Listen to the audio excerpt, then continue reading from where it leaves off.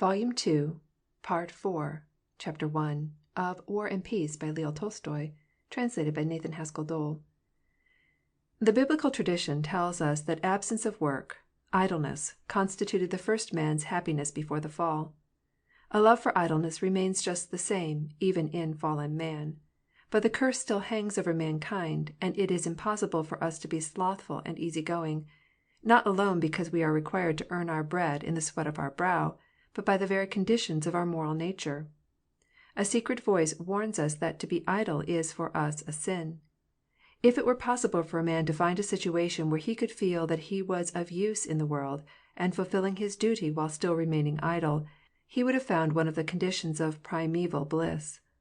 And such a condition of obligatory and irreproachable idleness is enjoyed by a whole class of society, the military.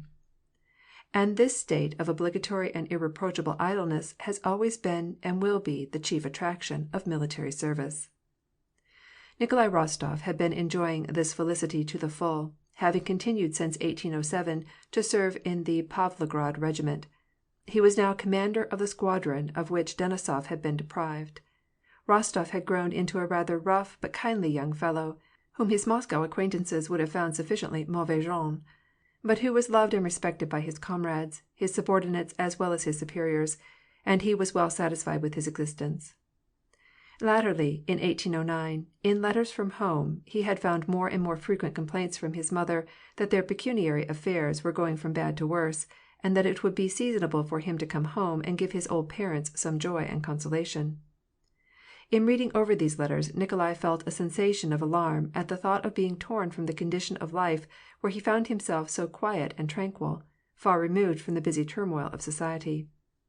He had a presentiment that, sooner or later, he should be dragged again into that whirlpool of life, with its wasteful expenditure and rearrangement of affairs, with its accounts to verify, with its quarrels, intrigues, obligations, with the demands of society, and with Sonia's love, and the necessity of an explanation. All this was terribly difficult and confused, and he answered his mother's letters with cold formality, beginning "Ma chère maman," and concluding with "Votre obéissant fils," and studiously refrained from setting any time for his return home. In 1810 he received a letter from his parents, who informed him of the engagement between Natasha and Bolkonsky, and that the wedding was put off for a year, on account of the old prince refusing his sanction. This news grieved and disgusted Nikolai. In the first place, he was pained at the thought of losing Natasha from the household, for he was fonder of her than the other members of the family. In the second place, he was annoyed, from his point of view as a hussar, that he had not been on hand to make this Bolkonsky understand that this alliance was not a very great honor, and that if he loved Natasha he might have married her, even without his scatterbrained father's consent. For a moment he almost made up his mind to ask for leave of absence, so as to see Natasha before she was married. But just then came the army maneuvers. He remembered Sonia and the various entanglements, and once more he postponed it. But in the spring of that same year he received a letter from his mother, who wrote without the count's knowledge, and this letter prompted him to go. She wrote that if he did not come, and did not assume the management of their affairs, their whole property would have to be sold by auction, and they would all be thrown upon the world. The count was so weak, he had so much confidence in Mitenka, he was so good-natured and so easily cheated by every one, that everything was going from bad to worse. For God's sake, I beg of you, come immediately, unless you wish to make me and all the family unhappy, wrote the countess. This letter had its effect upon Nikolai. He was possessed of the sound common sense of mediocrity, and it told him that this was his duty. Now, it was requisite that he should go on leave of absence if not upon the retired list. He could not have explained why he had to go, but, after his siesta, he commanded his roan stallion Mars to be saddled. He had not been out for a long time, and was at any time a terribly fiery steed, and when he brought him home, all in a lather, he explained to Lavrushka (Denisov's man had stayed on with Rostov), and to his comrades who dropped in that afternoon, that he had obtained leave of absence, and was going home. How hard it was for him to realize that he was going to absent himself from army life, the only thing that especially interested him, and fail to find whether he had been promoted or granted the Anna for the last maneuvers. How strange it was to think that he was going away before he had sold that troika, or 3-span, of roans to the Polish Count Holuchowski, which they had been negotiating about, and which Rostov had wagered would bring 2,000 rubles. How impossible to realize that he should miss the ball which the hussars were going to give to the Pani Pazdziecka, in order to pique the Uhlans, who had given a ball to their Pani Borojowska.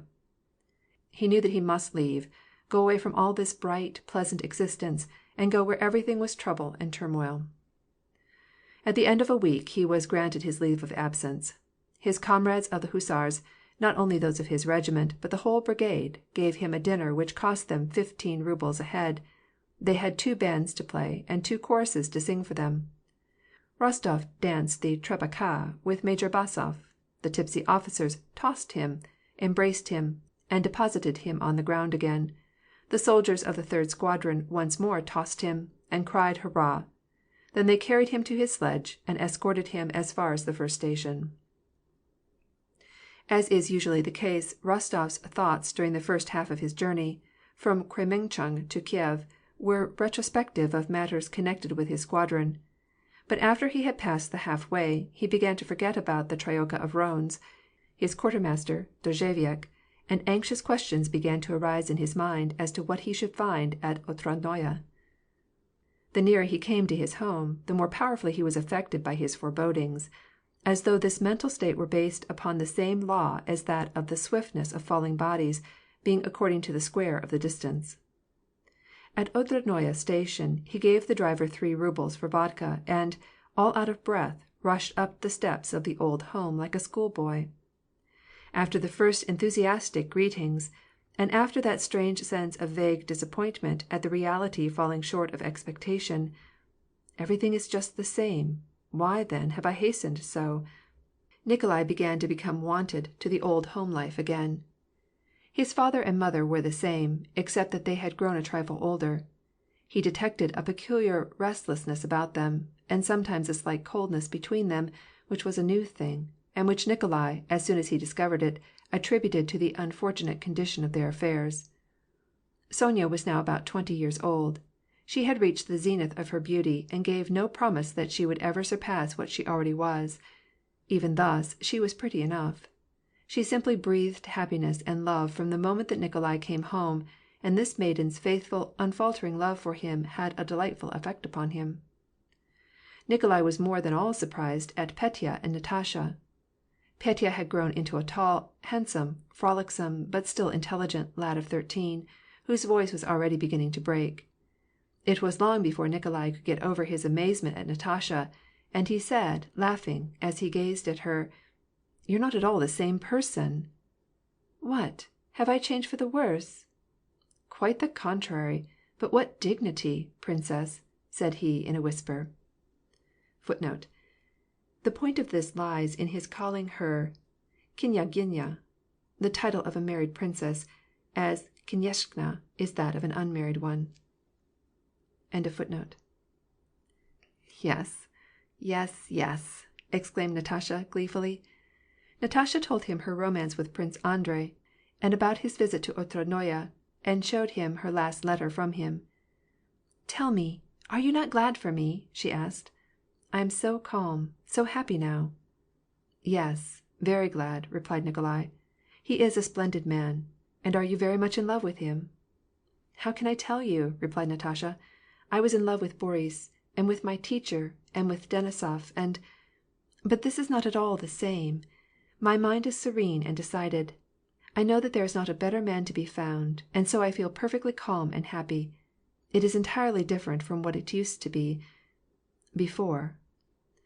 Nikolai expressed to Natasha his dissatisfaction that the wedding was to be postponed a year, but Natasha, with some show of exasperation, contending that it could not have been otherwise, that it would have been disgraceful to force her way into a family against his father's will, and that she herself had insisted upon it.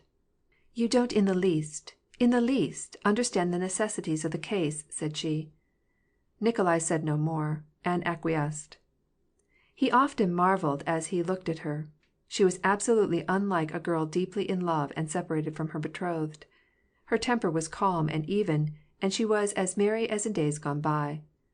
This was a surprise to Nikolai, and even made him look with some incredulity at her engagement with Bolkonsky. He could not make up his mind that her fate was as yet fully decided, the more from the fact that he had not seen Prince Andrei with her. It seemed to him all the time that there was something that was not as it should be in this proposed marriage. Why this postponement? Why are they not formally betrothed? He asked himself. Once, when speaking with his mother about his sister, he found to his surprise, and to a certain degree his satisfaction, that his mother also did not in the depths of her heart feel any great confidence in the engagement. "This is what he writes," said she, showing her son a letter which she had received from Prince Andrei, with that secret feeling of discontent which a mother always has toward her daughter's future married happiness. "He writes that he will not be back before December. What do you suppose can detain him so? It must be he is ill. His health is very delicate. Do not say anything to Natasha. Don't be surprised that she is happy. These are the last days of her girlhood, and I know how it affects her whenever we get a letter from him. However, it is all in God's hands, and all will be well," she concluded, adding as usual, "He is a splendid man." End of chapter 1.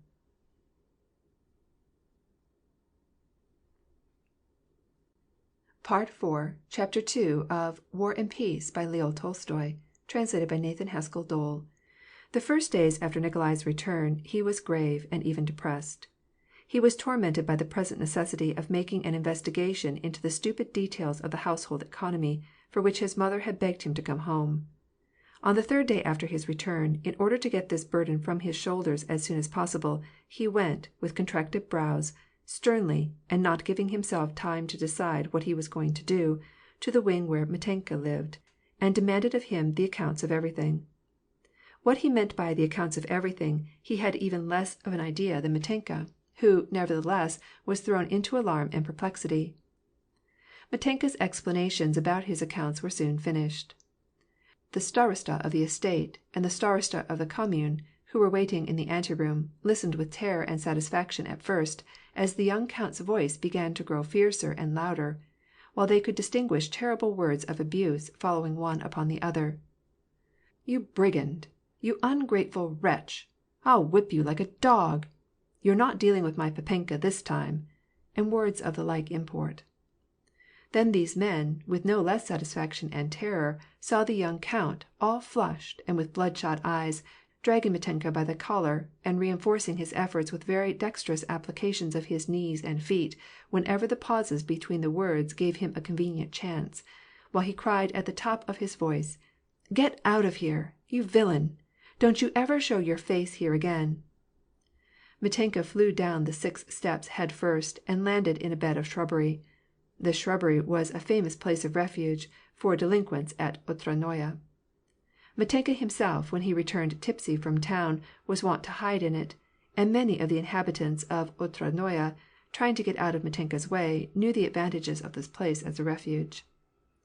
Mitenka's wife and her sister, with terror-stricken faces, peered out of the door of the room, where the polished samovar was bubbling, and where the high post bedstead affected by overseers could be seen, covered with a patchwork quilt.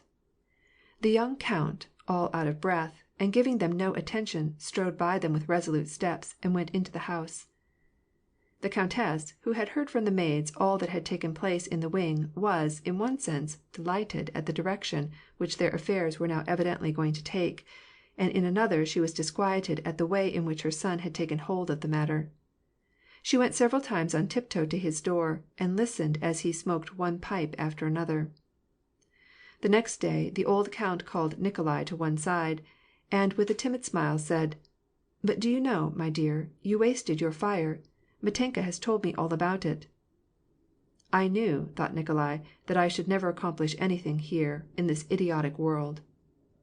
"You were angry with him because he did not reckon in those 700 rubles, but, do you know, they were carried over and you did not look on the other page."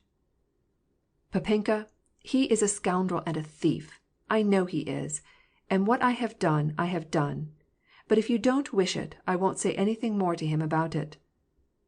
"No, my dear." The count was also confused. He was conscious that he himself had been a bad administrator of his wife's estate, and that he was guilty toward their children, but he did not know how to set things right. No, I beg of you, take charge of our affairs. I am old, No, papenka, forgive me if I have done anything disagreeable to you. I am less able to attend to it than you are. The devil take these muzhiks and accounts and carryings over," he said to himself. "I used to know well enough what quarter stakes on a six at faro meant, but this carrying over to the next page, I don't know anything about it at all," said he to himself. And from that time forth he gave no more attention to their pecuniary affairs. Once, however, the countess called her son to her, and told him that she had a note of hand given her by Anna Mikhailovna for 2,000 rubles, and she asked Nikolai's advice as to what ought to be done about it. "This is what I think," replied Nikolai. "You have told me that I was to decide the question. Well, I don't like Anna Mikhailovna, and I don't like Boris, but they have been friends of ours, and are poor. This is what we will do, then." And he took the note and tore it in two, and this action made the old countess actually sob with delight. After this, the young Rostov entirely forswore interference with their business matters, and entered with passionate enthusiasm into the delights of hunting with the hounds, for which the old count set him an example on a large scale. End of chapter 2.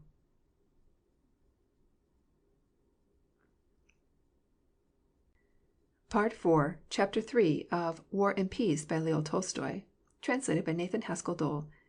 Already the wintry frosts had begun, each morning, to chain up the soil, soaked by the autumnal rains. Already there was green only in patches, and these made a vivid contrast against the strips of brownish stubble fields trodden down by the cattle, and the patches of winter and spring wheat, or the russet lines of the buckwheat fields. The forest tree-tops, which even as early as the end of August had been green islands amid the black fields of winter wheat and the corn stubble, were now gold and crimson islands amid the fields of bright green wheat. The gray hare had already more than half changed his coat. The foxes were beginning to quit their holes, and young wolves were larger than dogs. It was the very height of the hunting season.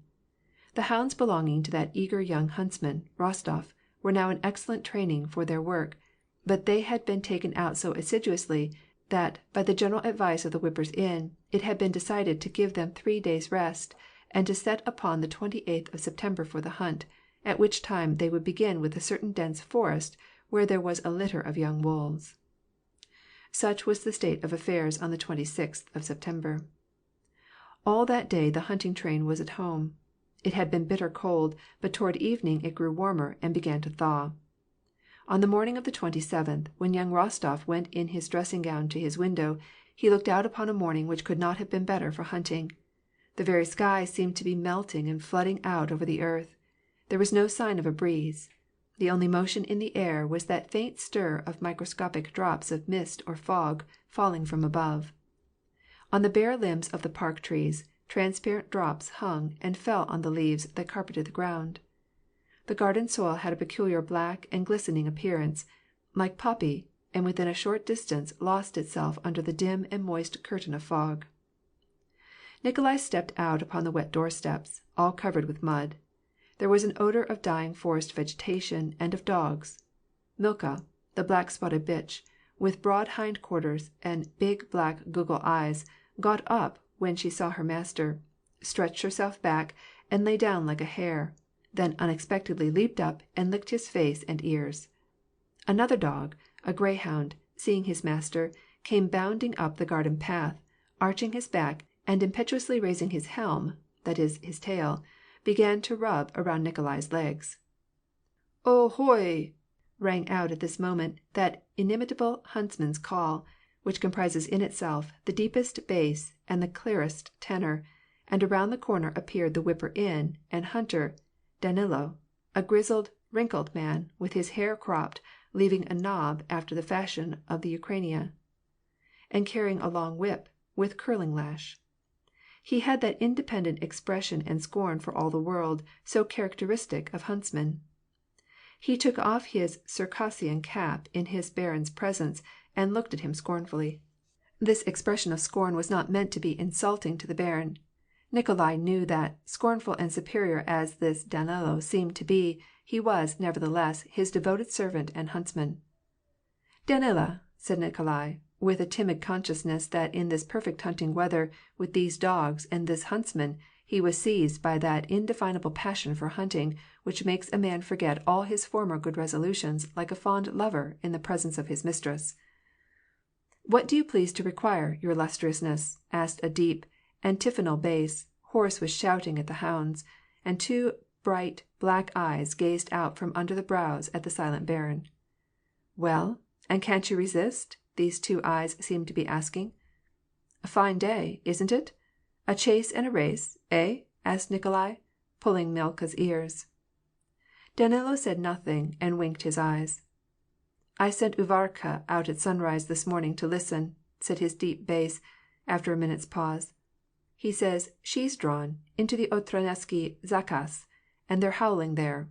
He meant that a she-wolf, which they both knew about, had gone with her whelps into the Otraneski forest preserves, which was a small detached property about 2 versts from the house. "Well, we must go after them, mustn't we?" said Nikolai. "Come with Uvarka, will you?" "Just as you order." "See they are fed, then." "All right." In 5 minutes, Danilo and Uvarka were standing in Nikolai's great library. Though Danilo was not very tall, the sight of him in the room irresistibly made one think of a horse, or a bear, surrounded by furniture, and the conditions of civilized life. Danilo was himself conscious of this, and, according to his habit, stood as near the door as possible, striving to talk in an unnaturally low tone, and to keep from moving, lest he should break something, and saying what he had to say as rapidly as possible, so as to get out into the open air, under the sky, instead of the ceiling. Having asked the requisite number of questions, and elicited from Danilo, who was fully as anxious himself to go, the information that it would not hurt the dogs any, Nikolai ordered the horses to be saddled. But just as Danilo was on the point of leaving the room, Natasha came hurrying in with swift steps, and not having stopped to do up her hair, or finished dressing, but wearing her nurse's shawl. Petya came running in with her. "Are you going?" asked Natasha. "I thought so. Sonya declared that you were not going. I knew that today was such a perfect day that you would have to go."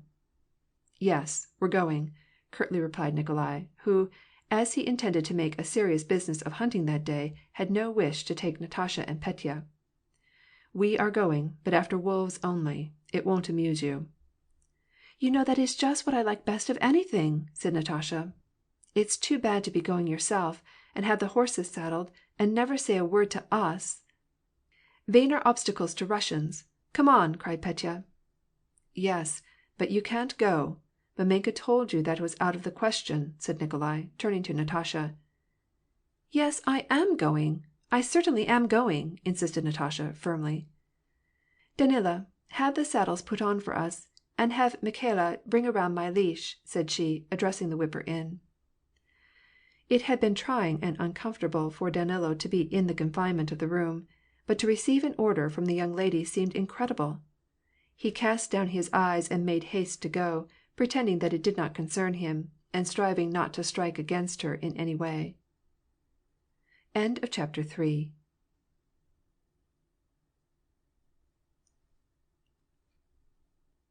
Part 4, Chapter 4 of War and Peace by Leo Tolstoy, translated by Nathan Haskell Dole. The old count, who had always kept up an immense hunting establishment, had turned it over to his son's management, but on this day, the 27th of September, feeling particularly cheerful, he determined to be of the party. In 2 hours the whole hunt was gathered at the front doorsteps. Nikolai, with a grave and solemn face, which made it evident that he could not be distracted by trifles, walked right by Natasha and Petya, without heeding what they said to him.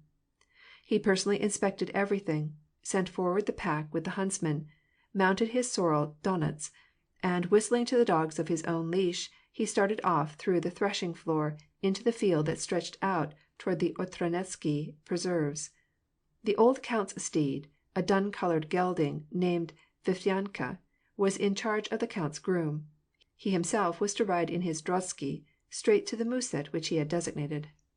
The whole number of hounds brought together was 54, together with 6 whippers-in and feeders. Beside the gentlemen, there were also 8 greyhound grooms, followed by more than 20 greyhounds, so that with the master's dogs in leash, they were, all told, about 130 dogs and 20 mounted huntsmen. Each dog knew who his master was and answered to his call.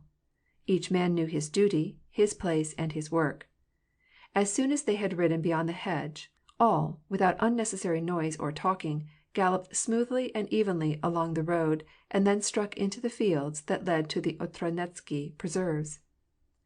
As soon as the horses were out of the beaten track, they made their way across the field, as though it were a carpet of yielding grass, occasionally splashing through pools of water. The misty sky continued the same, and the moisture fell monotonously to the ground. The air was calm, mild, unresonant. Occasionally were heard a huntsman's whistle, the snorting of a horse, the crack of the long lash, and the whine of a dog crouching down in his place. After they had ridden about a verst, suddenly out of the fog loomed 5 more riders with dogs, coming to meet the Rostovs. In front of them rode a hale and hearty old man with the heavy gray mustachios. "Good morning, little uncle," cried Nikolai, as the old man rode up to him. "Here's a howdy-do. I was sure of it," said the old man. He was a neighbor and distant relative of the Rostovs, a landed proprietor of small means. "I knew it. You could not resist it, and it's good you've come. Here's a howdy-do."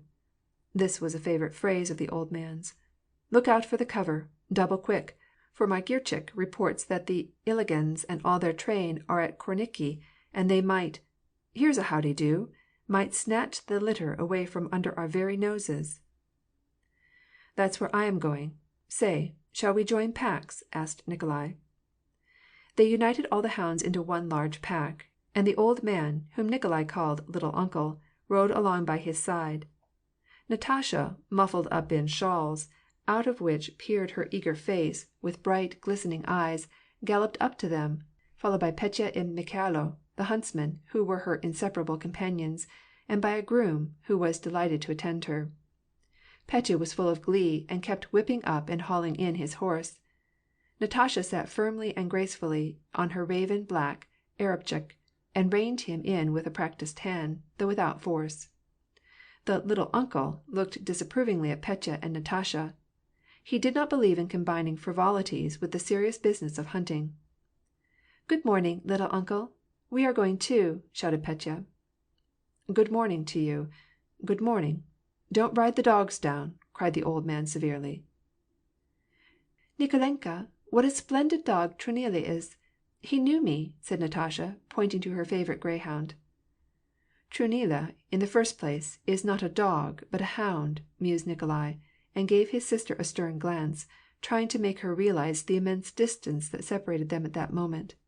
Natasha realized it. "Don't you imagine, little uncle, that we shall be in any one's way," said Natasha. "We will stay in our own places and not stir." "An excellent idea, little countess," said the "little uncle." "But mind you don't fall off your horse," he added, "for you see, here's a howdy-do, you've nothing to hold on by." The island of the Otradnetsky preserve was now in sight, 200 or 300 yards distant, and the cavalcade rode up toward it. Rostov and the "little uncle," having definitely decided where they should set in the hounds, and shown Natasha her post, a place where there was not the slightest chance of anything ever passing, crossed through the ravine into the woods. "Well, little nephew, stand on solid ground," said the "little uncle." "Take care not to let her get by."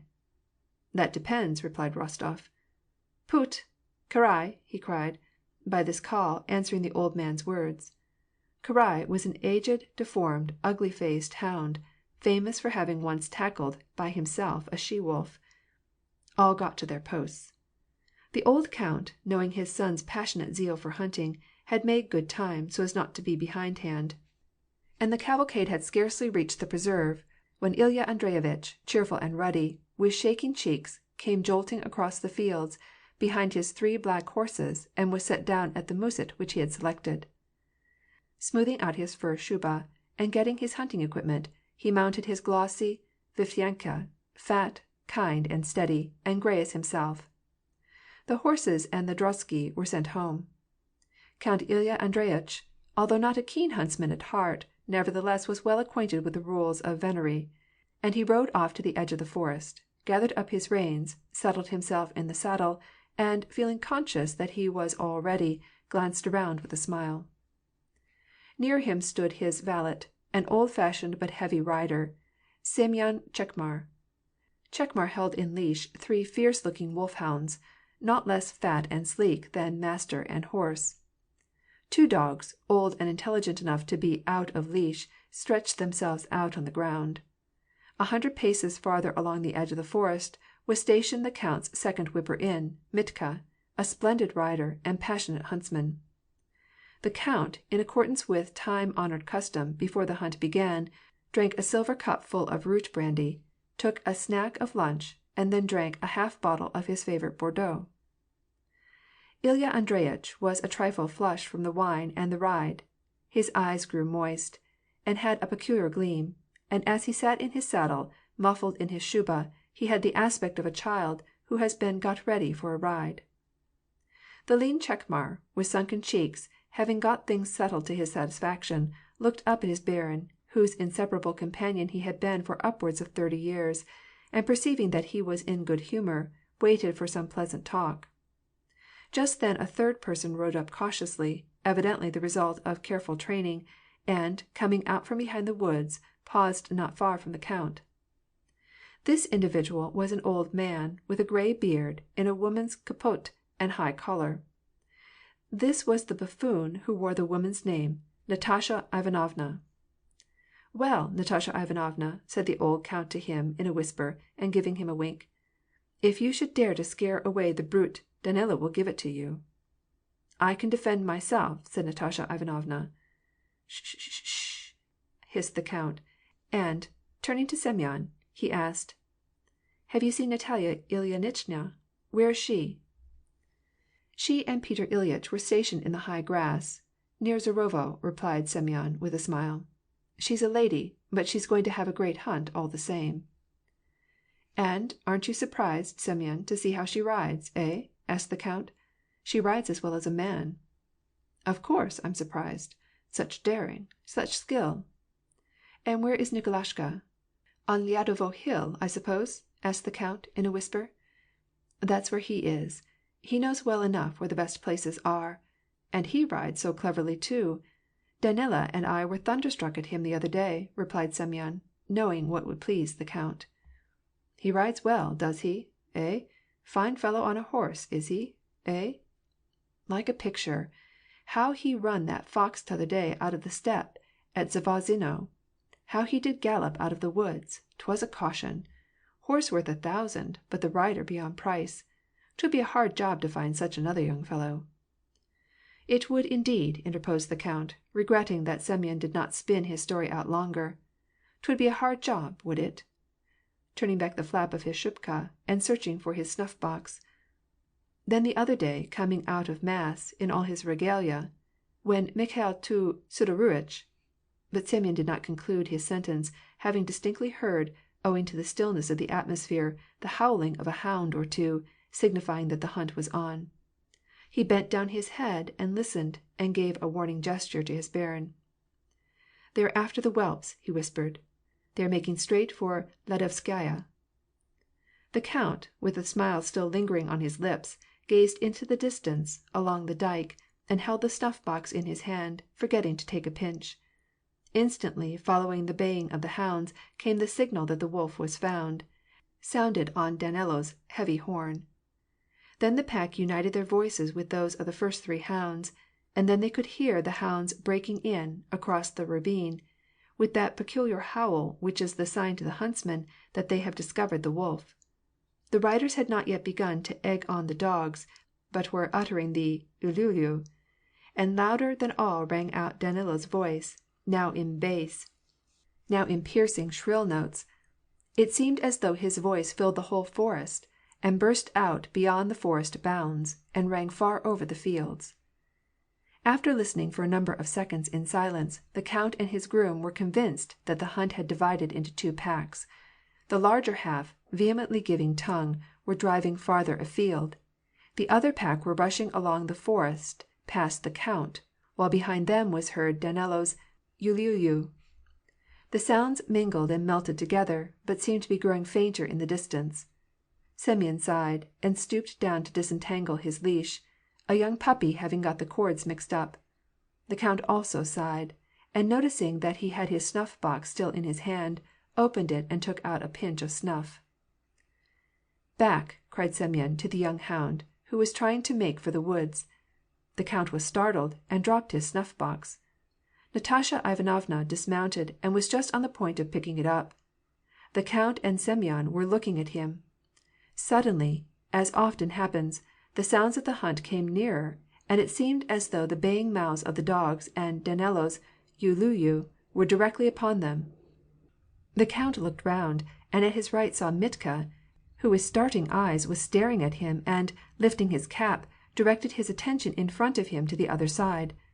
"Look out!" he shouted, in such a voice that it was evident that this word had been for some time painfully struggling to escape. And, letting loose his leash, he dashed in the count's direction.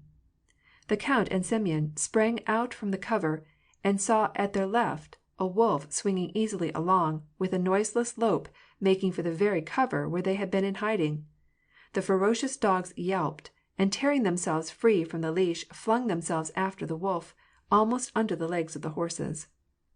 The wolf paused in his course, awkwardly, like one suffering with the quinsy, turned his head, with its wide forehead, in the direction of the dogs, and then again, with the same easy, waddling gait, gave one spring, and then another, and shaking his stump tail, disappeared in the cover.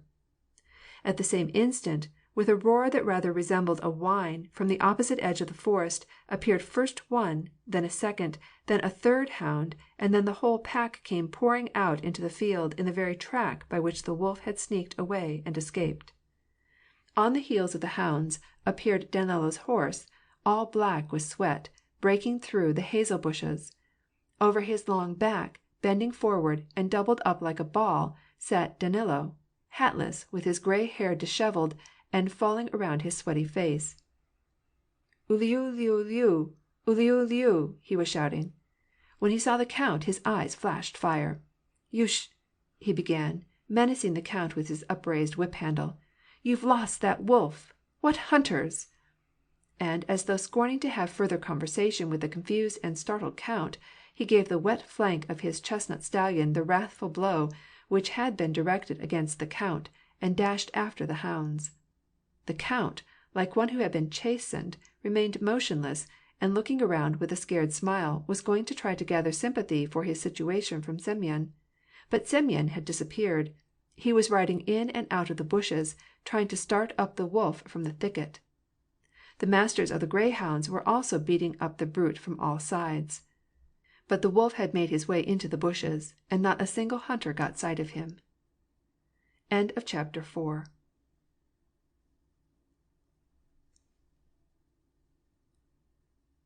Part 4, Chapter 5 of War and Peace by Leo Tolstoy, translated by Nathan Haskell Dole. Nikolai Rostov, meantime, had not left his post, and was anxiously expecting the brute. By the nearer and more distant sounds of the hunt, by the baying of the hounds, whose voices he could distinguish, by the shouts of the whippers-in, advancing and retreating, he had an idea of what was going on in the island. He knew that the island sheltered growing and full-grown wolves, that is, old wolves and their whelps. He knew that the hounds had divided into two packs, that in one place they were on the right scent, and that elsewhere they had met with bad luck. He expected each second to see the beast making in his direction. He made 1,000 different conjectures as to which side the brute would come out, and how he should attack him. His heart was filled with mingled hope and despair. Several times he offered up a prayer to God that the wolf might come in his way. He prayed with that sense of passionate anxiety with which men are wont to pray under the influence of some powerful excitement, even though it may be due to the most trivial cause. "Now what would it be to thee," he said in his prayer, "to do this for me? I know that thou art mighty, and that it is a sin to ask thee for such a thing. But for God's sake, let an old full-grown wolf come my way, and let Karai get a death-clutch on her throat, in sight of the little uncle, who keeps glancing over in this direction." 1,000 times during that half-hour Rostov swept his eyes eagerly, restlessly, and with stubborn purpose, around that thicket of forest, where two mighty oaks looked down upon the aspen underbrush, and at the ravine with its gullied banks, and at the little uncle's cap, just visible underneath the bushes on the right. No, I shan't have this luck, thought Rostov. But how jolly it would be! No hope. Always the same bad luck with me at cards, and in war, and everywhere. Austerlitz and Dolokhov, in vivid but swift alternation, flashed through his mind. If I could only just once in my life run down a full-grown wolf, that is all that I would ask for, he said to himself, straining his ears and his eyes as his gaze swept the thicket from right to left, and as he tried to distinguish the slightest variation in the noise of the hunt. Then again he glanced to the right and beheld something swiftly moving across the open field in his direction. No, it is impossible, thought Rostov with a heavy sigh, as a man sighs when what he has been long looking forward to is practically accomplished.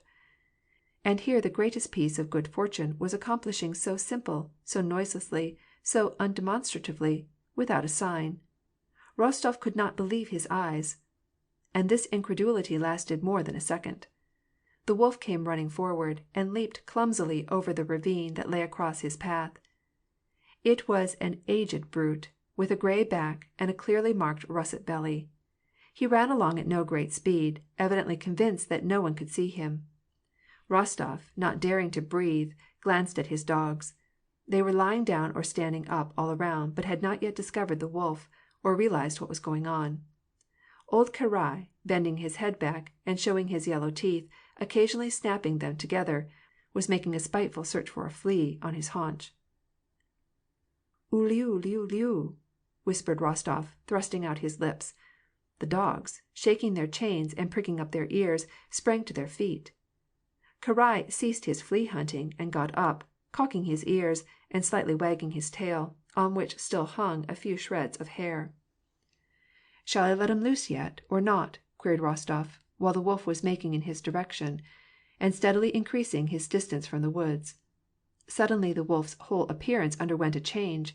A thrill ran over him at the sight of what he had never probably experienced before, a pair of human eyes fixed upon him, and, slightly raising his head toward the huntsman, he paused.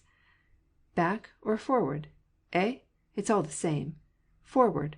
We'll see," he seemed to say to himself, and without looking around he dashed ahead, with occasional leaps, easy and long, but decided.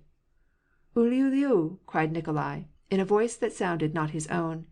His good steed, of her own accord, bore him forward down the slope, leaping the ravine, to cut off the wolf, and still swifter, entirely outstripping her, rushed the hounds. Nikolai did not hear his own shout, was not conscious of the pace at which he was riding, saw neither the dogs nor the ground over which he was carried, saw only the wolf, which, quickening his speed, bounded on, without swerving, in the direction of the ravine. The black-spotted, wide-haunched Milka was the first to get close to the wild beast. Nearer, nearer, she seemed to press. There, she leaps upon him. But the wolf swerved a trifle toward her, and instead of attacking, as was usually the case with her, Milka suddenly raising her tail, came to a point. "Uliuliuliuliu!" cried Nikolai. The red Luibim leaped beyond Milka, impetuously flung himself on the wolf, and gripped him by the haunch, but, at the same instant, overcome by panic, he sprang to one side. The wolf crouched down, clapping his teeth together, then sprang up again and bounded forward, followed at an arshin's distance by all the hounds, though they avoided getting closer. "He'll escape! No, that's impossible," mused Nikolai, continuing to shout in a hoarse voice. "Karai! Uliuliu!" he screamed, trying to make out where the old wolf-hound was. He now was his only reliance. Karai, with all the strength left him by his advanced age, bounding forward, looking at the wolf from the corner of his eyes, was running heavily side by side with the brute, trying to get in front of him. But, owing to the swiftness of the wolf, and the comparative slowness of the hound, it was evident that Karai's calculation was to be mistaken. Nikolai now began to see the forest in front of him, which, if the wolf succeeded in reaching it, would probably prove his safety. Just then, in front of them, a pack of dogs and a huntsman came in sight, dashing almost directly toward him. Here again was a hope. A dark brown young dog, with a long body, belonging to a kennel unknown to Rostov, was flying eagerly forward, directly toward the wolf, and quite upset him. The wolf swiftly and most unexpectedly sprang up and threw himself upon the dark brown hound, chattered his teeth, and the hound, covered with blood from a great gash in his side, with a pitiful howl, beat his head on the ground. Kariushka! Oh, heavens! mourned Nikolai. The old hound, with the tufts of hair flying out from his haunches, had taken advantage of the pause that had been made to block the wolf's path, and was now within 5 paces of him. The wolf, apparently conscious of the peril, looked out of the corner of his eye at Karai, put his stump of a tail as far as possible under his legs, and went off at a mighty bound. But at this instant Nikolai simply saw that something extraordinary happened to the dog. Karai, quick as a flash, was on the wolf's back, and the two were rolling heels over head down into the ravine in front of them. The moment that Nikolai caught sight of the dog and the wolf rolling at the bottom of the ravine, in one indiscriminate mass, out of which could be resolved the wolf's gray hide, his hind legs stretched out, and his face scarred and panting, with laid-back ears, Karai still held him by the gorge. The minute that Nikolai saw this was the happiest moment of his whole life. He was just grasping the saddle-bow to dismount and give the wolf his finishing stroke, when suddenly, from out of that mass of dogs, the brute's head was extended, then his forepaws were laid on the edge of the ravine. The wolf chattered his teeth.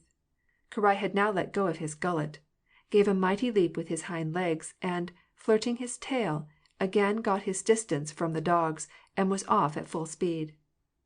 Karai, with bristling hair, apparently either bruised or wounded, crawled painfully out of the ravine. "My God, what does it mean?" cried Nikolai, in despair. The "little uncle's" whipper-in started from the other side to cut off the wolf's course, and his dogs again brought the wolf to bay. Again they gathered round him. Nikolai, his whipper-in, the "little uncle," and his huntsman circled around the wolf, crying their uliu liu, and screaming to the dogs, at each minute, whenever the wolf sat up on his haunches, expecting to dismount, and each time dashing forward whenever the wolf shook himself free and tried to dash toward the thicket, which was his only salvation. At the very beginning of this wolf-baiting scene, Danilo, hearing the hunter's uliu liu, came galloping along the edge of the forest. He got there in time to see Karai grapple with the wolf, and he pulled in his horse expecting to see that the game was finished. But when the huntsman did not dismount, and the wolf shook himself and made off, Danilo spurred on his chestnut, not indeed at the wolf, but in a straight line toward the thicket, in the same way as Karai had done, so as to intercept the beast. Danilo galloped forward silently, holding an unsheathed dagger in his left hand, and like a flail fell the strokes of his whip on his chestnut's laboring sides.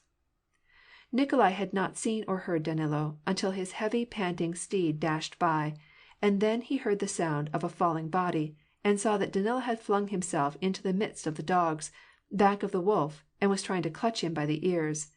It was manifest now for the dogs, and for the huntsman, and for the wolf, even, that all was over. The wild beast, timidly laying back his ears, was struggling to gather himself up once more, but the dogs formed a ring round him. Danilo, reaching forward, made a staggering step, and with all his weight threw himself upon the wolf, as though he were lying down to rest, and seized him by the ears. Nikolai was going to stab him, but Danilo muttered, "Don't do it, we'll gag him." And changing his position, he placed his foot on the wolf's neck. Then they put a stake into the wolf's jaws, fastened him as though they were getting him into a leash, tied his legs, and Danilo twice rolled the brute over and over. With weary but happy faces, they lifted the live, full-grown wolf on the shying and whinnying horse, and accompanied by the dogs, all yelping at him, they took him to the place of general rendezvous. All came together and began to examine the wolf, which, with his great broad-browed head hanging down with the stake in his chops, glared from his great glassy eyes at all the throng of dogs and men surrounding him. When he was touched, he would draw together his helpless paws, and glare fiercely, and at the same time steadily, at them all. Count Ilya Andreyitch also came riding up, and had a look at the wolf. "Oh, rather an old one," said he. "Full grown, eh?" he asked Danilo, who stood near him. "Indeed he is, your illustriousness," replied Danilo, respectfully taking off his cap. The count remembered the wolf which had got past him, and his encounter with Danilo. "Still, my boy, you were in a bad temper," said the count. Danilo made no reply, and merely smiled, with embarrassment, a childishly sweet and pleasant smile. End of chapter 5.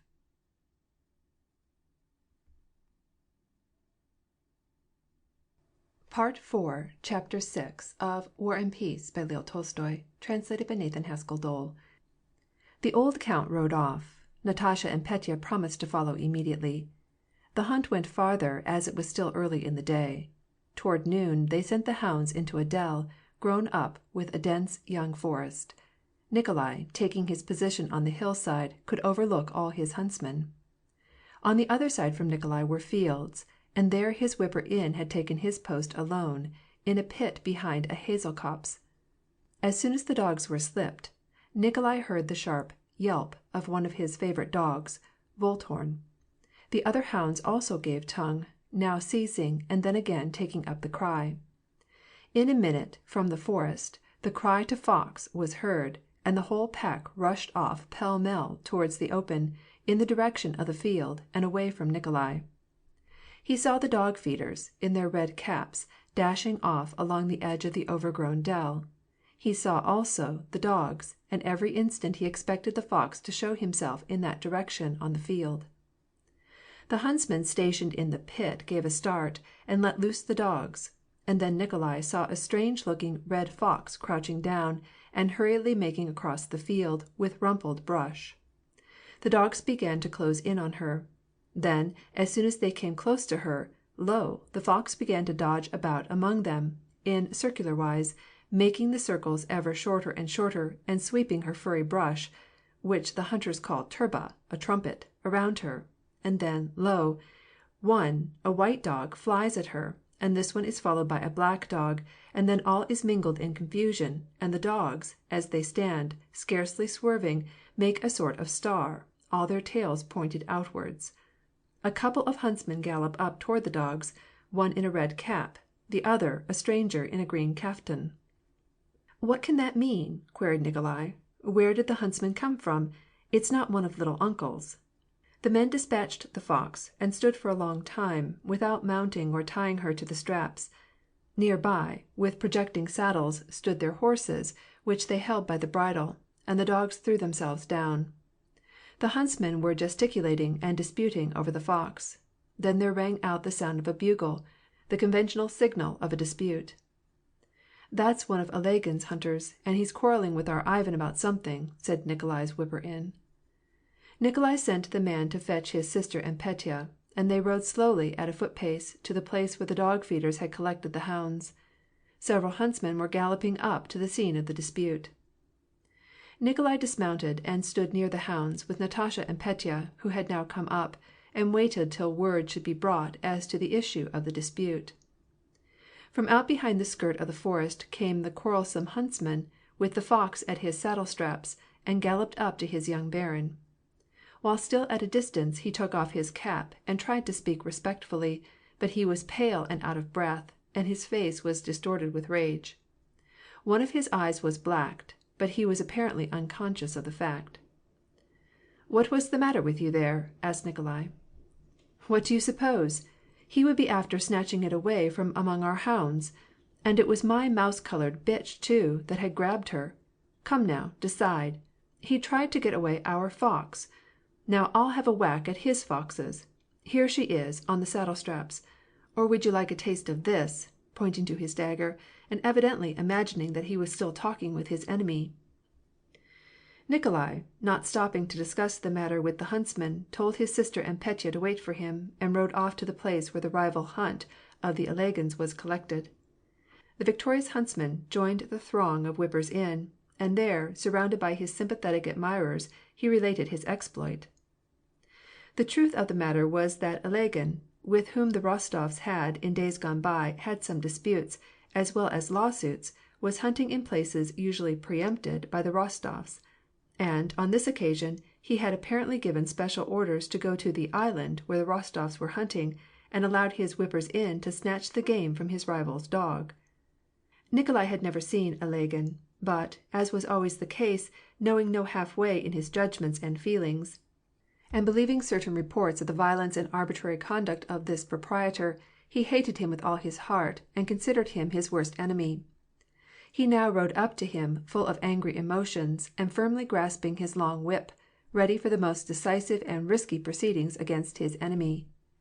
He had just ridden up to a jut of the forest, when he saw riding in his direction a portly gentleman in a beaver cap, on a handsome raven-black steed, and accompanied by 2 huntsmen. Instead of an enemy, Nikolai found Ilagin a well-bred representative baron, who manifested a special desire to make the young count's acquaintance. Riding up to Rostov, Ilagin raised his beaver cap, and declared that he was very sorry for what had taken place, that he had commanded the huntsman who had permitted himself to trespass on another's preserve to be punished. He craved the count's acquiescence, and invited him to hunt on his grounds. Natasha, apprehensive lest her brother might do something terrible, came up with great anxiety, and drew up at a little distance behind him. When she saw that the rivals were greeting each other with friendly courtesy, she joined them. Ilagin lifted his beaver cap still higher as he saw Natasha, and with a pleasant smile said that the countess resembled Diana, both by her passion for hunting and by her beauty, of which he had heard many reports. Ilagin, in order to smooth over his huntsman's indiscretion, pressingly urged Rostov to go to a steep hillside of his, about a verst away, which he kept for his own private use, and which, on his word, was swarming with hares. Nikolai consented, and the hunting party, doubled in numbers, swept on their way. In order to reach Ilagin's preserve, they had to strike across country. The huntsmen made common cause. The gentlemen rode together. The little uncle, Rostov, Ilagin, each stealthily examined the dogs of the other, striving not to let the others remark it, and anxiously searched for possible rivals among the dogs of the others. Rostov was especially struck by the beauty of a small, thoroughbred young slut, spotted with red, and rather slender, with muscles like steel, with a delicate little muzzle, and with prominent black eyes. She belonged to Ilagin's pack. He had heard of the rarity of Ilagin's dogs, and in this pretty little dog he recognized a rival to his Milka. In the midst of a sedate conversation about the crops of the current year, which Ilagin had started, Nikolai called his attention to this little spotted slut.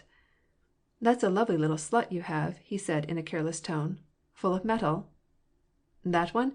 Yes, that's one good dog. She's a hunter," replied Ilagin, speaking with affected indifference of his red-spotted Yorza, for which he had paid a neighbor, the year before, 3 families of household serfs. "You didn't have much of a yield of grain either, did you?" he asked, resuming the conversation that he had begun. And then, considering it no more than fair to mollify the young count, in the same way Ilagin looked at his dogs, and picking out Milka, whose breadth of beam first attracted his attention, he asked, "That black-spotted slut of yours is a handsome one too, well worth having," said he. "Yes, pretty good, full of go," replied Nikolai. "If only an old gray hare would start across that field, I would show you what kind of a dog she is," he thought, and, turning to one of his huntsmen, he said he would give a ruble if he would find a hare, on his form, that is, hiding in his nest. "I cannot understand," pursued Ilagin, "how it is that other sportsmen can be jealous of other men's game and dogs. I will tell you how it is with me, Count. I enjoy going out to hunt. You see, you are apt to fall in with pleasant company, like this. For what could be better?" He took off his beaver cap again to Natasha. "But as for merely counting the pelts, that's a matter of indifference to me." "That's a fact." "Or why should it trouble me that some other dog, and not mine, got on the scent first? I get just as much sport from looking on at the course. Don't you, Count? So I judge." Just at this time was heard the long halloo, "A tout y avoir," from one of the greyhound keepers, who had been set on the watch. He was standing halfway down the slope, on a hillock, with his whip upraised, and again he uttered the long-drawn "A tout y voir." This halloo, and the upraised whipstock, signaled that he had caught sight of a crouching hare. "On the scent, I imagine," said Ilagin carelessly. "What say you, Count? Shall we give him a run?" "Yes, we must be after him, certainly. All together, shall we not?" replied Nikolai, glancing at Yorza and the little uncle's red rugai, the 2 rivals against which he had never as yet had a chance to pit his own dogs. "Now what if they get my Milka by the ears?" he thought to himself as, side by side with the little uncle and Ilagin, he galloped off toward the hare.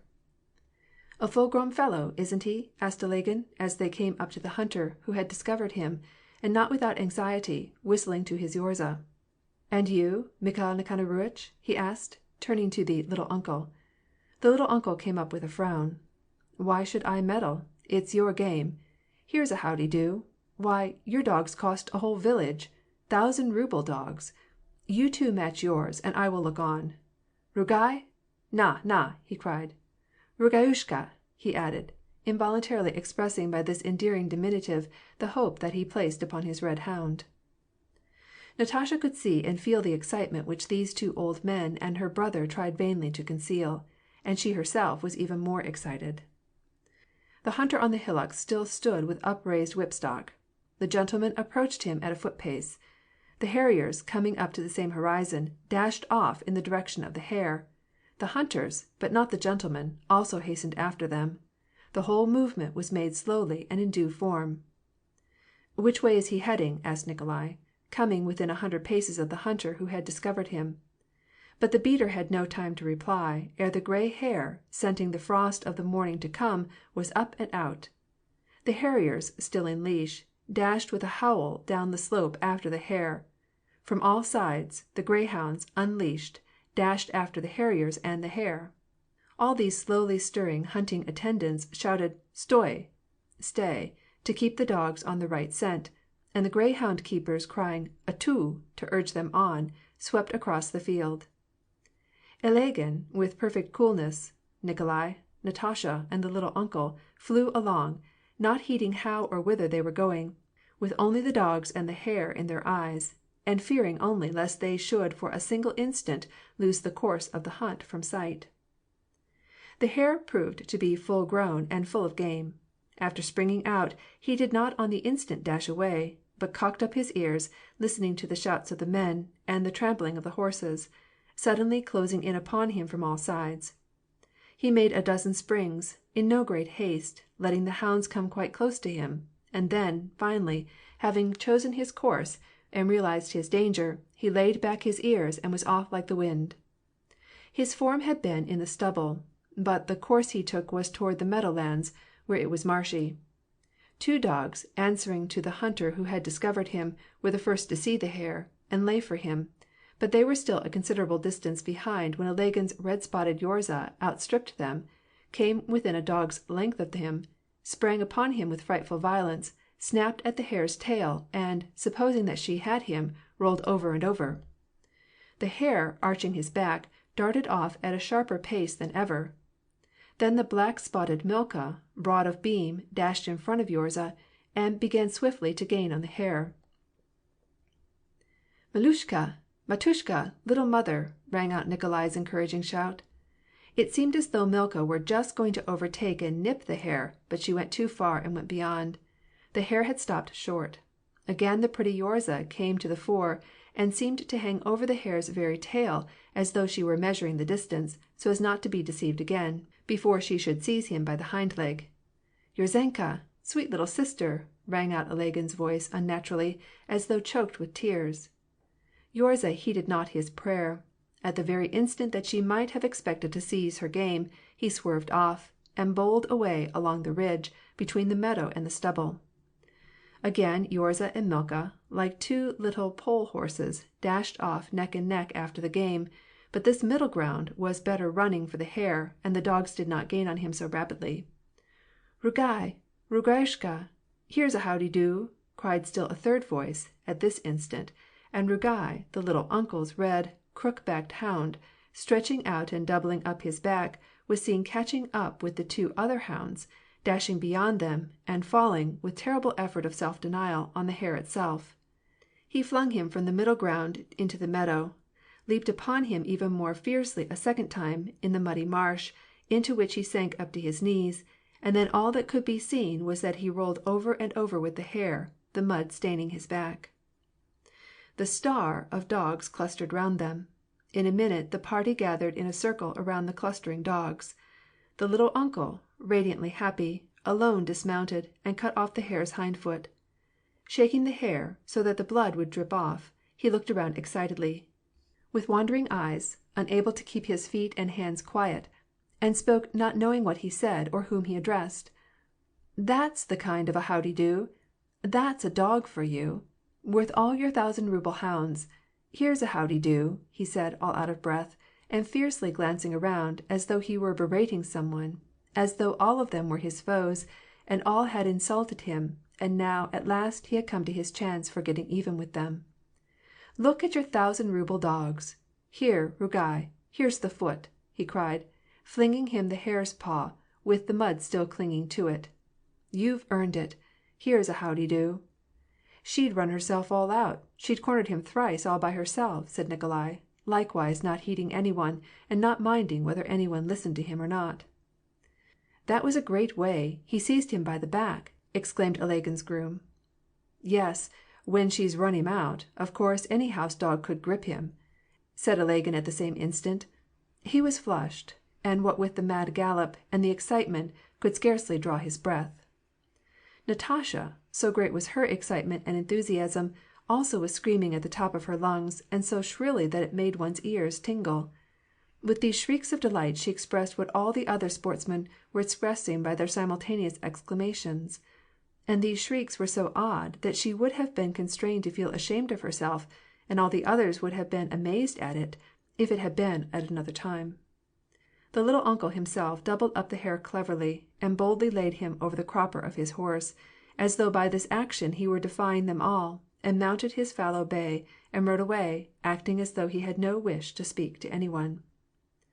All the rest, melancholy and disconsolate, separated, and it was only after some time had elapsed that they had recovered their former state of affected indifference.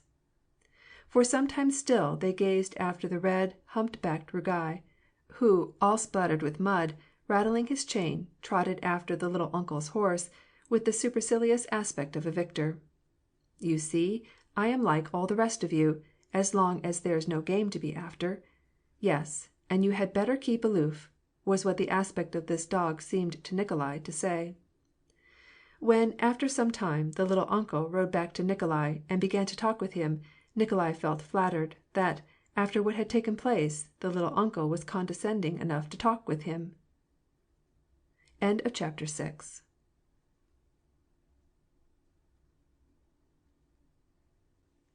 Part 4, Chapter 7 of War and Peace by Leo Tolstoy, translated by Nathan Haskell Dole. When, late in the afternoon, Ilagin courteously took his departure, Nikolai found that they were so far from home that he was glad to accept the little uncle's proposition that their hunting party should spend the night at his little estate of Mikhailovko. "Now if you should come to my place, here's a howdy-do," said the little uncle. "It would be the best thing you could desire. You see the weather is wet," added the little uncle. "You could get rested, and the little countess could be driven home in a drozhsky." The proposition was accepted. A huntsman was sent to Otradnoye after the drozhsky, while Nikolai, Natasha, and Petya went to the little uncle's. 5 men, big and little, the little uncle's house serfs, rushed out upon the front doorstep to welcome their baron home. A dozen women, of every age and size, thrust their heads out of the back porch to stare at the approaching cavalcade.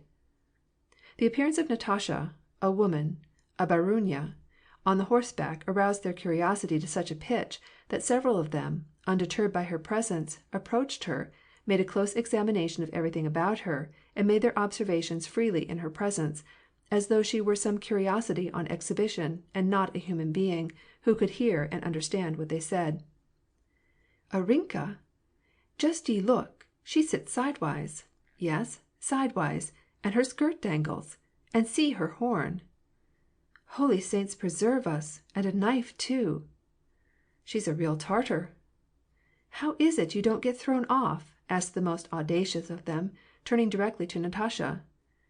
The little uncle dismounted from his horse at the doorsteps of his small country residence, which was built in the midst of an overgrown garden, and, glancing round on his domestics, he gave an imperative order for the supernumeraries to clear out, and for everything to be done necessary for the reception of his guests and the hunting train. There was a general scattering. The little uncle helped Natasha to dismount, and, giving her his hand, led her up the precarious deal steps. The house, which was not plastered, and showed the rough timbers of the walls, was not remarkable for its cleanliness. It was plain to see that the inmates did not consider it the first duty of life to remove every trace of a spot, but there was no noticeable neglect. The entry was filled with the odor of fresh apples, and hung with the skins of wolves and foxes. The little uncle conducted his guests through the antechamber into a small music room, with a folding table and red painted chairs, thence into the drawing room, where there was a round pine table and a sofa, and finally into the library, where there were a ragged divan, a well-worn carpet, and portraits of Suvaroff, of the proprietor's father and mother, and of himself in military uniform. The library smelt strong of tobacco and dogs. Here the little uncle begged his guests to be seated and make themselves quite at home, and he left them. Rugai, his back still covered with mud, came into the room, lay down on the divan, and began to clean himself with tongue and teeth. From the library led a corridor, in which could be seen a screen with its hangings full of rents. Beyond the screen were heard the laughing and chatter of women. Natasha, Nikolai, and Petya threw off their wraps and sat down on the divan. Petya rested his head on his arm and was instantly asleep. Natasha and Nikolai sat in silence. Their faces were flushed. They were very hungry and in very good spirits. They exchanged glances. After the hunting was over, and they were in the house, Nikolai no longer considered it necessary to display his masculine superiority over his sister. Natasha winked at her brother, and both, after trying to restrain themselves for a moment, burst forth in a short and hearty peal of laughter, without even taking time to think what they were laughing at. After a short absence, the little uncle came in, dressed in a Cossack coat, blue trousers, and short boots. And Natasha felt that this costume, which, to her amusement and amazement, she had seen the little uncle wear at Otranoye, was a perfectly proper costume, in no respect worse than frock coat or swallow tail. The little uncle was also in the best of spirits. He was not only not offended by the brother and sister's merriment, it never entered into his head that they were laughing at his mode of life, but even he joined in with their apparent causeless laughter. "Well, the little countess is so young. Here's a howdy-do. Never saw another like her," he exclaimed, giving Rostov a long-stemmed pipe, and waving another which he had chosen for himself, with a carved short stem, between his 3 fingers.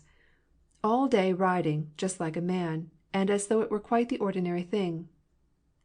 Shortly after the little uncle rejoined them, the door was opened by a young girl, apparently barefooted, to judge by the noiselessness of her tread, and in came a portly, ruddy-faced, handsome woman of 40, with double chin and full red lips, bearing in her hands a huge tray set out with dishes. With overpowering hospitality, dignity, and politeness beaming from her eyes, and expressed in her every motion, she contemplated the guests, and, with a flattering smile, made them a most respectful curtsy. In spite of a rather unusual portliness, which made bosom and abdomen unduly prominent, and caused her to hold her head very high, this woman, who was the little uncle's ekonomka, or housekeeper, moved about with amazing agility.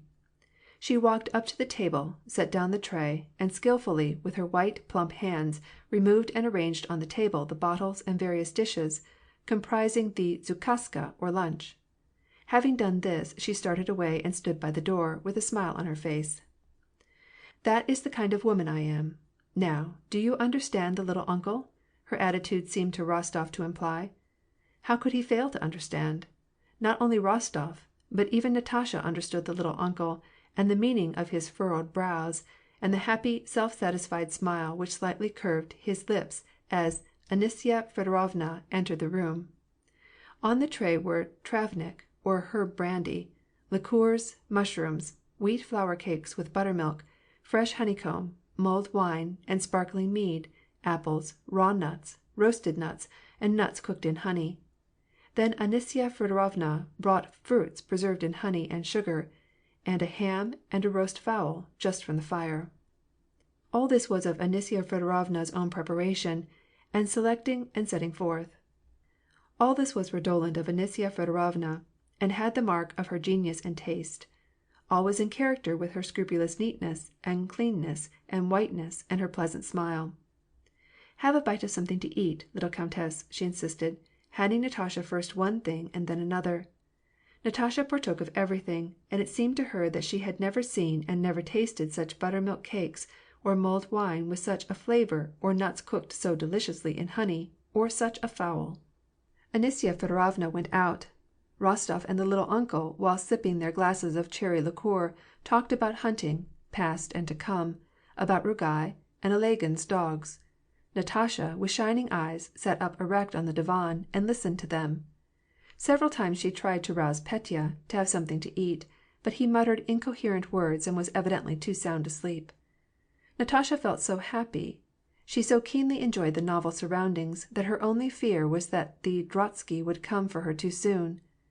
After one of those fortuitous silences that are almost inevitable with people who for the first time entertain their friends at home, the little uncle, responding to a thought that must have occurred to his guests, remarked, "And this is the way I shall live out my days.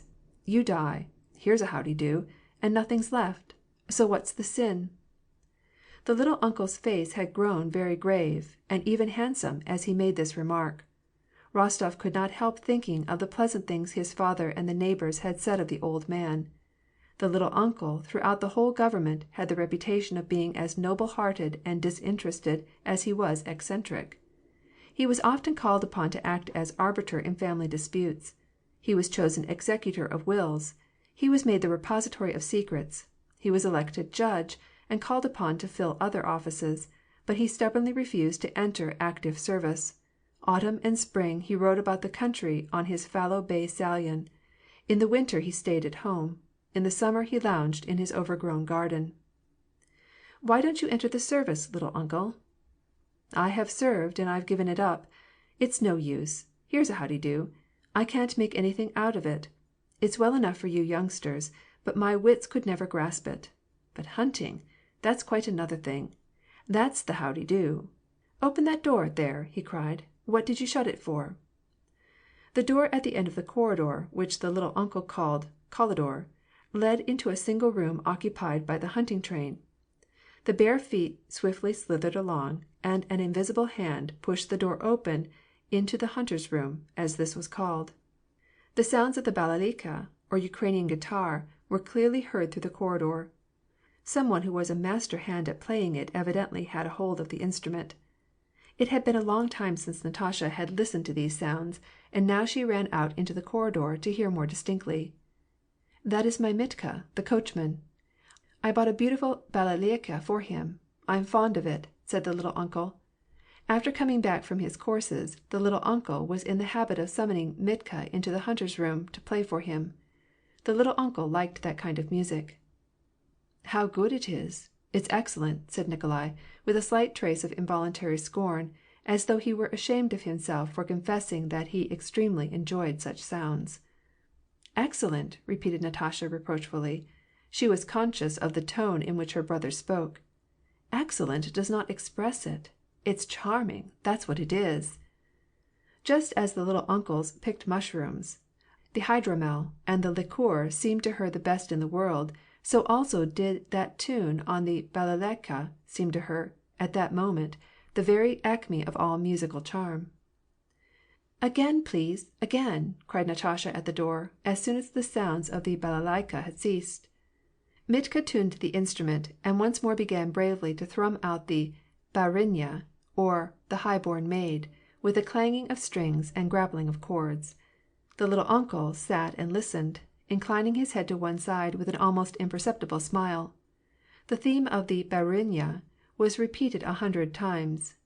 Several times the balalaika had to be tuned, and then once more the same sounds trembled forth, and yet the listeners were not wearied, and wanted to hear this tune over and over again. Anisya Fedorovna came in, and leaned her portly frame against the door-lintel. "Be kind enough to listen to him," said she to Natasha, with a smile strikingly like the little uncle's. "He plays for us gloriously," she said. "That part is not done right," suddenly exclaimed the little uncle, with an energetic gesture. "It needs to be faster, there. Here's a howdy-do. Let it out." "And do you know how to play?" asked Natasha. The little uncle smiled, but made no reply. "Just you look, Anisyusha.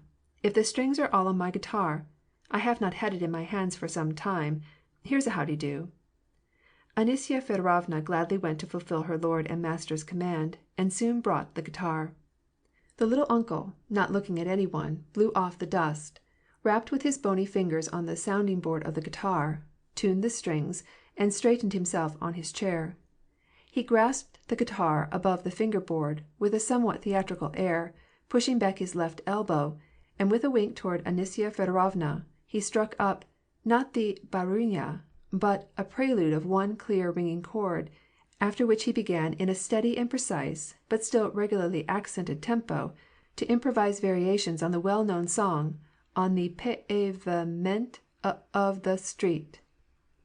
At once the theme of the song began to sing itself rhythmically in the hearts of both Nikolai and Natasha, with that peculiar sedate cheerfulness which Anisya Fedorovna's whole being exhaled.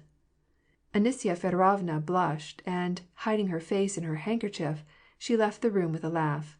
The little uncle went on improvising on the song clearly, carefully, and with energetic steadiness, his glance, full of varying inspiration, fixed on the spot where Anisya Fedorovna had been standing.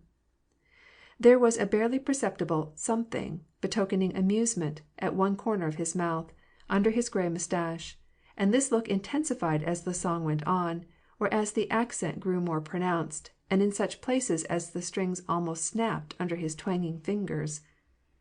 "Charming, charming, little uncle! Some more!" cried Natasha, as soon as he came to a pause. Then, springing up from her seat, she threw her arms around the little uncle and kissed him. "Nikolenka, Nikolenka!" he cried, glancing at her brother, and, as it were, asking him if he appreciated it all. Nikolai was also greatly delighted with the performance. The little uncle once more struck a tune. Anisya Fedorovna's smiling face again appeared in the doorway, and behind her were grouped still other faces. "At the crystal flowing fountain cries a voice, O maiden, wait," was the tune which the little uncle played. Then he made one more skillful change of key, broke off, and shrugged his shoulders. "There, there, little uncle, you old darling," murmured Natasha, in such a tone of entreaty that one might have thought her life were dependent on its gratification. The "little uncle" stood up, and as though there were two men, the one smiling a grave smile at the merry one, while the merry one performed a naive and dignified antic in anticipation of the plyaska, or native dance. "Now then, my dear niece," cried the little uncle, waving his hand toward Natasha, after striking a chord. Natasha threw off the shawl which she had wrapped around her, glided out in front of the little uncle, and putting her arms akimbo, made a motion with her shoulders, and waited. Where, how, when had this little countess, educated as she had been by a French émigré, imbibed the Russian spirit from the very atmosphere which she had breathed? Where had she learned all those characteristic motions which the pas de châle might long ago have supposed entirely to efface? But the spirit and the motions were the very ones, inimitable, untaught, intuitive, thoroughly Russian, which the little uncle expected of her. The moment she got to her feet with an enthusiastic, proud, and shrewdly gay smile, the first tremor of fear which seized Nikolai and all the other spectators, the fear that she might not be able to perform it correctly, passed away and gave place to sheer admiration. Her performance was so absolutely perfect, and so entirely what was expected of her, that Anisya Fedorovna, who had immediately handed to her the handkerchief that played such an indispensable part in the dance, wept and laughed at once, as she gazed at that slender, graceful countess, from another world, as it were, educated in silks and velvets, who could understand all that was in herself, Anisya, in Anisya's father, Fyodor, and in her aunt, and in her mother, and in the whole Russian people. "Well, little countess, here's a howdy-do!" exclaimed the little uncle, with a radiant smile, when the plyaska was finished. "Well done, niece! Now all we have to do is pick you out a fine young husband. Here's a howdy-do!" "Already picked out," said Nikolai, smiling. "Oh ho!" exclaimed the little uncle, in surprise, with a questioning look at Natasha. Natasha, with a smile of pleasure, nodded her head in assent. "And he's such a fine one," said she. But the moment these words had escaped her lips a new train of thoughts and feelings arose in her mind. What signified Nikolai's smile when he said, "already picked out"? Is he glad or sorry? Possibly he thinks that my Bolkonsky would not approve, would not understand, this gaiety of ours. No, he certainly would not understand it all. Where is he now, I wonder? said Natasha to herself, and her face grew suddenly grave, but it lasted only a single second. You must not think about it. You must not dare to think about it, she said to herself, and with her face wreathed in smiles, she again sat down beside the little uncle and urged him to play something more. The little uncle played still another song and valse. Then, after a short silence, he cleared his throat and struck up his favorite hunting song. As the evening sun sank low, fell the white and beauteous snow. The little uncle sang as the peasant, as the people, sings, with that full and naive conviction that the whole meaning is to be found exclusively in the words, that the tune will go of itself, and that there is no special air, or that the air is merely for harmony's sake. The result was that this singing of the little uncle's, so completely free from self-consciousness, like the songs of the birds, was particularly charming. Natasha was in raptures over his singing. She determined that she would not take any more lessons on the harp, but would henceforth play only on the guitar. She asked the little uncle to let her take the instrument, and immediately began to pick out chords for singing. About 10 o'clock, a lyanka, or long, low carriage, and a drotsky came for Natasha and Petya, and 3 mounted men who had been sent to find them. The count and countess did not know what had become of them, and, as the messenger reported, were in a great state of agitation. Petya was picked up and deposited in the lyanka, like a dead body. Natasha and Nikolai took their places in the drotsky.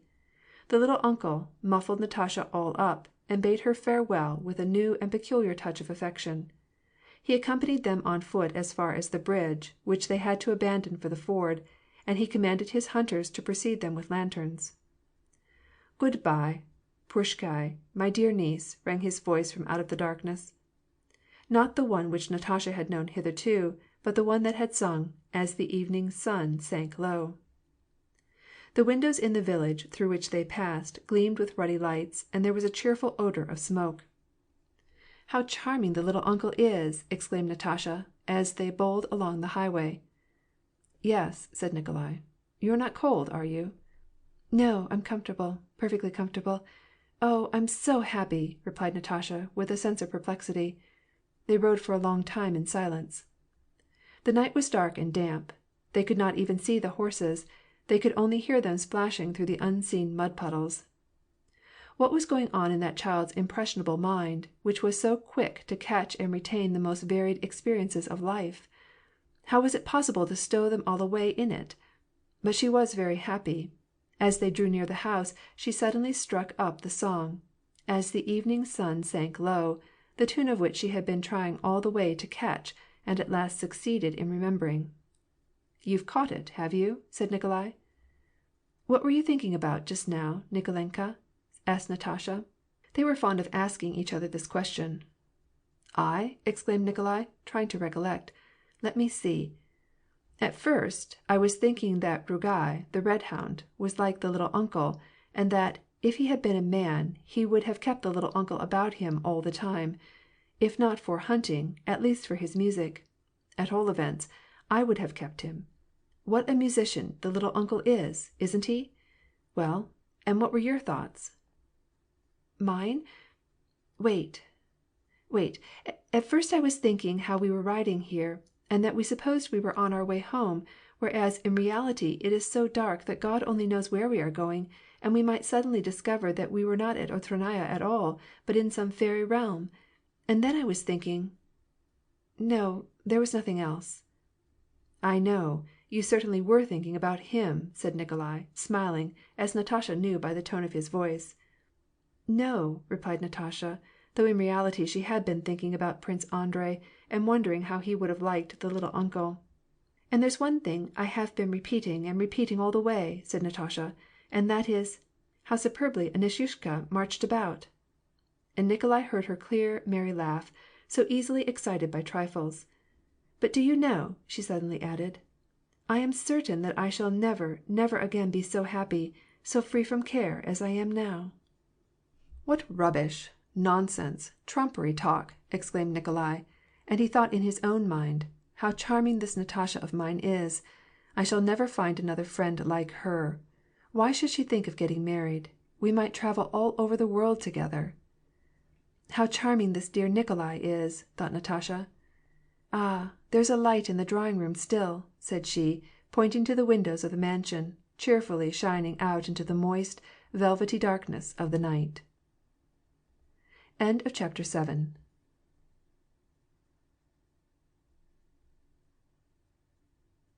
Part 4, Chapter 8 of War and Peace by Leo Tolstoy, translated by Nathan Haskell Dole.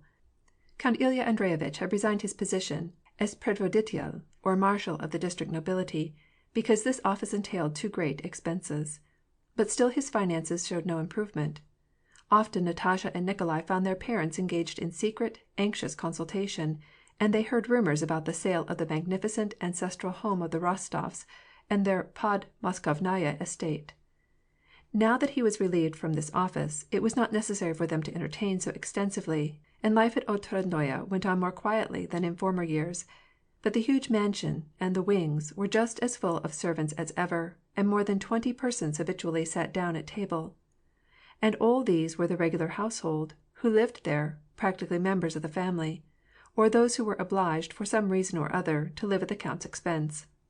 Such, for instance, were Dimmler, the music master, and his wife, Fogel, the dancing master, and his whole family, and then an elderly lady of quality, named Belova, who had her home there, and many others of the same sort. Petya's tutors and governors, the young lady's former gouvernatka, and men and women who simply found it better, or more to their advantage, to live at the count's than at home. They had not quite so much company as formerly, but the scale of living was practically the same, for the count and the countess found it impossible to accommodate themselves to any other. The hunting establishment was the same; nay, it had even been increased by Nikolai. There were still 50 horses and 15 coachmen in the stables. Rich gifts on name days were still given, and formal dinners, at which all the neighborhood were invited.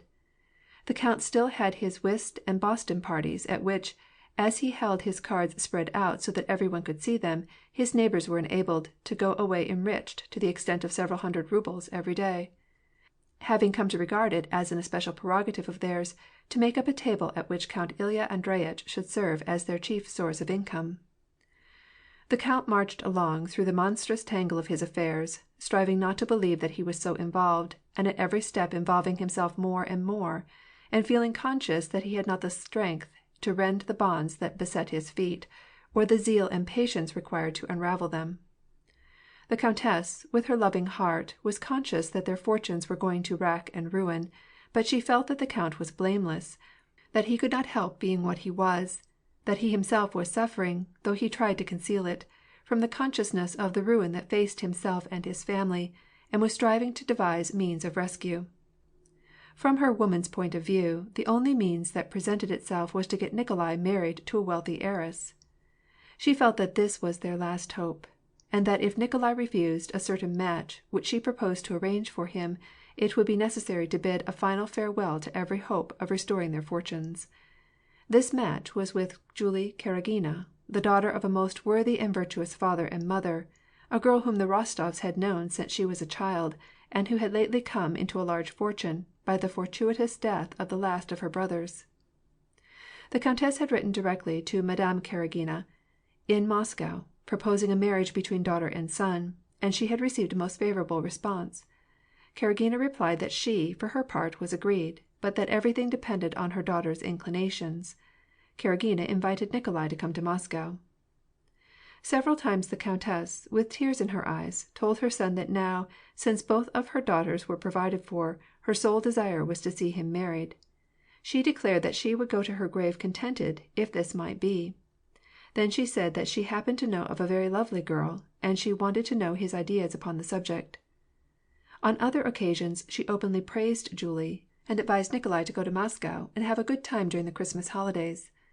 Nikolai was sharp enough to understand his mother's covert hints, and during one of their talks he managed to draw her out completely. She told him that their whole hope of bringing their affairs into order was in seeing him married to the Karagina. "But what if I loved a girl who was poor, maman? Would you insist upon my sacrificing my feelings and honor for money?" he asked, not realizing the harshness of his question, and simply desiring to show his noble feelings. No, you don't understand me," said his mother, not knowing how to set herself straight.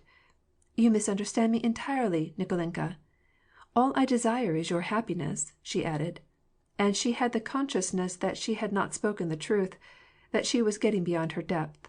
She burst into tears. "Mamenka, don't cry. Simply tell me that this is your real wish, and you know that I would give my whole life, everything that I have, to make you happy," said Nikolai. "I would sacrifice everything for you, even my dearest wishes." But the countess had no desire to offer the dilemma. She had no wish to demand a sacrifice from her son. She would have preferred herself to be the one who should make the sacrifice.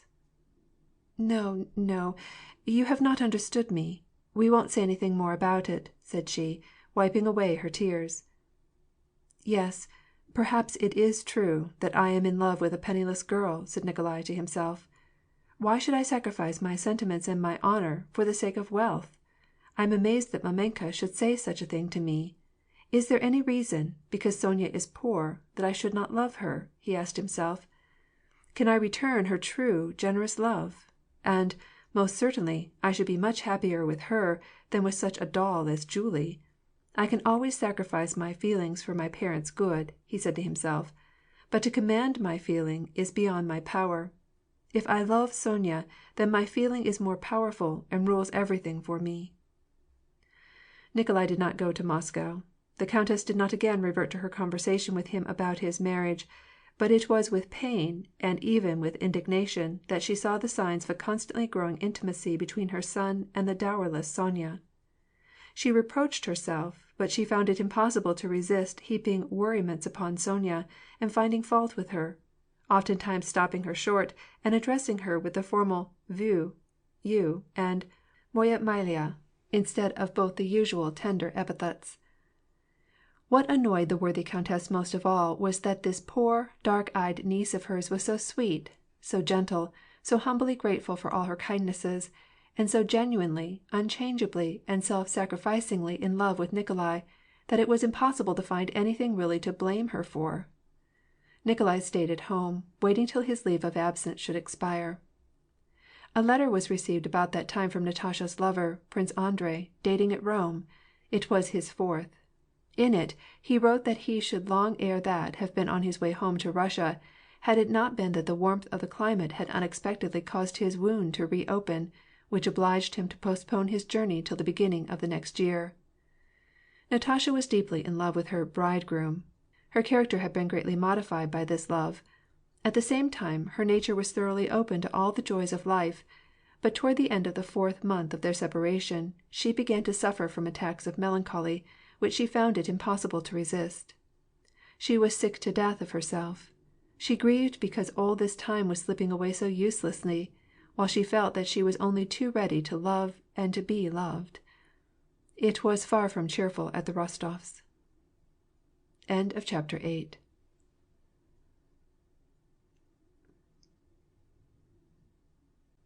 Part 4, Chapter 9 of War and Peace by Leo Tolstoy, translated by Nathan Haskell Dole. The Christmas holidays had come, and except for the high mass, except for the formal and perfunctory congratulations of the neighbors and the household servants, except for the new dresses that everybody had on, there was nothing that especially signalized the season. Though the perfectly still atmosphere, with the thermometer at 20 degrees below zero, the sun shining dazzlingly all day long, and at night the wintry sky glittering with myriads of stars, seemed to imply that nature at least gave special distinction to the Christmastide. After dinner, on the 3rd day of the Christmas holidays, all the household had scattered to their respective rooms. It was the most tedious time of day. Nikolai, who had been out in the morning, making calls on the neighbors, was asleep in the divan–room. The old count was resting in his library. Sonya was sitting at the center table in the drawing–room copying some designs. The countess was laying out her game of patience. Nastasya Ivanovna, the buffoon with the woebegone countenance, was sitting at the window with 2 old ladies. Natasha came into the room, and went directly up to Sonya, looked at what she was doing, then stepped across to her mother and stood by her without saying a word. "Why are you wandering about like a homeless spirit?" asked her mother. "What do you want?" "I want him, instantly, this very minute. I want him," said Natasha, with gleaming eyes, but without a trace of a smile. The countess raised her head, and gave her daughter a steady look. "Don't look at me so! Don't look at me, mamma! I shall cry if you do."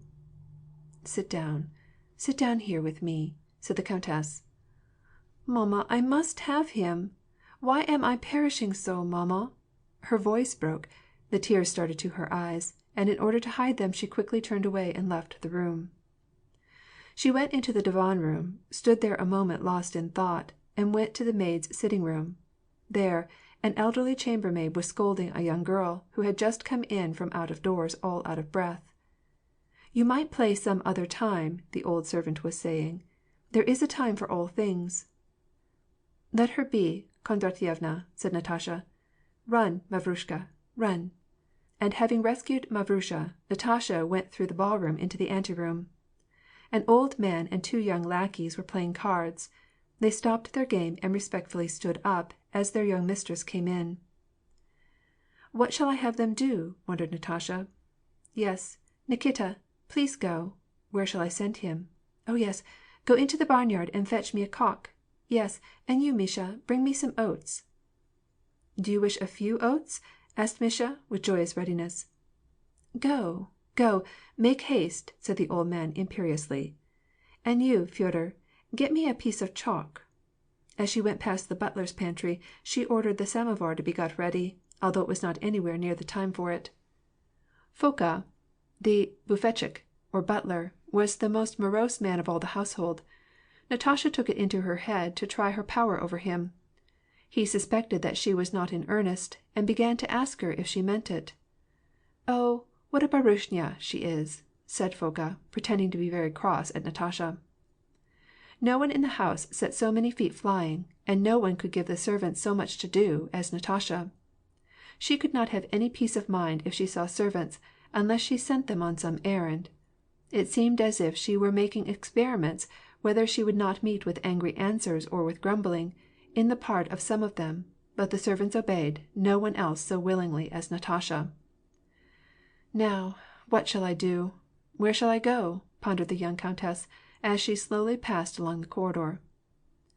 "Nastasya Ivanovna, what sort of children shall I have?" she demanded of the buffoon, who, dressed in his woman's short jacket, was coming towards her.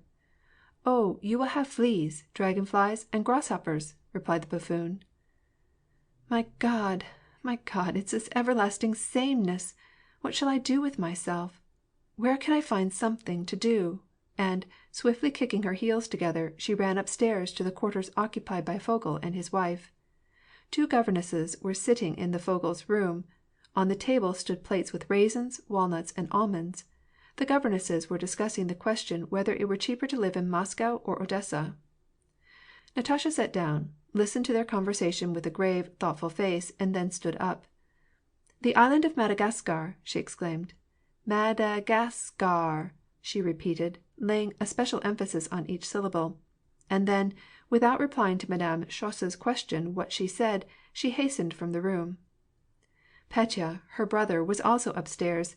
He and his tutor were arranging for some fireworks which they were going to set off that night. "Petya! Petya!" she cried to him. "Carry me downstairs." Petya ran to her, and bent his back. She jumped upon it, and threw her arms around his neck, and he, with a hop, skip, and jump, started to run down with her. "No, thank you, that will do! The island of Madagascar!" she repeated, and jumping off, she flew downstairs. Having made the tour of her dominions, as it were, having made trial of her power of command, and discovered that all were sufficiently obedient, but that everything was nevertheless utterly stupid, Natasha went into the ballroom, sat down in a dark corner behind a chiffonier, and began to thrum the bass strings of her guitar, practicing a theme which she remembered from an opera she had heard at Petersburg in company with Prince Andrei. If any one from the outside had been listening to her, it would have struck him that there was something lacking in the harmonies that she managed to produce on her guitar. But in her imagination these sounds aroused from the dead past a whole series of recollections. As she sat in the shadow of the chiffonier, with her eyes fixed on the pencil light that streamed from the door of the butler's pantry, she listened to herself, and indulged in daydreams. She was in the mood for daydreaming. Sonya, with a wine-glass in her hand, passed through the ballroom on her way to the butler's pantry. Natasha looked at her, at the bright chink in the door, and it seemed to her that on some occasion, long before, she had seen the light streaming through the chink in the pantry door, and Sonya crossing the room with a glass. Yes, and it was exactly the same, said Natasha to herself. What is this tune, Sonya? Cried Natasha, moving her fingers over the bass strings. Ah, are you here? Cried Sonya, startled at first, and then stopping to listen. I don't know. Isn't it the storm? She suggested timidly, for fear that she was mistaken. Now there! She gave a start in exactly the same way. She came up to me in exactly the same way, and her face wore the same timid smile when that took place, thought Natasha. And in just the same way I felt that there was something lacking in her. No, that is the chorus from Water Carrier, don't you remember? And Natasha hummed the air over to recall it to Sonya's memory. Where were you going? asked Natasha. To change the water in this glass. I am just copying a sketch. You are always busy, and here am I, not good for anything, said Natasha. Where's Nikolai? Asleep, I think. Sonya, do go and wake him up, urged Natasha. Tell him that I want him to sing. She remained sitting there and wondering why it was that this had happened so. But as it did not disturb her very much that she was not able to solve this question, she once more relapsed into her recollections of the time when she was with him, and he looked at her with loving eyes. Ugh, I wish he would come. I am so afraid that he won't come. But worst of all, I am growing old. That's a fact. Soon I shall not be what I am even now. But, maybe, he will come today. Maybe he is here now. Maybe he has come, and even now is sitting in the drawing-room. Maybe he came yesterday, and I have forgotten all about it. She got up, laid down the guitar, and went into the drawing-room. All the household, tutors, governesses, and guests, were already gathered near the tea-table. The men were standing around the table, but Prince Andrei was not among them, and everything was as usual. Ah, there she is, said Count Ilya Andreyitch, as he saw Natasha. Come here and sit by me. But Natasha remained standing near her mother, looking around as though she were in search of someone. Mamma, she murmured, give him back to me, Mamma. Quick, quick. And again she found it hard to keep from sobbing. She sat down by the table and listened to the conversation of her elders, and of Nikolai, who had also come in late to the tea-table. My God! The same faces, the same small talk. Even Papa holds his cup and cools it with his breath, just as he always does, said Natasha, to her horror feeling a dislike rising in her against all the household because they were always the same. After tea, Nikolai, Sonya, and Natasha went into the divan-room, to their favorite corner, where they always held their most confidential conversations. End of chapter 9.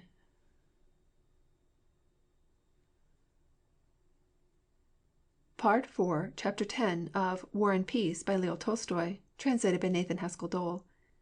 Has it ever happened to you, asked Natasha of her brother, when they were comfortably settled in the divan-room, has it ever happened to you that it seemed as though there were nothing, just nothing at all, left in the future for you?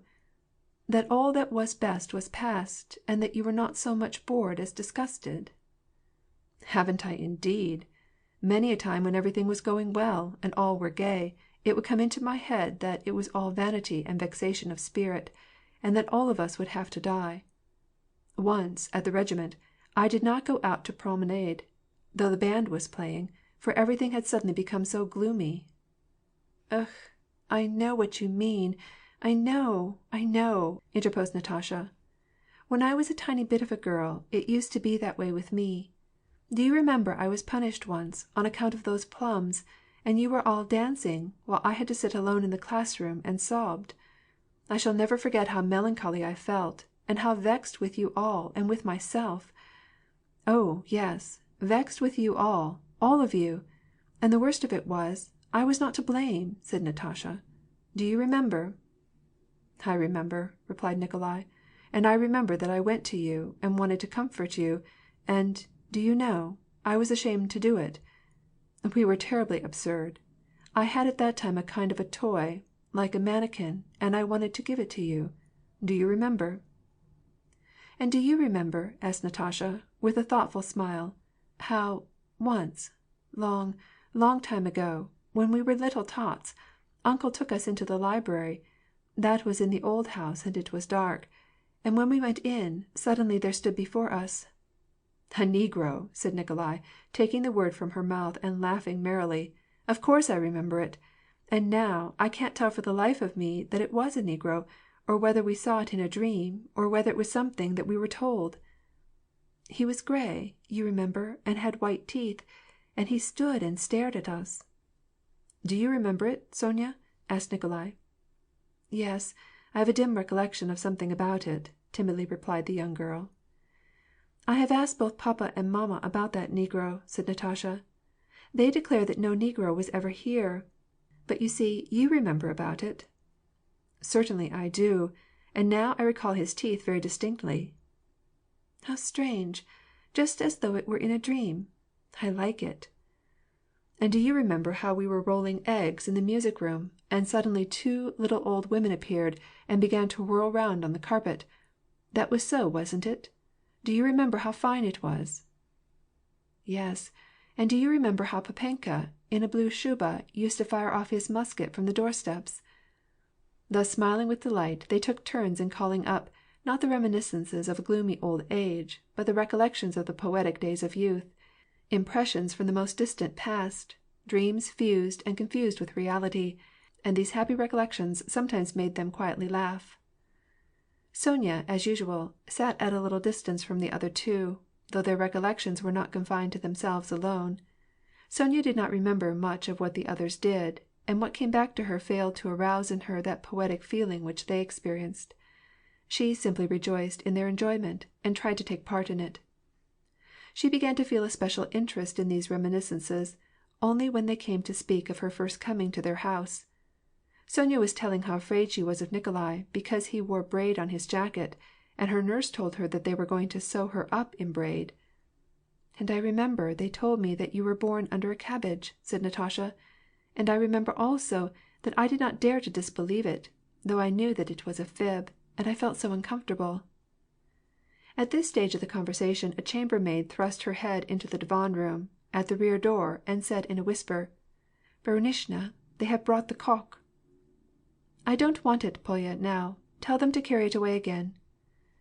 While they were still engaged in talking, Dimmler came into the divan room, and went to the harp that stood in one corner. As he took off the covering, the harp gave forth a discordant sound. "Edward Karluich, please play my favorite nocturne, that one by Monsieur Field," cried the old countess from the drawing-room. Dimmler struck a chord, and, turning to Natasha, Nikolai, and Sonya, said, "Young people, how quiet you are sitting!" "Yes, we are talking philosophy," said Natasha, looking up for an instant, and then pursuing the conversation. It now turned upon dreams. Dimmler began to play. Natasha noiselessly went on her tiptoes to the table, took the candle, and carried it out. Then she came back and sat down quietly in her place.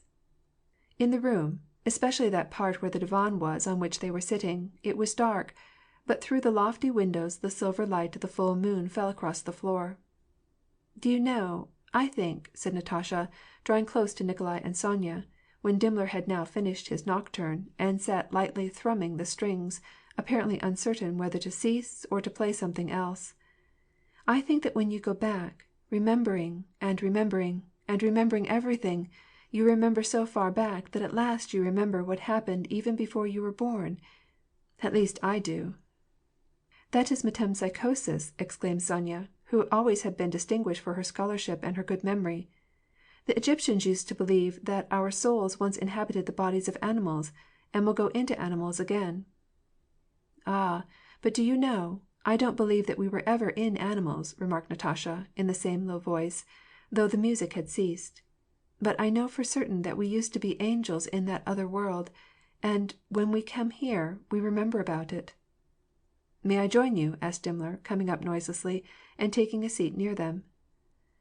"If we were angels, then why have we fallen lower?" suggested Nikolai. "No, that can't be." "Who told you that you are lower than the angels? Because I know what I used to be," objected Natasha, with conviction. "You see, the soul is immortal. It must be, if I am going to live always, that I lived before, lived a whole eternity." "Yes, but it is hard for us to realize what eternity is," remarked Dimmler, who, when he had joined the group of young people, had worn a slightly scornful smile, but now spoke in as low and serious a tone as the rest. "Why is it hard to realize eternity?" demanded Natasha. "After today comes tomorrow, and then the next day, and so on forever, and in the same way yesterday was, and the day before, and so on." "Natasha, now it's your turn. Sing me something," said the countess's voice. "Why are you all sitting there, like conspirators?" "Mamma, I don't feel like it," said Natasha, but nevertheless she got up. Not one of them, not even Dimmler, who was no longer young, wanted to break off the conversation and leave the corner, but Natasha had arisen, and Nikolai took his place at the harpsichord. Natasha, as usual, going to the center of the music room, and choosing the place where her voice sounded best, began to sing her mother's favorite piece. She had said that she did not feel like singing, but it was long since she had sung as she sang that evening, and long before she sang so well again. Count Ilya Andreyitch listened to it from his library, where he was closeted with Mitenka, and, like a schoolboy in haste to go out to play as soon as his lessons are done, he stumbled over his words as he gave his instructions to his overseer, and finally stopped speaking, while Mitenka, also with ears attent, stood silently in front of the count. Nikolai did not take his eyes from his sister, and even breathed when she did. Sonya, as she listened, thought what a wide gulf there was between her and her friend, and how impossible it would be to find any one in the world so bewitchingly charming as her cousin. The old countess, with a smile of melancholy pleasure, and with tears in her eyes, sat occasionally shaking her head. She was thinking of Natasha, and of her own youthful days, and of that unnatural and terrible element that seemed to enter into this engagement of her daughter with Prince Andrei. Dimmler, taking his seat next to the countess, and covering his eyes, listened. "No, countess," said he, finally. "This talent of hers is European. She has nothing to learn. Such smoothness, sympathetic quality, power. Ugh, how I tremble for her, how worried I am," said the countess, not realizing to whom she was speaking. Her maternal instinct told her that Natasha had more in her than ordinary girls, and that this would result in unhappiness for her. Natasha had not quite finished her singing when 14-year-old Petya, all excitement, came running into the room with the news that some maskers had come. Natasha abruptly stopped. "Durak! Idiot!" she cried to her brother, and, running to a chair, flung herself into it, and sobbed so that it was long before she could recover herself. "It's nothing, mamenka. Truly it's nothing. It was only Petya startled me," said she, striving to smile, but her tears still flowed, and her throat was choked by her repressed sobs. The house servants, who had dressed themselves up as bears, Turks, tavern keepers, fine ladies, monsters, and ogres, bringing in with them the outside cold and hilarity, at first shyly clustered together in the anteroom, but gradually, hiding one behind the other, they ventured into the ballroom, and at first timidly, but afterwards with ever-increasing fervor and zeal, began to perform songs, dances, and khorovods, and other Christmas games. The countess, after she had recognized them, and indulged in a hearty laugh at their antics, retired to the drawing-room. Count Ilya Andreyitch, with a radiant smile, took his seat in the ballroom, with approving glances at the masqueraders. Meantime all the young folks had mysteriously disappeared. Within half an hour, the other masqueraders in the ballroom were joined by an elderly barunya in farthingale, and this was Nikolai; by a Turkish woman, and this was Petya; by a clown, this was Dimmler; by a hussar, Natasha; and by a Circassian youth, Sonya. Both the girls had dark eyebrows and mustaches, contrived with the help of burnt cork. After well-feigned surprise and pretended lack of recognition, as well as praise from those who were not murmuring, the young people decided that their costumes were too grand to be wasted, and that it was incumbent upon them to go and exhibit them elsewhere. Nikolai, who had a strong desire for a troika ride, the roads being in splendid condition, proposed that they should take with them the 10 house serfs who were disguised, and that all should go and visit the little uncle. No, he is an old man, you will merely disturb him," expostulated the countess. "Why, you couldn't all get into his house. If you must go somewhere, then go to Melyukov's." Melyukova was a widow, who, with a host of children of various ages, and with tutors and governesses, lived about 4 versts from the Rostofs. "There, ma chère, a good idea!" cried the old count, becoming greatly excited. "Wait till I can get into a costume, and I will go with you. I tell you we will wake Pasheta up." But the countess was not at all inclined to let the old count go, since, for several days, his leg had been troubling him. It was therefore decided that it was not best for Ilya Andreyitch to go, but that if Luiza Ivanovna, that is to say, Madame Schoss, would act as chaperone, then the young ladies might also go to Melyukova's. Sonya, though generally very timid and shy, now was more urgent than all the others in her entreaties to Luiza Ivanovna not to leave them in the lurch. Sonya's costume was the best of all. Her mustache and dark brows were extremely becoming to her. All assured her that she was very handsome, and she was keyed up to a state of energy and excitement quite out of her usual manner. Some inner voice told her now or never her fate was to be decided. And now, in her masculine garb, she seemed like another person. Luiza Ivanovna consented, and in less than half an hour 4 tryokas, with jingling bells, on shaft arch and harness swept, creaking and crunching over the frosty snow, up to the front steps. Natasha was the first to catch the tone of Christmas festivity, and this jollity was perfectly infectious, growing more and more noisy, and reaching the highest pitch as they all came out into the frosty air, and with shouting and calling, and laughing and screaming, took their places in the sledges. 2 or 3 spans were unmatched. The 3rd tryoka belonged to the old count, with a racer of the Orloff breed between the thills. The 4th was Nikolai's own private troika, with a low, shaggy, black shaft horse. Nikolai, in his old maid's costume, over which he threw his hussar's riding cloak, fastened with a belt, took his place in the middle of his sledge, and gathered up the reins. It was so light that he could see the metal of the harness plates shining in the moonbeams, and the horses' eyes, as they turned them anxiously toward the merry group gathered under the dark roof of the porte cochere. In Nikolai's sledge were packed Natasha, Sonya, Madame Schoss, and 2 of the maidservants. In the old count's went Dimmler with his wife and Petya. In the others the rest of the household serfs were disposed. "You lead the way, Zakhar," cried Nikolai to his father's coachman. He wished to have the chance to beat him on the road. The old count's troika, with Dimmler and the other masqueraders, creaked as though its runners were frozen to the snow, and, with the jingling of its deep-toned bell, started forward. The side horses twitched at their shafts, and kicked up the sugar-like, gleaming crystals of the snow. Nikolai followed Zakhar. Behind them, with a creaking and crunching, came the others. At first they went rather gingerly along the narrow driveway. As they passed the park, the shadows cast by the bare trees lay across the road and checkered the moonlight. But as soon as they got beyond the park enclosure, the snowy expanse, gleaming like diamonds, with a deep blue phosphorescence, all drenched in moonlight and motionless, opened out before them in every direction.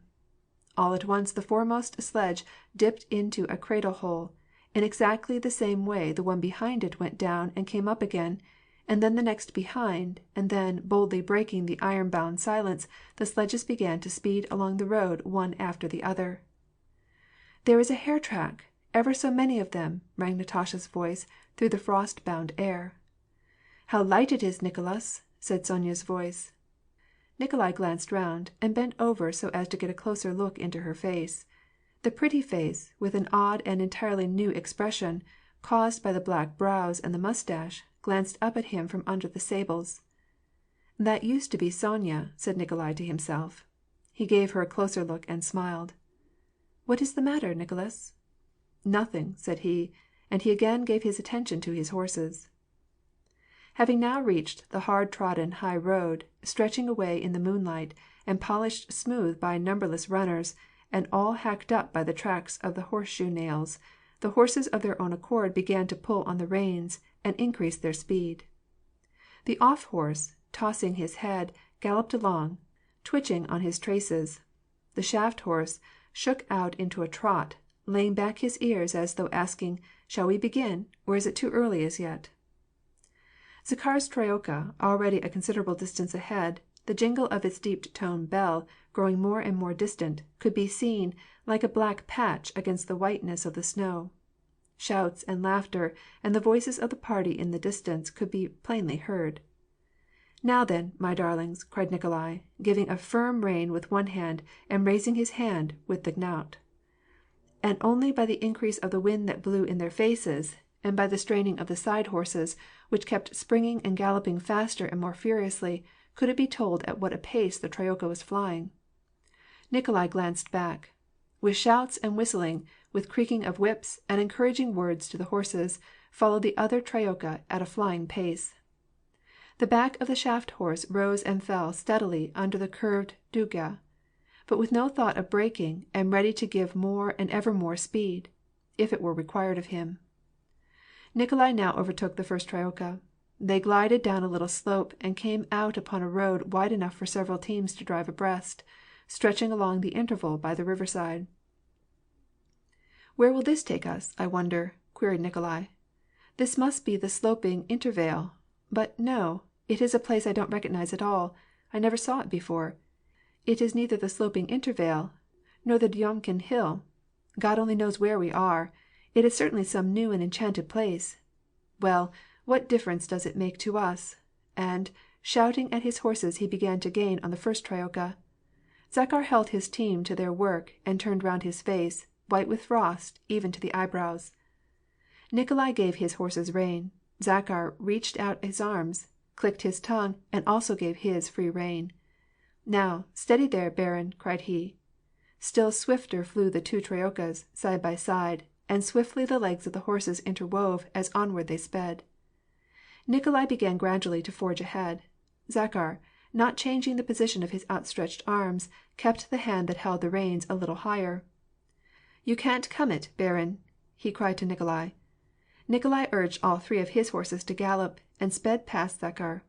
The horses kicked the fine dry snow into the faces of the party, the bells jingled together as they flew on side by side, and the swiftly moving legs of the horses mingled together, while the shadows crossed and interlaced upon the snow. The runners whizzed along the road, and the shouts and cries of the women were heard in each of the sledges. Once more reining in his horses, Nikolai glanced around him. Everywhere was the same magical expanse, flooded deep with the moonbeams, and with millions of stars scattered over it. "Zakhar is shouting, 'Turn to the left.' But why to the left?" queried Nikolai. "Aren't we going to the Melyukovs'? Is this the way to Melyukovna? God knows where we are going, and God knows what is going to become of us, and it is very strange and very pleasant, whatever becomes of us." He looked down into the sledge. "Oh, see there! His mustache and eyelashes are all white," said one of the handsome young strangers, with delicate mustaches and eyebrows, who sat in the sledge. "That, I think, must have been Natasha," said Nikolai to himself, "and the other is Madame Schoss. And perhaps I am wrong, but that Circassian with the mustache I never saw before, but I love her all the same." "You aren't cold, are you?" he asked. They gave no other answer than a merry laugh. Dimmler was shouting something from the hindmost sledge. It was probably funny, but he could not make out what it was. "Yes, yes," replied other voices, with a burst of laughter. And now here is a sort of enchanted forest, with black shadows interlacing, and the gleams of diamonds, and something like an enfilade of marble steps, and there are the silver roofs of an enchanted castle, and the piercing yells of wild beasts. But supposing after all it were Melyukovka? Then it would be still more wonderful that we should have gone God knows how, and still have come out at Melyukovka, said Nikolai to himself. In point of fact it was Melyukovka, and maids and lackeys began to appear on the doorsteps of the entrance with torches and happy faces. "Who is it?" asked someone from the front door. "Masqueraders from the count's. I can tell by the horses," replied various voices. End of chapter 10.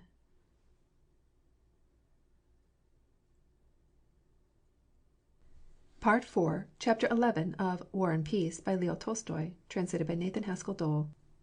Pelagaya Danilovna Melyukova, a very stout and energetic woman in spectacles, and wearing a loose-fitting capote, was sitting in the drawing-room, surrounded by her daughters, whom she was doing her best to entertain.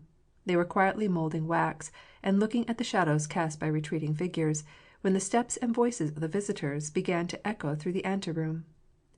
Hussars, high-born ladies, witches, clowns, bears, coughing and wiping their frost-bound faces, came into the ballroom, where the candelabras were hastily lighted. The clown, that is Dimmler, with the ballerina, that is Nikolai, opened the dance. Surrounded by gleefully shouting children, the masqueraders, hiding their faces and disguising their voices, made low bows before the mistress of the mansion, and then scattered through the room. "Ah, it is impossible to tell! Ah, that's Natasha! Just see whom she looks like! Truly she reminds me of someone. And there's Edward Karluich. How elegant! I shouldn't have known you. Ah, how elegantly he dances! Oh, saints preserve us! And who is that Circassian? Indeed, it reminds me of Sonyushka. And who is that? Well, well, this is a kindness. Move out the tables, Nikita, Vanya, and we have been sitting here so solemnly. Ha, ha, ha! What a hussar! What a hussar! Just like a boy, and what legs! I can't look at you. Such were the remarks on every side. Natasha, who was a great favorite with the young Melyukovs, disappeared with them into some distant room, where a burnt cork and dressing-gowns and various articles of masculine attire were immediately in requisition, and these were snatched from the lackey who brought them, through the half-open door, by girlish arms all bare. Within 10 minutes, all the young people of the Melyukov family came down and rejoined the masqueraders. Pelagea Danilovna, who had seen that a sufficient place was cleared for her guests, and regalement prepared for the gentlefolk as well as the serfs, went round among the maskers with her spectacles on her nose, and a set smile, looking close into the faces of all, and not recognizing a single one. She neither recognized the Rostovs nor Dimmler, nor could she even distinguish her own daughters, or the masculine dressing-gowns and uniforms which they had put on. "And who is that one?" she asked of the governatka, and looking straight into the face of her daughter, who represented a Kasan Tatar. "I think it must be one of the Rostovs. Well, and you, Mr. Hussar, what regiment do you serve in?" she asked of Natasha. "Give that Turk, yes, that Turk, some fruit cake," said she to the butler, who was serving the refreshments. "It is not forbidden by their laws." Sometimes, looking at the strange but absurd pas performed by the dancers, who gave themselves up completely to the ideas that they were mumming, that no one would recognize them, and therefore felt no mock of modesty, Pelagea Danilovna would hide her face in her handkerchief, and her whole fat body would shake with the good-natured and uncontrollable laughter of old age. After they had performed the plyaska, various khorovods, and other Russian national dances, Pelagea Danilovna had all the serfs and the others together form into a great circle. A ring, a rope, and a ruble were brought, and they began to play various games. By the end of an hour the costumes began to show signs of wear and tear. The charcoal mustaches and eyebrows began to disappear from the sweaty, heated, jolly faces. Pelagea Danilovna began to recognize the masqueraders, and congratulate them on the skill with which they had made up their costumes, and tell them how very becoming they were to the young ladies, and she thanked them all for having entertained her so well. The guests were invited into the drawing-room, and refreshments were provided in the ballroom for the serfs. "No, but what a terrible thing to read your fortune in a bath!" exclaimed an old maid, who lived with the Melyukovs. "Why so?" asked the oldest daughter of the family. They were now sitting down at supper. "No, don't think of doing such a thing. It requires so much courage." "I would as just lief," said Sonya. "Tell us what happened to that young lady," asked the second Melyukova girl. "Well, this was the way of it. A certain Baryshna," said the old maid, "took a cock, 2 plates, knives and forks, as the way is, and went and sat down. She sat there, and suddenly she hears someone coming. A sledge drives up, with harness bells jingling. She listens. Someone is coming. Someone comes in, absolutely in human form, just like an officer, and sits down with her where the second plate is set." "Oh, oh!" screamed Natasha, rolling her eyes in horror. "And how was it? How did he speak to her?" "Yes, just like a man. Everything was just as it should have been, and he began to talk with her, and all she needed to do was to keep him talking till the cock crowed. But she got frightened. As soon as she got frightened and hid her face in her hands, then he clasped her in his arms. Luckily just then some maids came running in." Now, what is the good of frightening them so?" protested Pelagaya Danilovna. "Mamasha, you yourself have had your fortune told," exclaimed one of the daughters. "How is it fortunes are told in a granary?" asked Sonya. "Well, this is the way of it. You go into the granary and listen. It depends on what you hear. If there is any knocking or tapping, it is a bad sign. But if the wheat drops, then it's for good, and it will come out all right." "Mamma, tell us what happened to you when you went to the granary." Pelagaya Danilovna smiled. "Oh, what's the use? And I have forgotten," said she. "Besides, you wouldn't go, would you?" "Yes, I would go too. Pelagaya Danilovna, do let me. I certainly will go," said Sonya. "Very well, then, if you are not afraid." "Louisa Ivanovna, can I?" asked Sonya of Madame Schoss. While they were playing the games with the ring, the ruble, and the rope, and now, while they were talking, Nikolai had not left Sonya's side, and looked at her from wholly new eyes. It seemed to him that this evening, thanks to that charcoal mustache, he, for the first time, knew her as she really was. In reality, Sonya, that evening, was merrier, livelier, and prettier than Nikolai had ever seen her before. "Why, what a girl she is! And what an idiot I have been!" he said to himself, as he gazed into her gleaming eyes, and saw her radiantly happy, an enthusiastic smile dimpling her cheeks under her mustache, and that look which he had never seen before. "I'm not afraid of anything," said Sonya. "Can I start now?" She got up. She was told where the granary was, and how she must stand and listen, and make no noise. The servant brought her shuba. She flung it over her head, and gave a glance at Nikolai. "How charming that girl is!" he said to himself.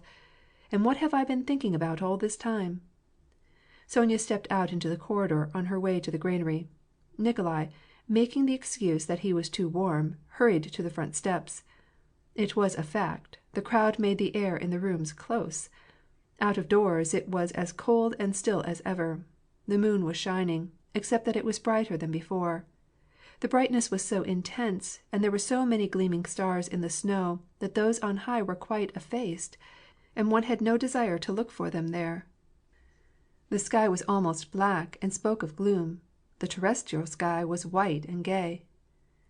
"What an idiot I have been! What an idiot! Why have I waited so long?" mused Nikolai, and he sprang down the steps and turned the corner of the house by the footpath that led back to the rear entrance. He knew that Sonya would come that way.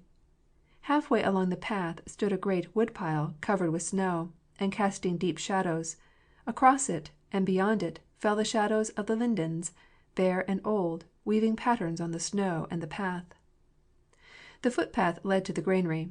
The timber walls of the granary and its roofs, covered with snow, shone in the moonlight, like a palace made of precious stone. One of the park trees crackled in the frost, and then everything became absolutely still again.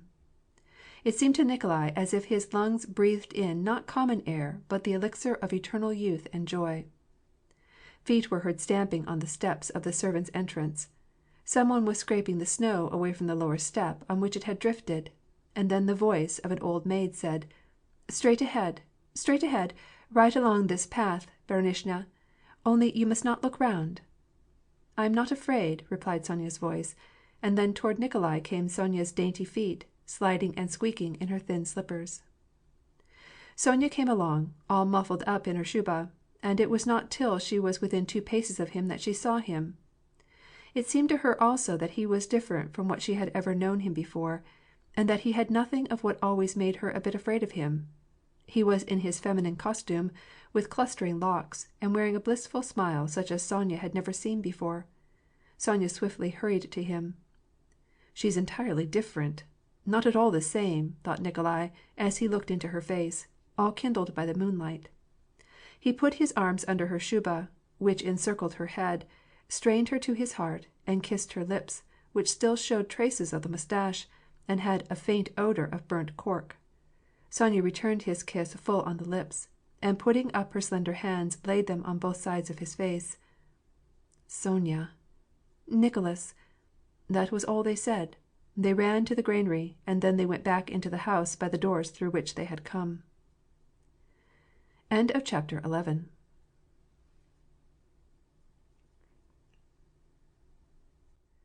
Part 4, Chapter 12 of War and Peace by Leo Tolstoy, translated by Nathan Haskell Dole.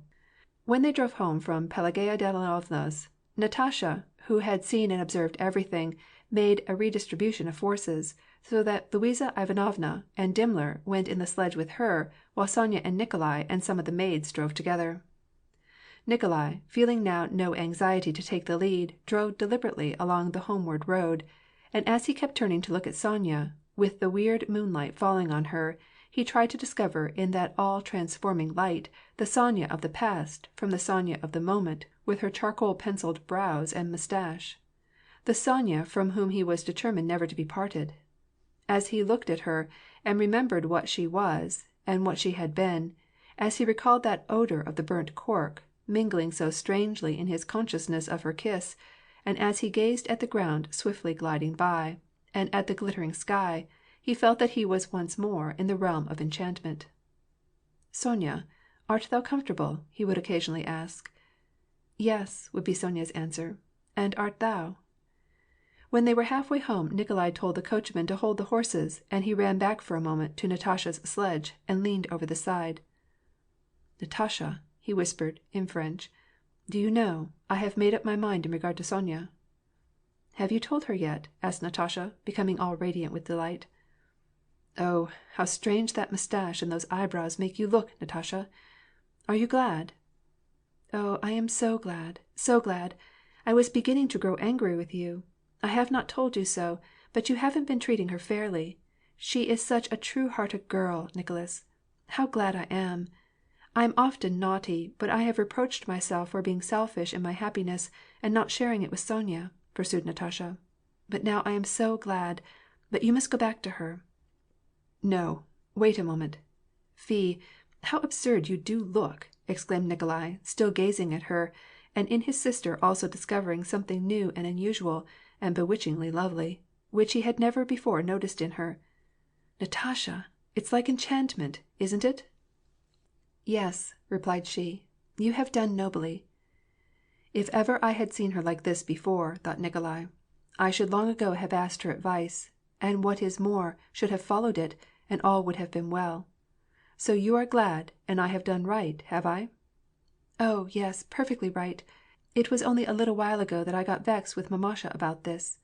Mamma said that she was trying to catch you. How could she say such a thing? I almost quarreled with mamma. And I will never allow any one to say anything mean about her, because she is goodness itself." "All right, then, is it?" exclaimed Nikolai, giving another searching look at the expression of his sister's face, so as to be sure that she was in earnest. And then, with creaking boots, he jumped down from the runner, and ran to overtake his own sledge. And there still sat the same radiantly happy little Circassian, with moustache and gleaming eyes, under her sable hood. And this Circassian was Sonya, and this Sonya was assuredly to be his happy and loving wife in the days to come. After they had reached home, and had told the countess how they had spent the time with the Melyukovs, the young girls went to their room. Without wiping off their burnt cork moustaches, they undressed, and sat together for a long time, talking about their happiness. They had much to say about their future married lives, and what friends their husbands would be, and how happy they should be. On Natasha's table stood dressing-glasses, placed there early that evening by her maid, Dunyasha. "But when will all this be? Never, I fear me. It would be too great happiness to come true," said Natasha, as she got up and went over to the mirrors. "Sit down, Natasha, maybe you will see him," said Sonya. Natasha lighted the candles and sat down. "I see someone with a moustache," exclaimed Natasha, catching sight of her own face. "You must not turn it into ridicule, Baryshnya," said Dunyasha. Natasha, with the help of Sonya and her maid, got into the proper position before the glass. Her face assumed a serious expression, and she remained silent. Long she sat there, looking at the row of waning candles in the mirror, wondering, as she remembered the heroines of stories she had heard, whether this mysterious 12th night she should see her coffin, or whether she should see him, Prince Andrei, in the background of the dark and confused square of glass. But, as she was not ready to mistake the smallest spot or stain on the glass for the form of a coffin, or of a man, she saw nothing. Her eyes began to grow heavy, and she got up and left the mirror. How is it other people see things, and I never see anything?" she asked. "Now you sit down, Sonya. To-day, of course, you must look for yourself. But look for me, too," said she. "I have such terrible presentiments to-night." Sonya sat down in front of the mirrors, arranged herself in the right position, and began to look. "Now, Sofya Alexandrovna will surely see something," whispered Dunyasha. "But you are always making fun." Sonya overheard this, and heard Natasha reply, "Yes, I know she will see something. She did last year, you remember." For 3 minutes all sat in silence. "Of course she will," whispered Natasha, but she did not finish her sentence. Suddenly Sonya pushed the mirror back and covered her eyes with her hand. "Ach, Natasha!" she cried. "Did you see something? Did you? What did you see?" demanded Natasha, taking the mirror from her. Sonya had seen nothing. Her eyes were simply beginning to grow heavy, and she was just on the point of getting up when she heard Natasha beginning to say, "Of course she will." She had no intention of deceiving either Dunyasha or Natasha, but it was stupid sitting there. She herself did not know how or why it was that the cry had escaped from her when she covered her eyes with her hand. "Did you see him?" demanded Natasha, seizing her by the arm. "Yes. Wait, I saw him," said Sonya, led by some unaccountable impulse, but not knowing which Natasha meant by him, Nikolai or Andrei. "But why should I not tell what I saw? Others have seen such things, and who can prove that I did or didn't see something?" was the thought that flashed through Sonya's mind. "Yes, I saw him," said she. "How was it? Was he sitting or standing? How was it? Now, I saw. At first I could not see anything, then suddenly I got a glimpse of him, and he was lying down." "Andrei lying down? Is he ill?" demanded Natasha, gazing at her friend with horror-stricken eyes. "No, on the contrary, his face was cheerful, and he turned toward me." At that instant it began to seem to her that she had seen what she was telling. "Well, and then what, Sonya?" "Then I did not see anything more. Something blue and red." "Sonya, when will he come back? When shall I see him? My God, how I tremble for him and for myself, and everything fills me with alarm," cried Natasha, and, paying no heed to the words of comfort spoken by Sonya, she got into bed, and long after the candles were put out, she lay there motionless, with wide open eyes, gazing at the frosty moonbeams flooding the icy window panes. End of chapter 12.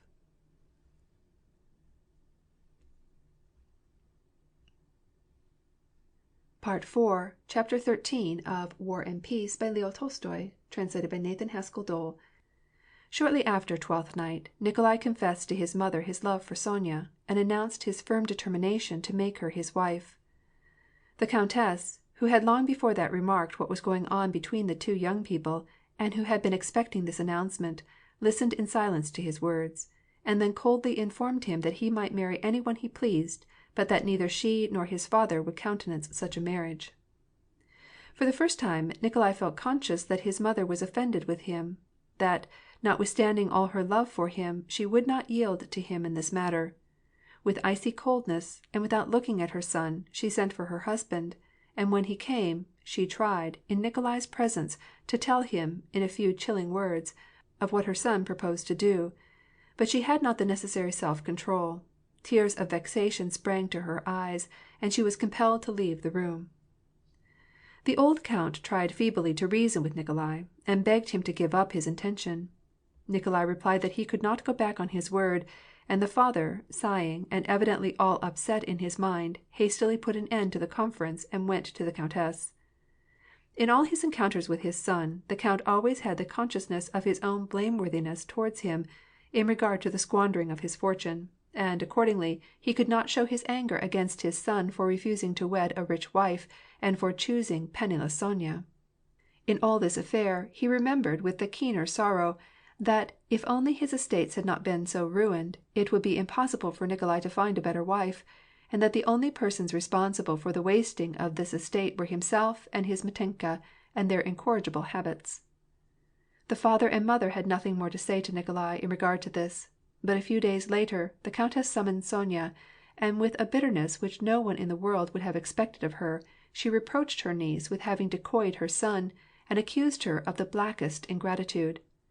Sonya, in silence, and with downcast eyes, listened to the countess's bitter words, and was at a loss to know what was required of her. She was ready for any sacrifice for all of them, in return for their benefits. The thought of self-sacrifice was ever a delight to her, but, in this affair, she could not comprehend what she was required to sacrifice, or for what purpose. She could not help loving the countess, and all the Rostov family, nor could she help loving Nikolai, or knowing that his happiness depended on her love for him. She therefore stood silent and sad, and had nothing to reply. It seemed to Nikolai that he could not longer endure this state of things, and he went to his mother to have a final explanation. Nikolai first besought his mother to be reconciled to him and Sonya, and consent to their marriage. Then he threatened her that if they persecuted Sonya, he would instantly marry her clandestinely.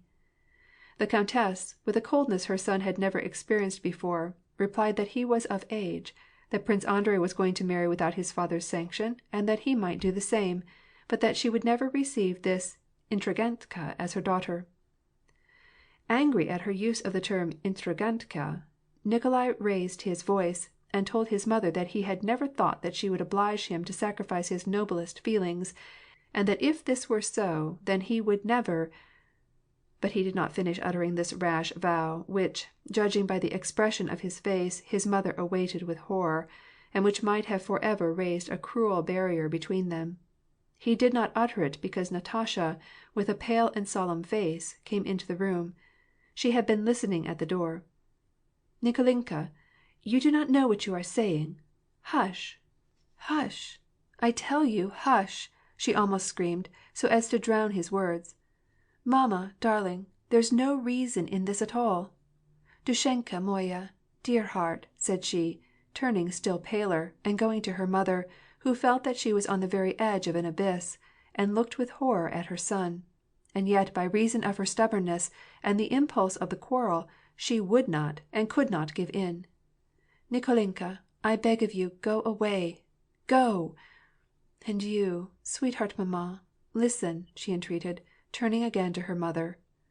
Her words were incoherent, but they brought about the wished-for result. The countess, deeply flushed, buried her face in her daughter's bosom, and Nikolai got up, and, clasping his head between his hands, rushed out of the room.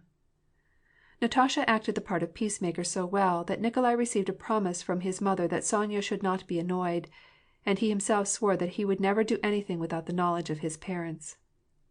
With the firm intention of retiring from the service as soon as he could wind up his connection with his regiment, and return and marry Sonya, Nikolai, melancholy and grave, still under strained relations with his parents, but, as it seemed to him, passionately in love, rejoined his regiment early in January. After Nikolai's departure, it became sadder than ever in the house of the Rostovs. The countess, owing to her mental tribulations, was taken seriously ill. Sonya was depressed, both on account of her separation from Nikolai, and still more on account of the unfriendly manner in which the countess, in spite of herself, treated her. The count was more than ever occupied by the wretched state of his pecuniary affairs, which demanded of him the most heroic measures. It was absolutely necessary to dispose of their mansion in Moscow, and their Podmoskovnaya estate, and in order to effectuate this sale, it was essential to go to Moscow. But the state of the countess's health caused him to postpone his departure from day to day. Natasha, who had easily and even cheerfully borne the first weeks of separation from her lover, now every day grew more nervous and impatient. The thought that she was wasting the best time of her life, when she might so much better have been employing it in loving sacrifice for him, constantly tormented her. His letters generally merely served to annoy her. It revolted her to think that when her life was nothing but a constant thought about him, he was living in the great world of action, seeing new places and new people, who were full of interest to him. The more fascinating his letters were, the more they annoyed her. Her letters to him gave her no consolation. They were nothing but tedious and hypocritical exercises. She was not able to write freely, because she could not realize the possibility of correctly expressing in a letter even the 1,000th part of what she was accustomed to express with her voice, her smile, and her glance. She wrote him perfunctory and monotonous letters, the stupidity of which she herself acknowledged, while her mother corrected in the rough draft the mistakes in spelling which she made. The countess's health was still feeble, but it was now no longer possible to put off the return to Moscow. It was necessary to arrange for the marriage settlement, it was necessary to sell the mansion, and moreover Prince Andrei was now expected in Moscow, where his father, Prince Nikolai Andreyitch, was spending the winter. Indeed, Natasha was certain that he had arrived already. The countess remained in the country, but the count, taking Sonya and Natasha with him, went to Moscow toward the end of January. End of chapter 13. And this is the end of part 4 of volume 2.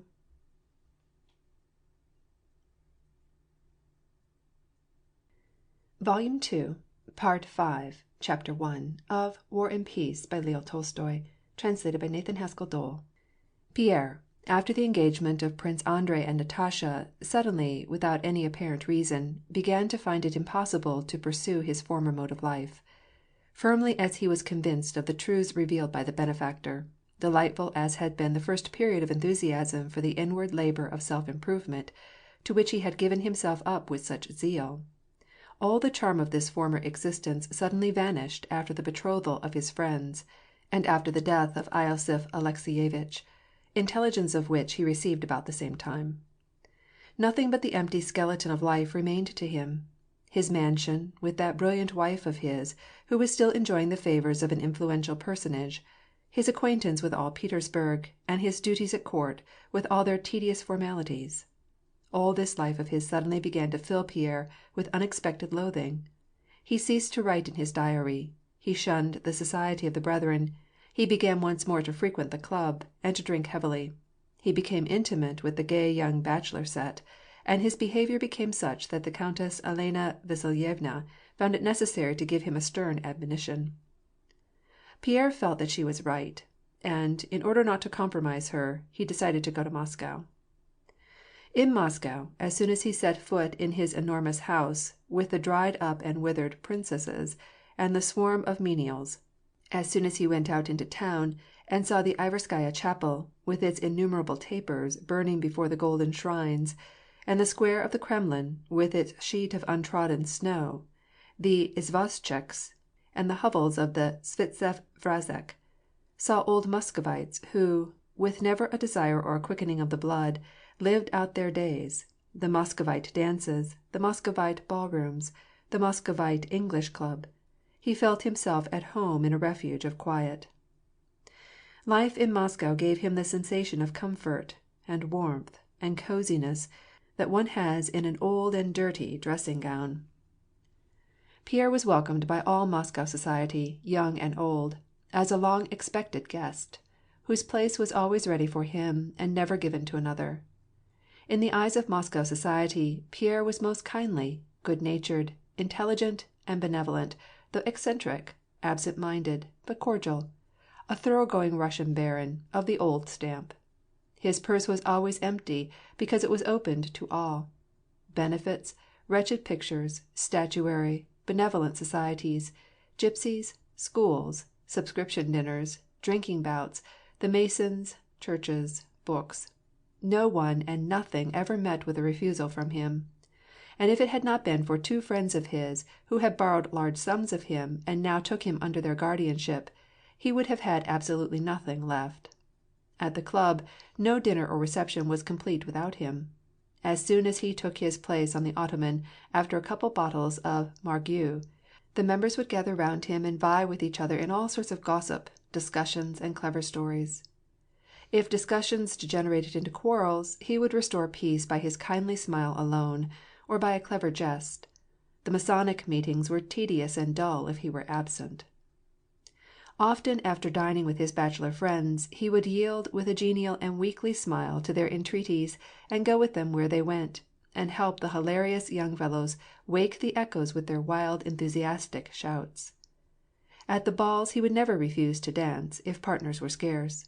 Young matrons and young girls liked him because he was attentive, especially after dinner, to all alike, without making invidious distinctions. It was a common saying of him, "Il est charmant. Il n'est pas de sexe."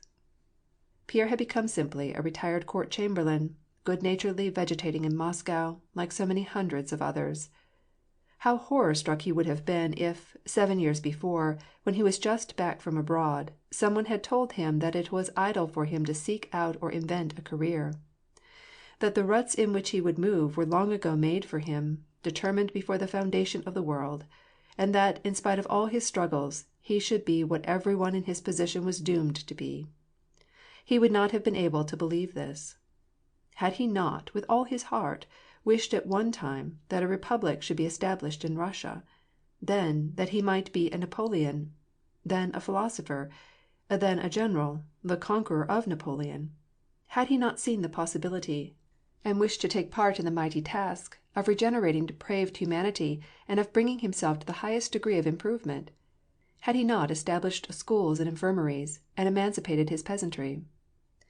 But instead of what he had dreamed, lo, here he was the rich husband of an unfaithful wife, a court chamberlain retired, a gourmand and wine-bibber, and easily inclined to criticize the government, a member of the English Club, and a flattered habitué of Moscow society. It was long before he could reconcile himself to the thought that he himself was a court chamberlain living in Moscow, the very type of which he should have so deeply despised 7 years before. Sometimes he comforted himself with the thought that this mode of life was only temporary, but then he would be terrified by another thought of how many people, just like himself, with all their hair and their teeth still good, had entered temporarily into this mode of life, and into this club, and were now passing from it, bald and toothless. In moments of pride, when he thought over his position, it seemed to him that he was of an entirely different nature, distinct from these retired chamberlains, whom he used to despise, that they were insipid and stupid, contented and satisfied with their position. While I, on the contrary, am utterly dissatisfied. My sole desire is to do something for humanity, he would say to himself, in such moments of pride. But perhaps all these colleagues of mine are just like myself, and have been struggling and seeking to find some new and original path through life, and, like myself, have, by sheer force of circumstances, by the conditions of society and birth, that elemental force against which man is powerless, been brought into the same condition as myself. This he would say to himself in moments of humility, and, after he had lived in Moscow for some time, he ceased to despise his colleagues, the retired courtiers, and began to like them, and to esteem them, and to pity them, as he did himself. Pierre no longer suffered, as formerly, from moments of despair, hypochondria, and disgust of life. But the same disease, which formerly had been made manifest by occasional attacks, had struck inward, and not for a moment ceased its insidious working. For what end? Why? For what purpose were we created in the world? He would ask himself, in perplexity many times every day, in spite of himself, beginning to reason out some explanation of life. But as he knew by experience that such questions as these must remain unanswered, he would strive in all haste to put them out of his mind, taking up a book, or going over to the club, or calling on Apollon Nikolaevitch to talk over the gossip of the town. Elena Vasilyevna, whom no one ever cared for except for her body's sake, and who was one of the stupidest women in the world, said Pierre to himself, makes people believe that she is a woman of superior wit and refinement, and they bow down before her. Napoleon Bonaparte was despised by every one until he became great, but since he has become a miserable comedian. The Emperor Franz is trying to make him take his daughter illegally for his wife. The Spaniards, through the Roman Catholic clergy, offered up prayers of thanksgiving to God for granting them a victory over the French on the 26th of June, while the French, through the medium of the same Catholic priesthood, offer up thanksgivings to the same God for having beaten the Spaniards on the 26th of June. My brethren, the Masons, solemnly swear that they will be ready to sacrifice all they possess for their neighbor, but, when the box is passed around, they do not contribute a single ruble for the poor. And the Astrea Lodge intrigues against the manna-seekers, and they toil and moil for the sake of getting a genuine Scotch carpet and charter, though the meaning of it is not known even by the one who copies it off, and it is necessary to no one. All of us profess the Christian law of forgiveness of injuries, and of love for our neighbor, a law in obedience to which we have erected here in Moscow 80 churches, while yesterday a deserter was flogged with a knout, and the priest, the servant of this same law of love and forgiveness, presented the crucifix for the soldier to kiss before he received his punishment. Thus mused Pierre, and this whole universal falsehood, which everybody acknowledges, amazed him every time he thought of it, just as though he were not used to it, just as though it were some new thing. I understand this falsehood and confusion, he thought, but how can I convince them of what I understand? I have made the experiment, and have always found that they, in the depths of their hearts, understand it just as I do, but they strive not to see it. Of course it must be so. But for me, what ought I to do? Pierre asked himself. He was undergoing the unhappy experience of many people, especially Russians, who have not only the faculty of seeing and realizing the possibility of goodness and right, but of seeing too clearly the falsity and deception of life to feel able to take any serious part in it. Every department of activity was, in his eyes, complicated with falsehood and deception. Whatever he had tried to be, whatever he had tried to accomplish, he always found himself jostled by this knavery and falsehood, with his path of activity completely blocked. But, meantime, it was necessary for him to live, necessary for him to find occupation. It was too terrible for him to be under the weight of these unsolvable problems of life, and so he gave himself up to the first temptation in order to forget them. He frequented the society of all sorts and conditions of men. He drank deeply. He purchased paintings. He built houses. And chief of all, he read. He read, and read everything that came into his hands. And he was such an omnivorous reader that even when, on his return home, his valet came in to undress him, he continued his reading, and after reading till he was tired, he would fall asleep, and the next morning he would go to the club or call on acquaintances and talk gossip, and from there go to some wanton rout where wine and women served to occupy his mind, and thus around the circle again, from spree to reading, and then his idle gossip and wine. Strong drink was becoming for him constantly a greater and greater physical and even moral necessity. Although the doctors warned him that wine was dangerous to him, on account of his corpulency, he still continued to drink heavily. He felt perfectly happy only when, without knowing or caring how, he had poured down his capacious throat several glasses of wine, and begun to experience the pleasant warmth spreading through his frame, and goodwill toward all the human race, and a mental readiness superficially to touch upon any question, without pretending to penetrate deeply into its inner nature. Only after he had drunk a bottle or two of wine would he vaguely feel that this complicated, terrible coil of life, which had formerly appalled him, was now not so appalling as it had seemed. With a roaring in his ears, as he idly chatted or listened to stories, or read his books after dinner or supper, he saw this tangle of doubts constantly facing him on every side. But it was only under the influence of wine that he could say to himself, "This is nothing. I will put it away for the present, for I have an explanation all ready. But now is no time. I will think it all out by and by." This by and by never came.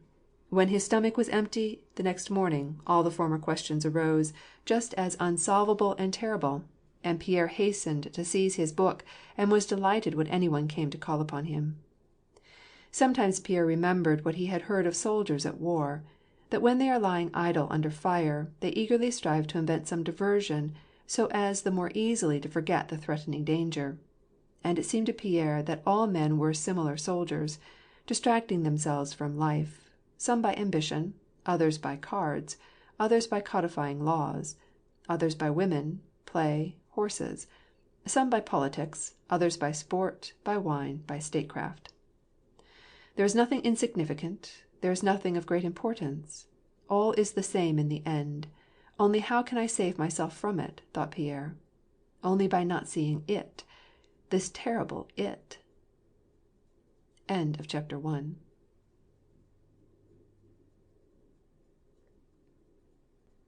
Part 5, Chapter 2 of War and Peace by Leo Tolstoy, translated by Nathan Haskell Dole. Early in the winter, Prince Nikolai Andreevich Bolkonsky and his daughter took up their residence in Moscow. The fame of his past life, the keenness of his intellect, and his bold originality immediately caused him to be regarded by the Muscovites with special admiration and respect, and, as the popular enthusiasm for the Emperor Alexander's management of affairs had notoriously cooled off, and given place to an anti-French and nationalistic tendency, now all the vogue in Moscow, he had become the center of the opposition to the government. The prince had aged very considerably during the year past. He now began to manifest some of the acute symptoms of old age: unexpected naps, forgetfulness of recent events and vivid remembrance of those long past, and the childish vanity with which he accepted the rôle of chief of the Muscovite opposition. Nevertheless, when the old prince came down to evening tea, in his fur shubka and powdered wig, and at anyone's instigation began to tell his pithy anecdotes about the days gone by, or deliver his still pithier and harsher judgments upon the present, he inspired in all his guests a single feeling of sincere respect.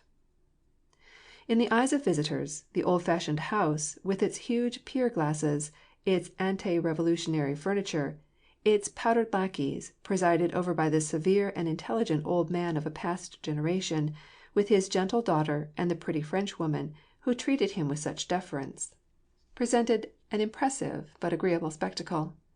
But these visitors did not realize that, over and above the 2 or 3 hours when they saw the household, there were 22 more each day, during which the inner life of the house went on unseen.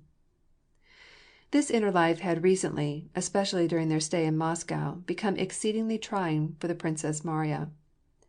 In Moscow she was deprived of her dearest pleasures, the visits from her pilgrims, and the solitude which gave her such consolation at Louisiana Guerrier.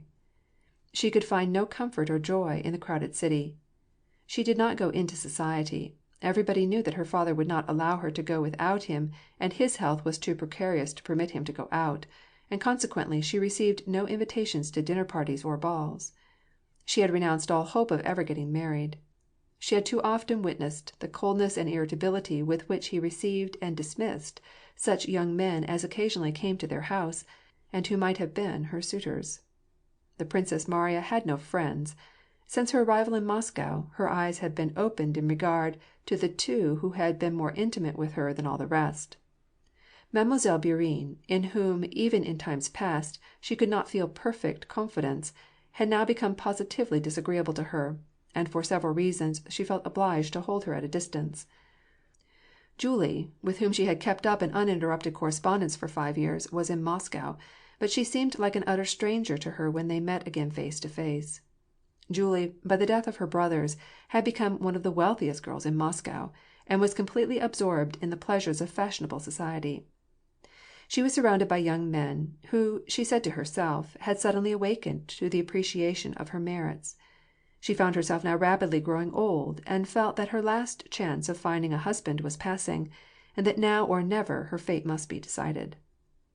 The Princess Mariya, with a melancholy smile, remembered, as each Thursday came round, that now she had no one to write to, since Julie, whose presence gave her no delight, was in town, and she could see her every week. She, like the old French émigré, who refused to marry the lady at whose house he had spent all his evenings for a number of years, was sorry that Julie was so near, because now she should have no one to write to. She had no one in Moscow to whom she could confide her sorrows, and since coming there these sorrows had increased and multiplied. The time for Prince Andrei's return and for his marriage was drawing nigh, but his father seemed no more inclined than before to listen to his entreaties and sanction it. On the contrary, he would hear nothing to it, and the mere mention of the Countess Rostova drove the old prince beside himself. As it was, he was in a bad temper the greater part of the time. The Princess Mariya had a new and additional trial, at this time, in the lessons which she gave her 6-year-old nephew. In her treatment of Nikolushka, she recognized with dismay that she was liable to fits of irritability similar to her father's. No matter how many times she reproached herself for losing her temper during his lesson hours, it happened almost every time when she sat down with the pointer to teach him his French alphabet, that from her very desire to help him along as rapidly as possible, to make his tasks easy and give the little fellow all the superfluity of her own knowledge, the slightest inattention on the part of the little boy, who was afraid, to begin with, of an outbreak of his aunt's irascibility, would make her tremble with indignation, lose her patience, grow angry and raise her voice, and sometimes even seize him by the arm and stand him in the corner. After doing this, she would begin to shed tears over her hasty temper, her ugly nature, and Nikolushka, sobbing out of sympathy, would leave his corner without permission, run up to her and pull her tear-wet hands from her face and try to comfort her. But by far the greatest trial of all was caused the princess by her father's irritability, which was always vented upon his daughter, and which of late became even cruelty. If he had compelled her to do penance all night long with prayers and genuflections, if he had struck her, if he had compelled her to draw wood and water, it would have never occurred to her that her position was hard. But this loving tyrant, all the more terrible from the very fact that he loved her, and therefore tormented both himself and her, took especial pains not only to insult and humiliate her, but to make her feel that she was always and forever in the wrong. And latterly he discovered a new whim, which tormented the Princess Mariya more than all else put together. This was his constantly increasing friendship for Mademoiselle Bourienne. First suggested to his maid by the news of Prince Andrei's engagement, the farcical notion that, if his son were going to marry, then he would marry Bourienne, evidently flattered his fancy, and of late he had stubbornly lavished especial attentions on the Frenchwoman, for the special purpose, as it seemed to the Princess Mariya, of affronting herself, and of expressing his disapprobation of his daughter by making love to Bourienne. In Moscow, on one occasion, when the Princess Mariya was present, it seemed to her that her father chose that time on purpose. The old prince kissed Mademoiselle Bourienne's hand, and, drawing her to him, embraced and fondled her. The Princess Mariya flushed with anger and left the room. After a few moments Mademoiselle Bourienne rejoined her, smiling, and began to tell some entertaining story in her agreeable voice. The Princess Mariya hastily wiped away her tears, went with decided steps straight to Bourienne, and, evidently not knowing what she was doing, began to shout at the Frenchman in furious haste, and with explosive accents. "It is shameful, contemptible, beastly, to take advantage of a man's weakness." She did not conclude her sentence. "Leave my room!" she fairly screamed, and then burst into tears again. The following day, the prince said not a word to his daughter, but she observed that at dinner he ordered Mademoiselle Bourienne to be served in precedence of all others. At the end of the dinner, when the butler, according to his usual custom, handed the coffee round, serving the princess first, the old prince suddenly flew into a passion, flung his cane at Philip, and instantly gave orders that he should be sent to serve as a soldier. "You didn't obey me! Twice I told you! You didn't obey me! She's the first person in this house! She is my best friend!" screamed the prince. "And if you," he added in a perfect fury, for the first time addressing his daughter, "if you permit yourself, if you dare, another time, as you did this evening, to forget your duty before her, then I will show you who is master of this house. Away with you, out of my sight. Here, beg her pardon." The Princess Mariya begged Emilie Bourienne's pardon, and then interceded with her father for the butler Philip. At such moments there arose in the Princess Mariya's soul a feeling like the pride of an immolated victim. And then, again, at such moments, this father whom she blamed would either search for his spectacles, not seeing them, when they were close at hand, or would forget what had only just happened, or would stagger along on weakening limbs, glancing lest anyone should have seen his feebleness, or, what was worse than all, after dinner, when there were no guests to keep him awake, would suddenly fall into a doze, dropping his napkin and nodding his head over his plate. "He is old and feeble, and do I dare to judge him?" she would think at such moments, with revulsion of feeling and disgust at herself. End of chapter 2.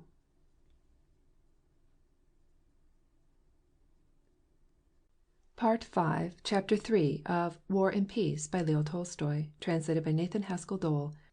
In 1811 there was living in Moscow a French doctor, Metivier, a handsome man of gigantic frame, amiable after the manner of his nation, and, as was said by everyone, a physician of extraordinary skill.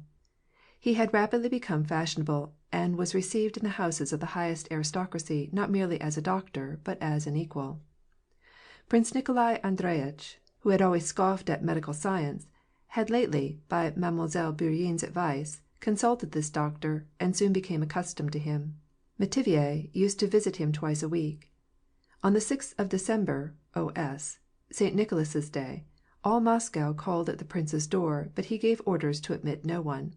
He commanded, however, that a select few, whose names he handed to the Princess Mariya, should be bidden to dinner. Metivier came that morning with his congratulations, and in his capacity of physician took it upon him to violate the orders, de forcer la consigne, as he expressed it to the Princess Mariya, and he went in to see the prince. It chanced that this morning the old prince was in one of his most detestable moods.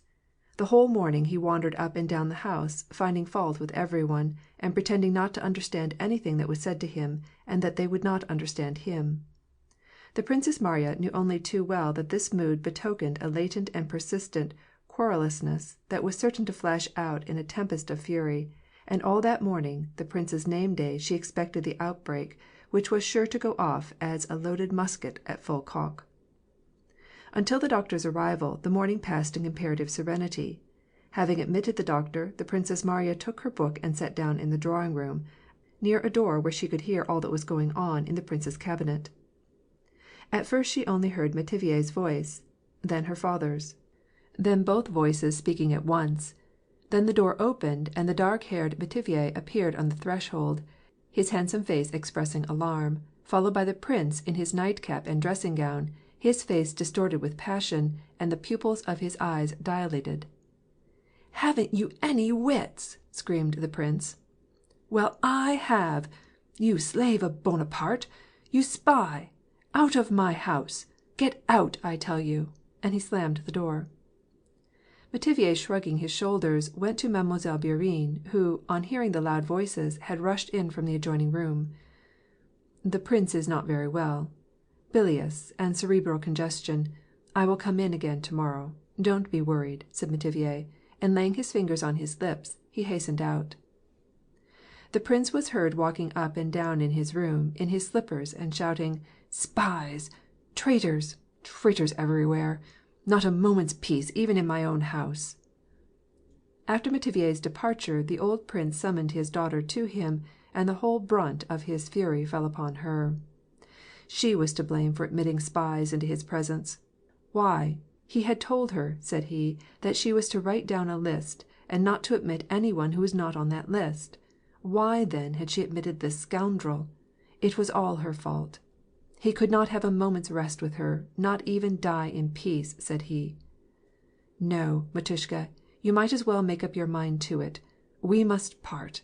We must part. I can't stand this sort of thing any more," he exclaimed, and left the room. And then, as though fearing that she might not understand how thoroughly his mind was made up, he came back to her, and, endeavouring to assume an expression of calmness, he added, "And don't you for a moment imagine that I say this to you in passion. No, I am perfectly calm, and I have made up my mind after full deliberation, and it shall be. We must part, find a home somewhere else." But he could not restrain himself, and, with a flash of indignation possible only to one who loves, he, though evidently suffering himself, shook his fist in her face and screamed, "And why on earth hasn't some idiot taken her for his wife?" He slammed the door after him, and Mademoiselle Bourienne called to him, and quiet reigned in his cabinet. At 2 o'clock the 6 persons invited to dinner arrived.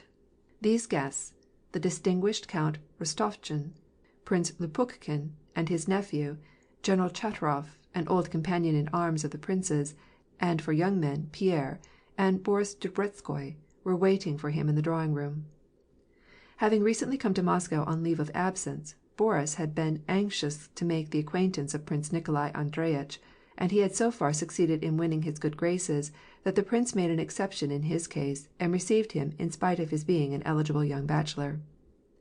The prince's house was not what one calls fashionable, but it was the centre of a small circle, which, though it made little noise in the city, gave a more flattering distinction than any other to those who were admitted to it.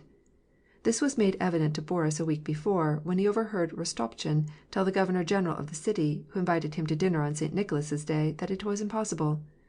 "On that day I always go and worship the relics of Prince Nikolai Andreyitch." "Oh, yes, yes," replied the Governor-General. "How is he?"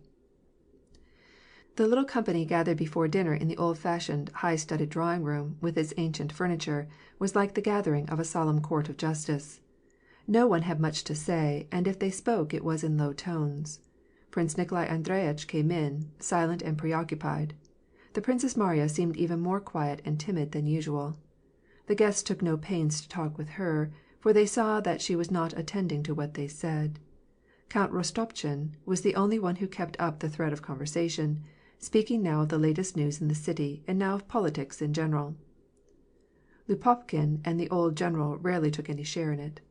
Prince Nikolai Andreyitch listened as a superior judge listens to a report presented to him, only by his significant silence, or by some curt monosyllable now and then, showing that he followed the drift of what was said. The tone of the conversation made it evident that no one took any satisfaction in what was going on in the political world. They spoke of recent events as though they were convinced that everything was going from bad to worse. But in all their anecdotes and criticisms it was noticeable how each speaker came to a stop, or was brought to a stop, every time at that borderland where there was any possibility of personal reflections on His Majesty, the Emperor. The conversation at dinner turned on the most recent political news, the seizure by Napoleon of the possessions of the Duke of Oldenburg and the Russian note, hostile to Napoleon, which had been dispatched to all the courts throughout Europe.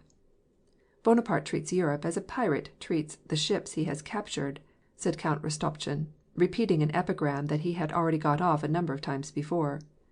You can only marvel at the forbearance or blindness of the sovereigns. Now it is the Pope's turn, and Bonaparte is calmly proceeding to humiliate the head of the Catholic religion, and not a voice is raised in protest. Our sovereign is the only one who protests against the occupation of the Duchy of Oldenburg. But then Count Rostopchin came to a pause, conscious of having reached that point where criticism was impossible. He was offered other positions instead of Oldenburg, said Prince Nikolai Andreyitch. Just as I transfer peasants from Luisia Guriae to Bogucharovo, or to my Ryazan estates, he does with dukes. The Duke of Oldenburg shows great force of character and bears his misfortune with admirable resignation, said Boris, modestly joining the conversation. He made this remark because on his way from Petersburg he had been honored with an introduction to the Duke. Prince Nikolai Andreyitch gave the young man a look, as though he had it in his mind to make some reply to this, but checked himself, feeling that Boris was too young for him to waste his sarcasm upon. I have read our protest in regard to the Oldenburg affair, and was amazed at the bad style in which it was written, said Count Rostopchin, in the easy-going tone of a man who knows perfectly well what he is talking about. Pierre looked at Rostopchin in naive amazement, unable to comprehend why he should be disturbed at the wretched style of the note. What difference does it make how the note was written, Count, provided the subject matter is vigorous, said he. My dear fellow, I think, with our army of 500,000 men, it might just as well have been couched in a good style, said Count Rostopchin. Pierre understood now why Count Rostopchin was disturbed by the wretched writing of the note. It seems to me there's a plentiful crop of penny-a-liners nowadays, said the old prince. Yonder in Petersburg everybody is writing not only notes, but new laws, all the time. My Andrusya has been scribbling a whole volume of laws for Russia there. Today everybody is scribbling, and he laughed unnaturally. The conversation languished for a moment. Then the old general called attention to himself by a preliminary cough. Have you heard of what took place recently at a review at Petersburg? How the new French ambassador acted? What was that? Yes, I heard something about it. He made a very awkward remark in His Majesty's presence, I believe. His Majesty called attention to the division of grenadiers and their splendid marching, pursued General Chartov. But it seems the ambassador showed absolute indifference, and permitted himself to say that at home in France they did not waste their time on such trivialities. The sovereign did not deign to give him any answer, but they say that at the subsequent review he did not say a word to him. All were silent. It was out of the question to make any comment on this occurrence, since it concerned the monarch personally. Insolent wretches! Exclaimed the prince. Do you know Metivier? I showed him out of the house today. He came and was admitted, although I had given special orders to admit no one, said the prince, with an angry look at his daughter. And then he repeated his whole conversation with the French doctor, and gave the reasons that made him think Metivier a spy.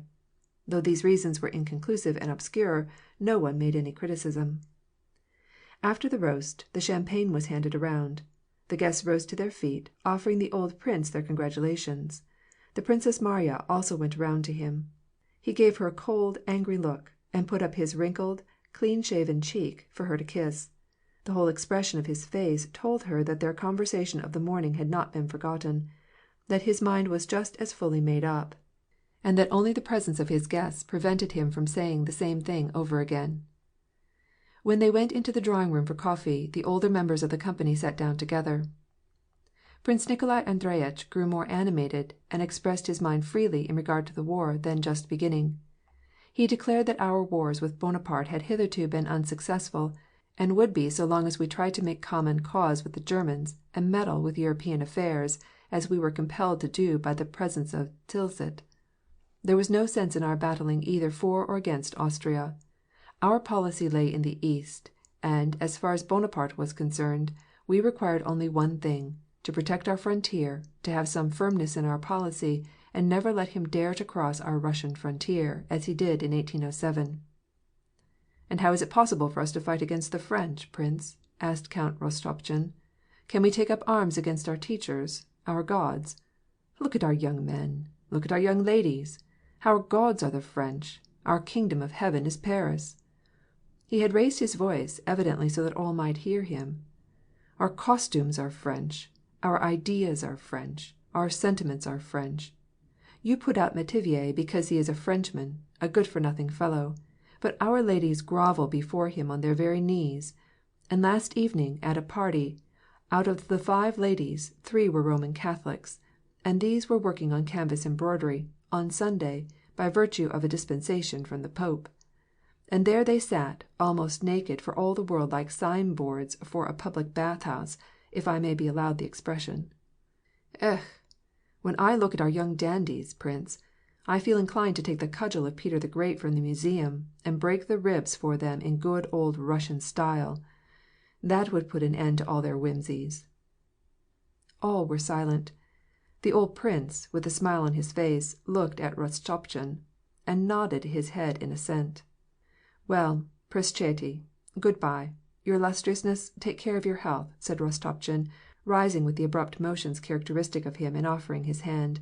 "Good-bye, my dear. You're like a lute. I always like to hear you," said the old prince, laying his hand on his arm and offering his cheek for a kiss. The others also got up with Rostopchin. End of chapter 3.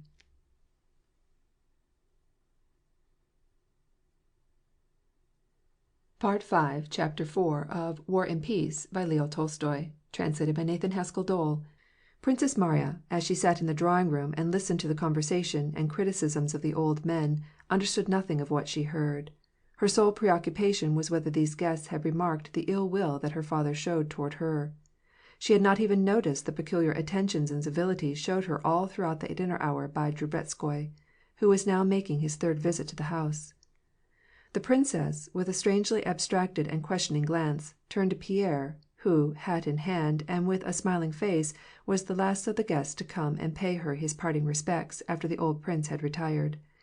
Thus it happened that the two were left together in the drawing-room. "May I stay a little longer?" he asked, suiting his action to the word by depositing his corpulent frame on an easy-chair near the Princess Marya. "Oh, yes, certainly," replied she.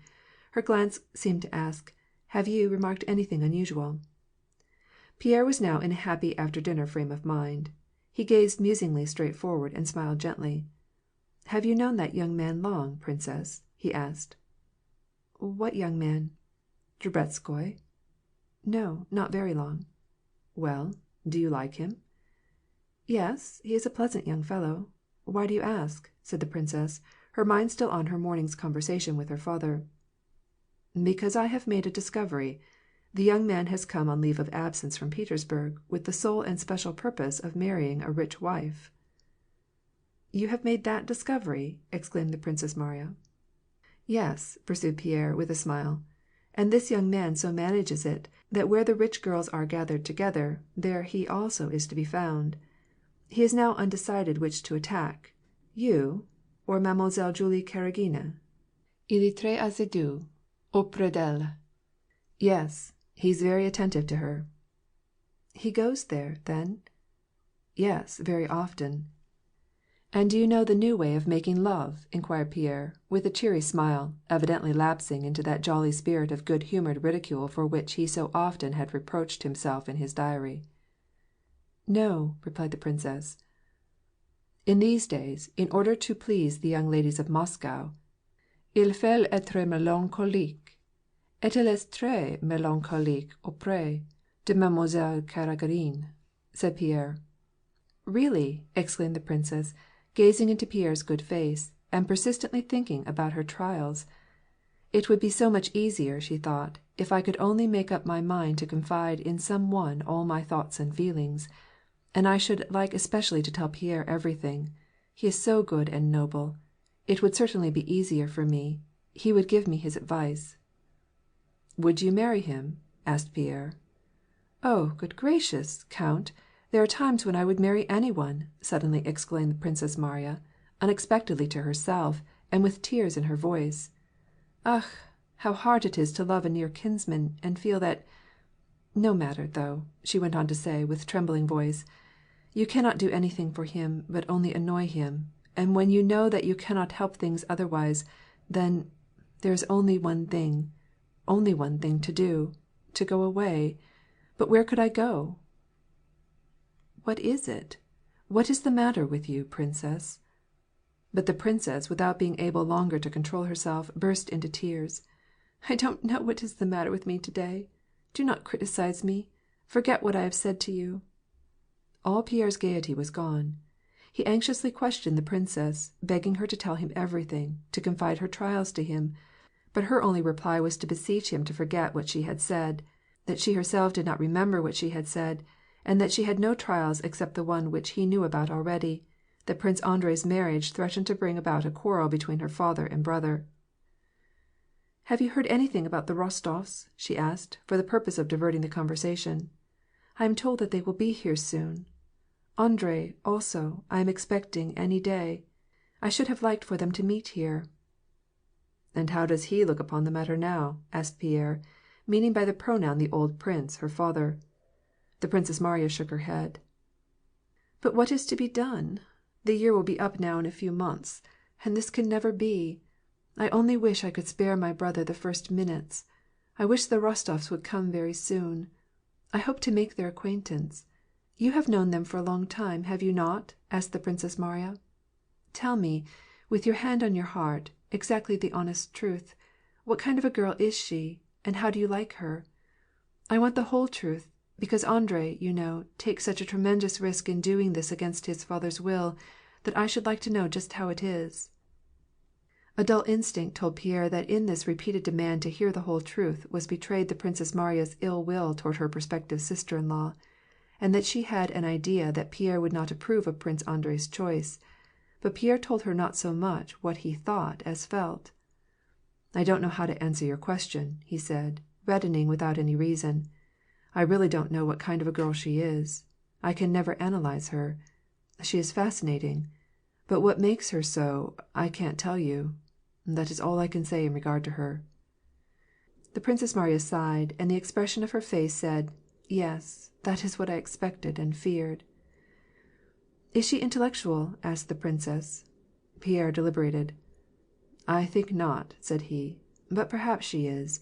She does not think it necessary to be intellectual. But, on the other hand, she is fascinating, no one more so. The Princess Marya again shook her head disapprovingly. Ugh, how I hope that I shall love her. You tell her so if you see her before I do. I hear that they will be here in a few days, said Pierre. The Princess Marya confided to Pierre her plan for making the acquaintance of her prospective sister-in-law as soon as she came to Moscow, and then trying to reconcile the old prince to her. End of chapter 4.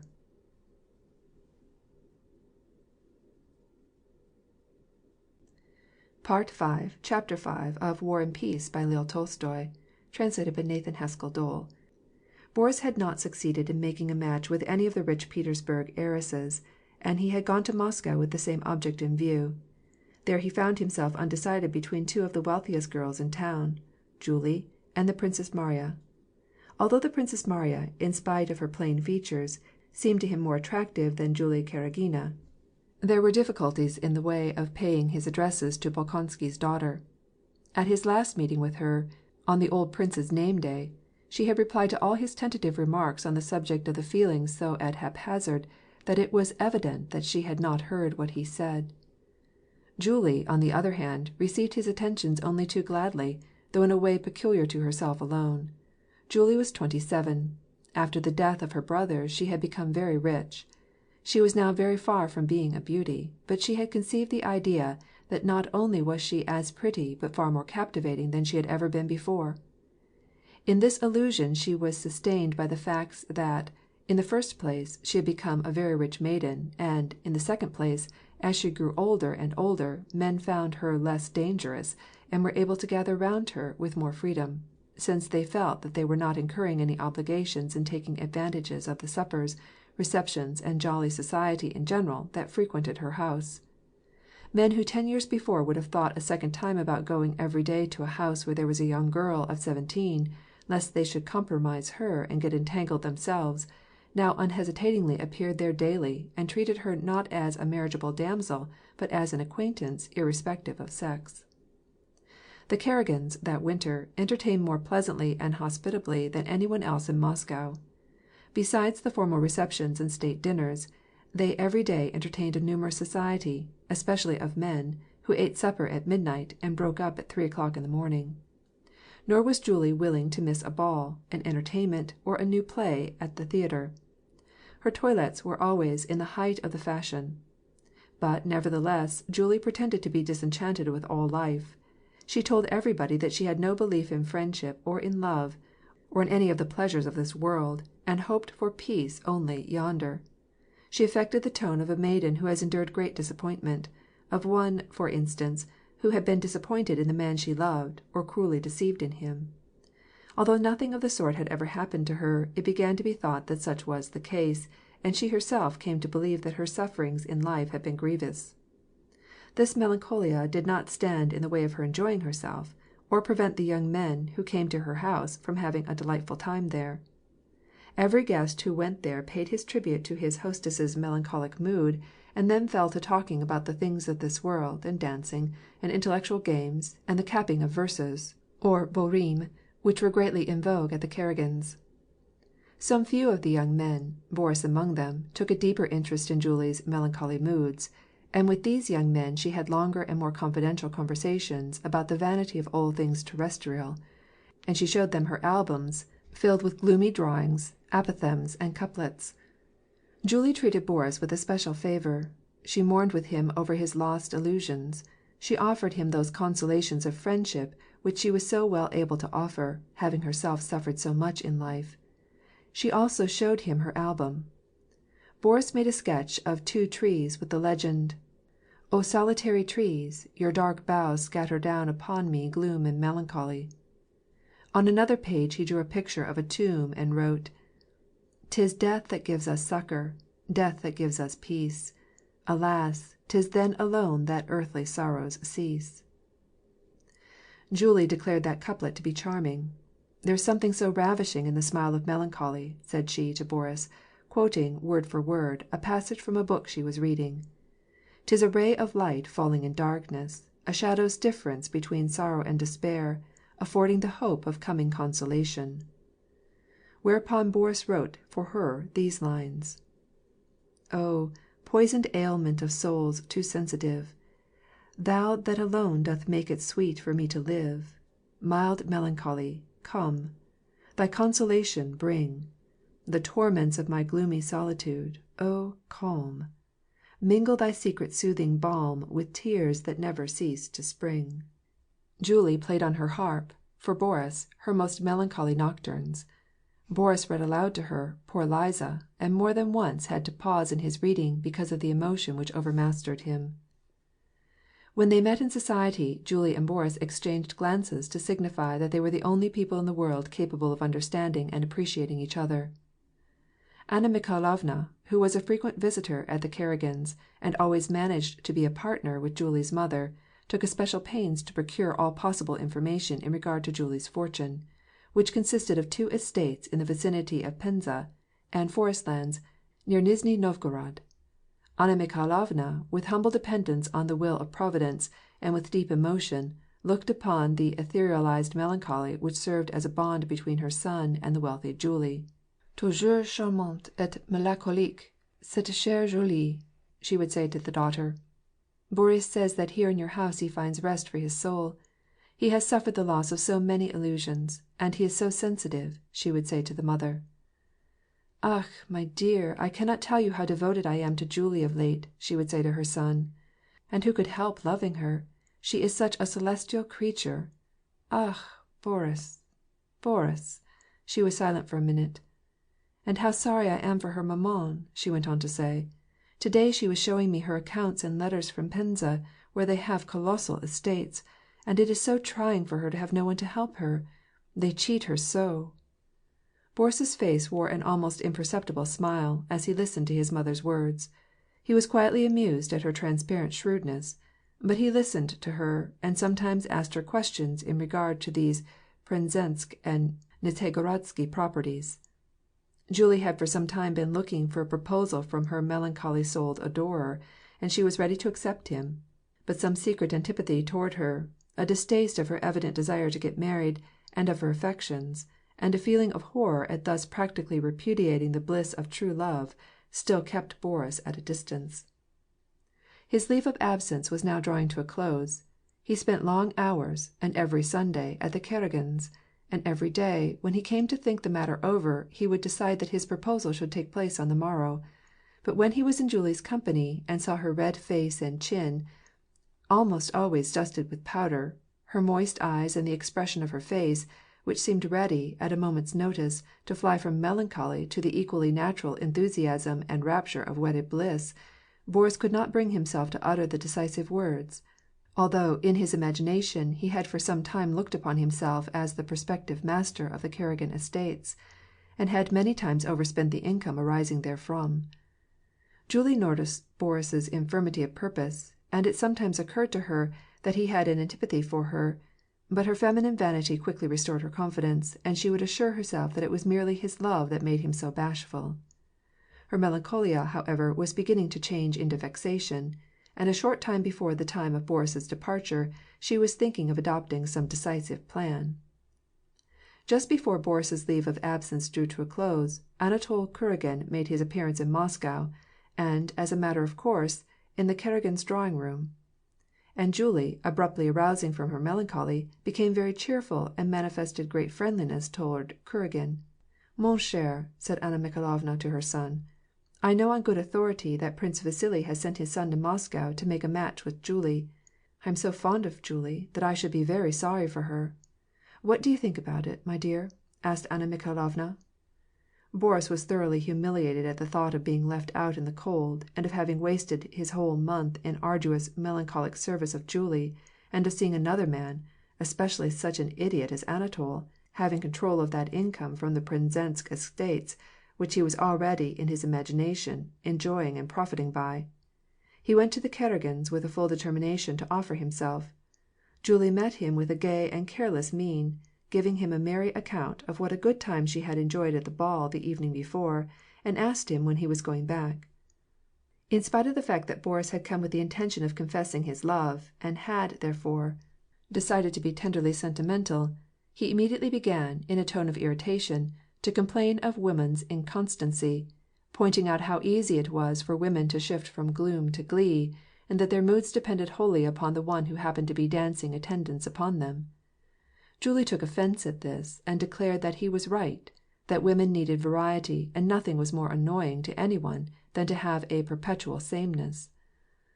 "Then I should advise you," began Boris, with the intention of winging a sharp retort, but at that instant came the humiliating thought that he was on the point of leaving Moscow without attaining his wished-for end, and at the cost of wasted labor, a thing to which he was unaccustomed. He paused in the middle of his sentence, dropped his eyes to avoid seeing the look of disagreeable annoyance and indecision on her face, and said, "However, it was not at all for the purpose of quarreling with you that I came here. On the contrary." He looked at her to see whether she would encourage him to proceed. All expression of annoyance had suddenly vanished, and her restless, imploring eyes were fixed upon him with greedy expectation. "I can always manage so as to keep out of her way," thought Boris. "Here I am for it, might as well finish." He flushed crimson, raised his eyes to hers, and said, "You know my sentiments toward you." There was no need of saying more. Julie's face had become radiant with triumph and satisfaction. but she compelled Boris to tell her all that was customary to say in such circumstances, to tell her that he loved her, and that he had never loved anyone else so passionately. She knew that, in exchange for her Penzensk estates and Nizhegorodsky forests, she had a right to exact this, and she obtained what she wished. The young couple, with no further thoughts of solitary trees shedding gloom and melancholy, laid their plans for the future establishment of a magnificent home in Petersburg, made calls, and got everything ready for a brilliant wedding. End of chapter 5.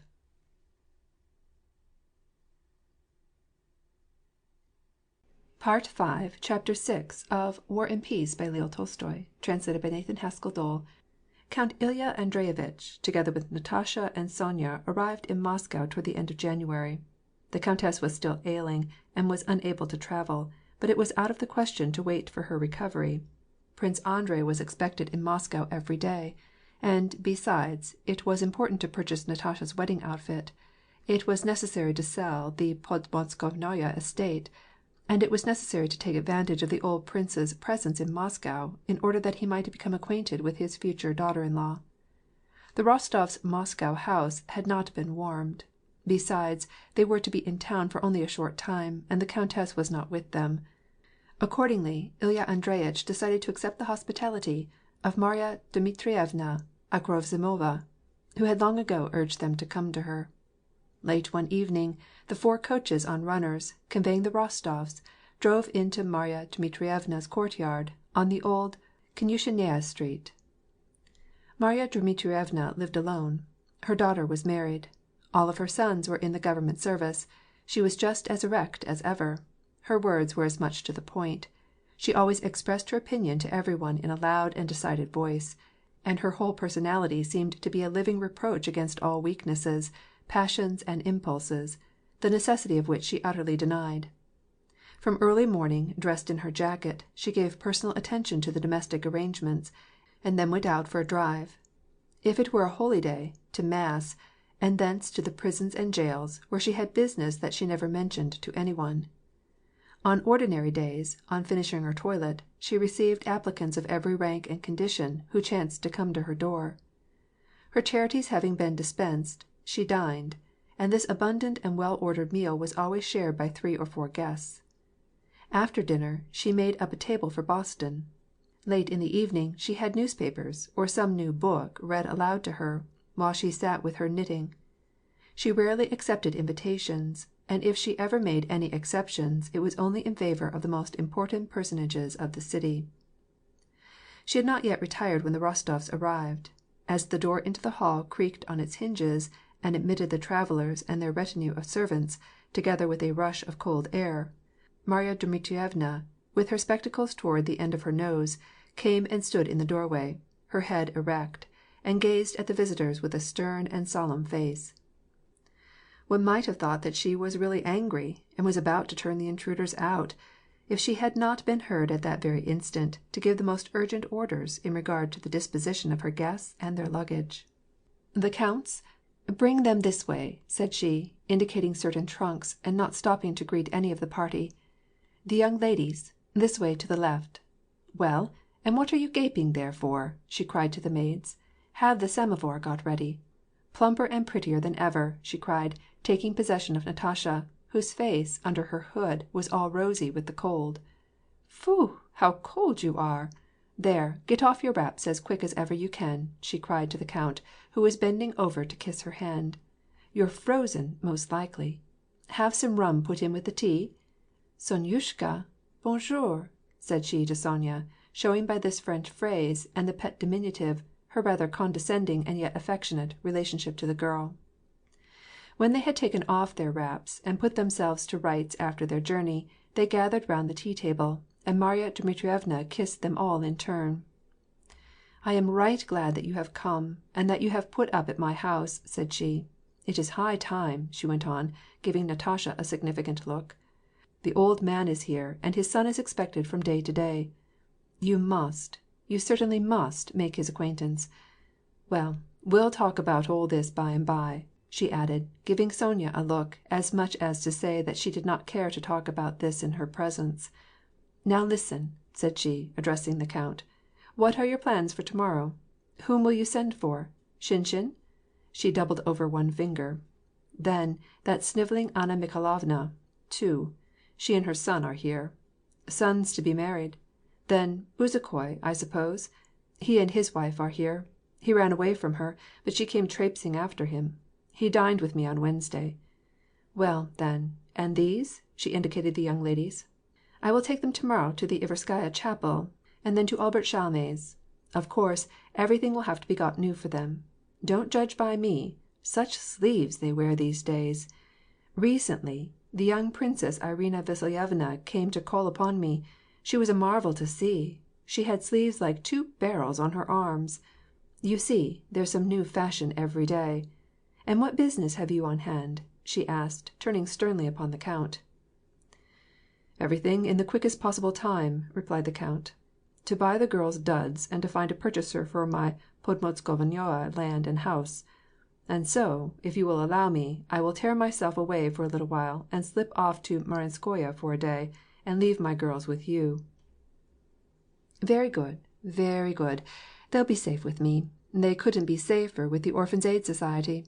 I'll take them wherever they need to go, and scold them and spoil them with flattery," said Marya Dmitrievna, stroking with her big hand the cheek of her favorite goddaughter, Natasha. The following morning they went to pray before the Iverskaya Virgin, and to see Mademoiselle Aubert Chalme, who stood in such awe of Marya Dmitrievna that, in order to get rid of her as soon as possible, she would always sell her goods at a positive loss. Marya Dmitrievna ordered there the larger part of the trousseau. On their return she drove everybody else out of the room, and called Natasha to her armchair. "Now, then, we can have a talk. I congratulate you on your choice. You have secured a fine young man. I am glad for you. I have known him ever since he was so high." She put her hand an arshin from the floor. Natasha colored with pleasure. "I am fond of him and of all his family. Now, listen. You know very well that the old Prince Nikolai is very averse to having his son marry. A whimsical old man. However, Prince Andrei is not a child, and his permission is not necessary. Still, it is not pleasant to enter a family against their will. We must act quietly and with tact. You are clever. We will manage to bring him round where he ought to be. You must accomplish it by your sweetness and cleverness. That's all it requires, and it will come out all right." Natasha made no reply. From shyness, Marya Dmitrievna supposed, but in reality because it was so annoying to Natasha that anyone should meddle with her love affair with Prince Andrei, for it seemed to her so entirely above and beyond all ordinary human concerns that no one else, in her opinion, could understand it. She loved and admired Prince Andrei alone. He loved her, and was coming in a few days, and would make her his. That was all sufficient. "You see, I have known him for a long time, and Mashenka also, your future sister-in-law. I am fond of her, in spite of the proverb about husbands' sisters. She would not hurt a fly. She asked me to introduce her to you. You and your father must go there tomorrow. Be sure to be very sweet to her, for you are younger than she is. Before your friend comes you will have already become acquainted with his sister and his father, and they will have grown fond of you. Am I not right? Isn't that best?" "Yes," replied Natasha, with little heartiness. End of chapter 6.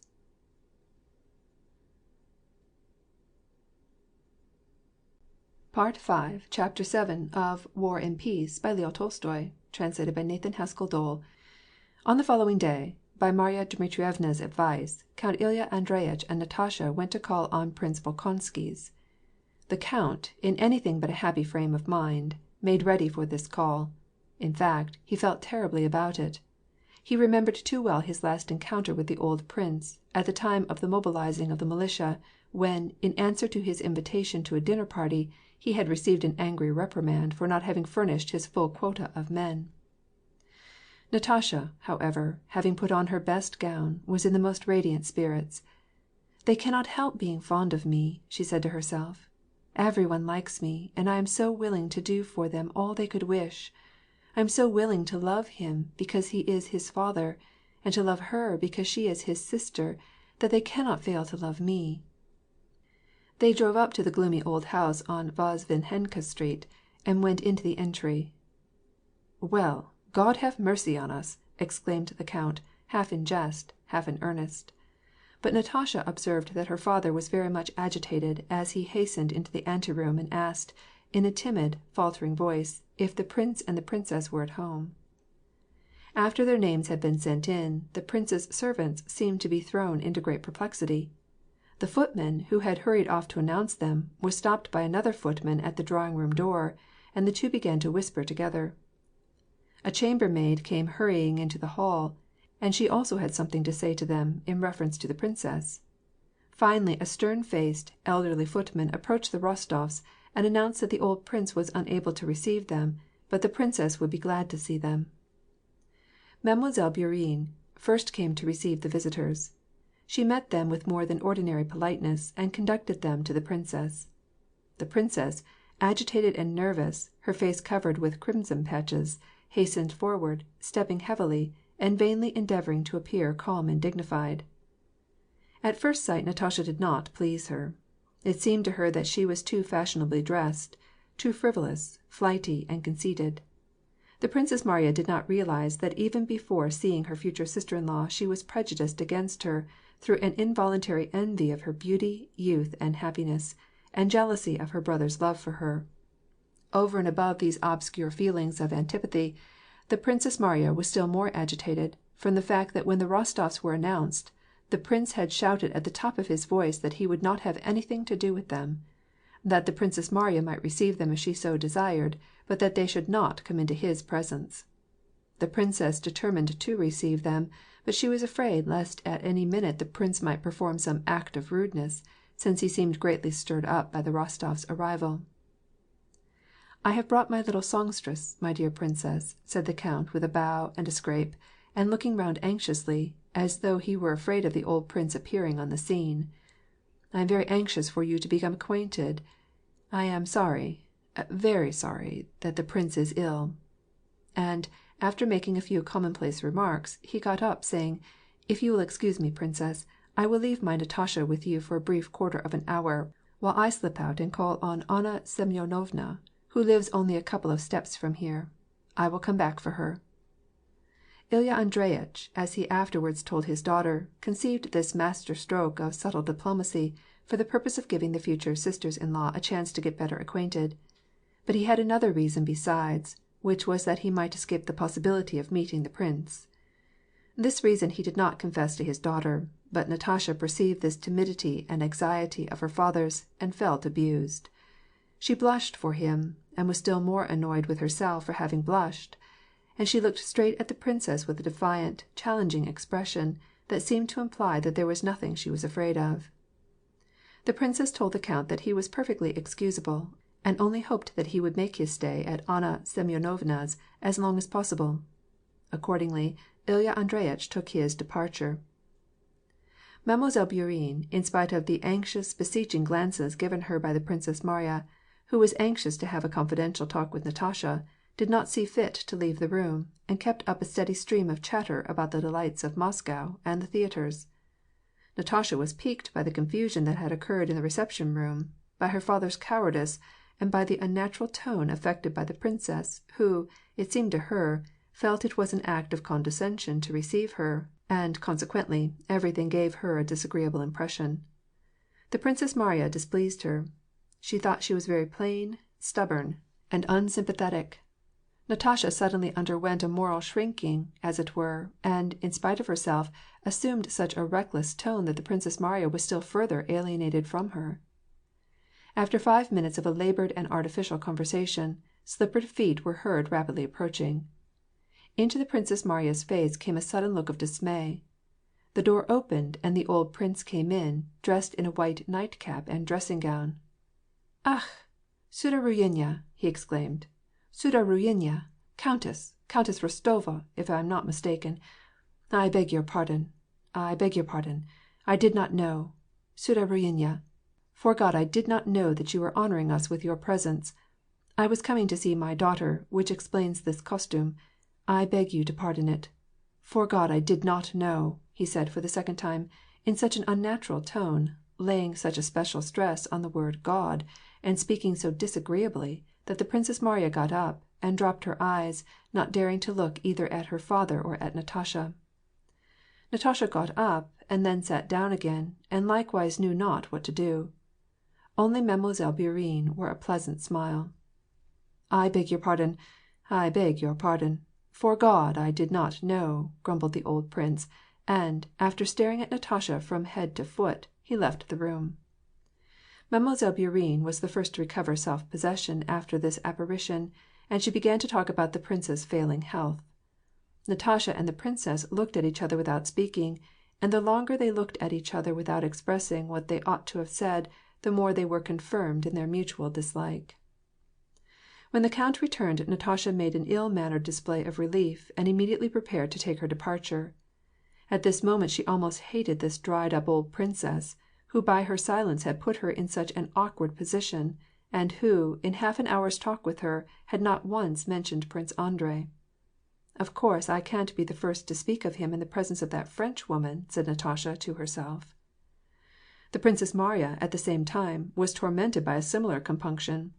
She knew that it was her duty to say something to Natasha, but she found it impossible, both because Mademoiselle Bourienne's presence embarrassed her, and because she herself did not know what made it so difficult to speak on the coming marriage. After the count had already left the room, Princess Mariya went to Natasha with hurried steps, seized her hand, and with a deep sigh said, "Wait a moment, I must—" Natasha gave the Princess Mariya a satirical glance, though she could not have told what made her do so, and listened. "My dear Nathalie," said the Princess Mariya, "you must know I am delighted my brother has found happiness." She paused with a consciousness that she was not telling the truth. Natasha noticed this pause and suspected the cause of it. "I think, Princess, that it is not a propitious time to speak of this," said Natasha, with an appearance of outward dignity and hauteur, while the tears almost choked her. "What have I said? What have I said?" she wondered, as soon as she left the room. That day they waited for Natasha a long time at dinner. She was sitting in her room sobbing like a child, blowing her nose and then beginning to sob again. Sonya stood beside her and kissed her on the hair.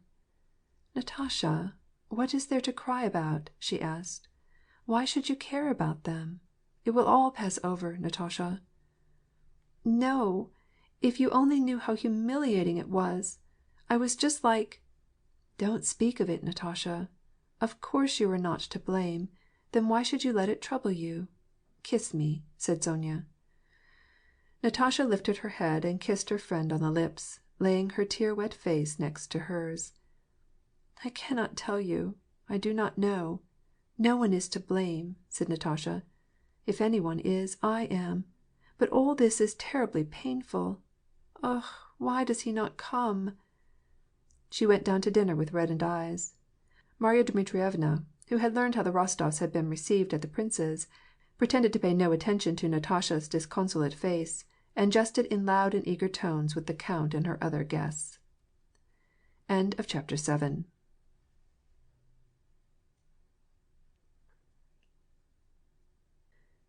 Part 5, Chapter 8 of War and Peace by Leo Tolstoy, translated by Nathan Haskell Dole.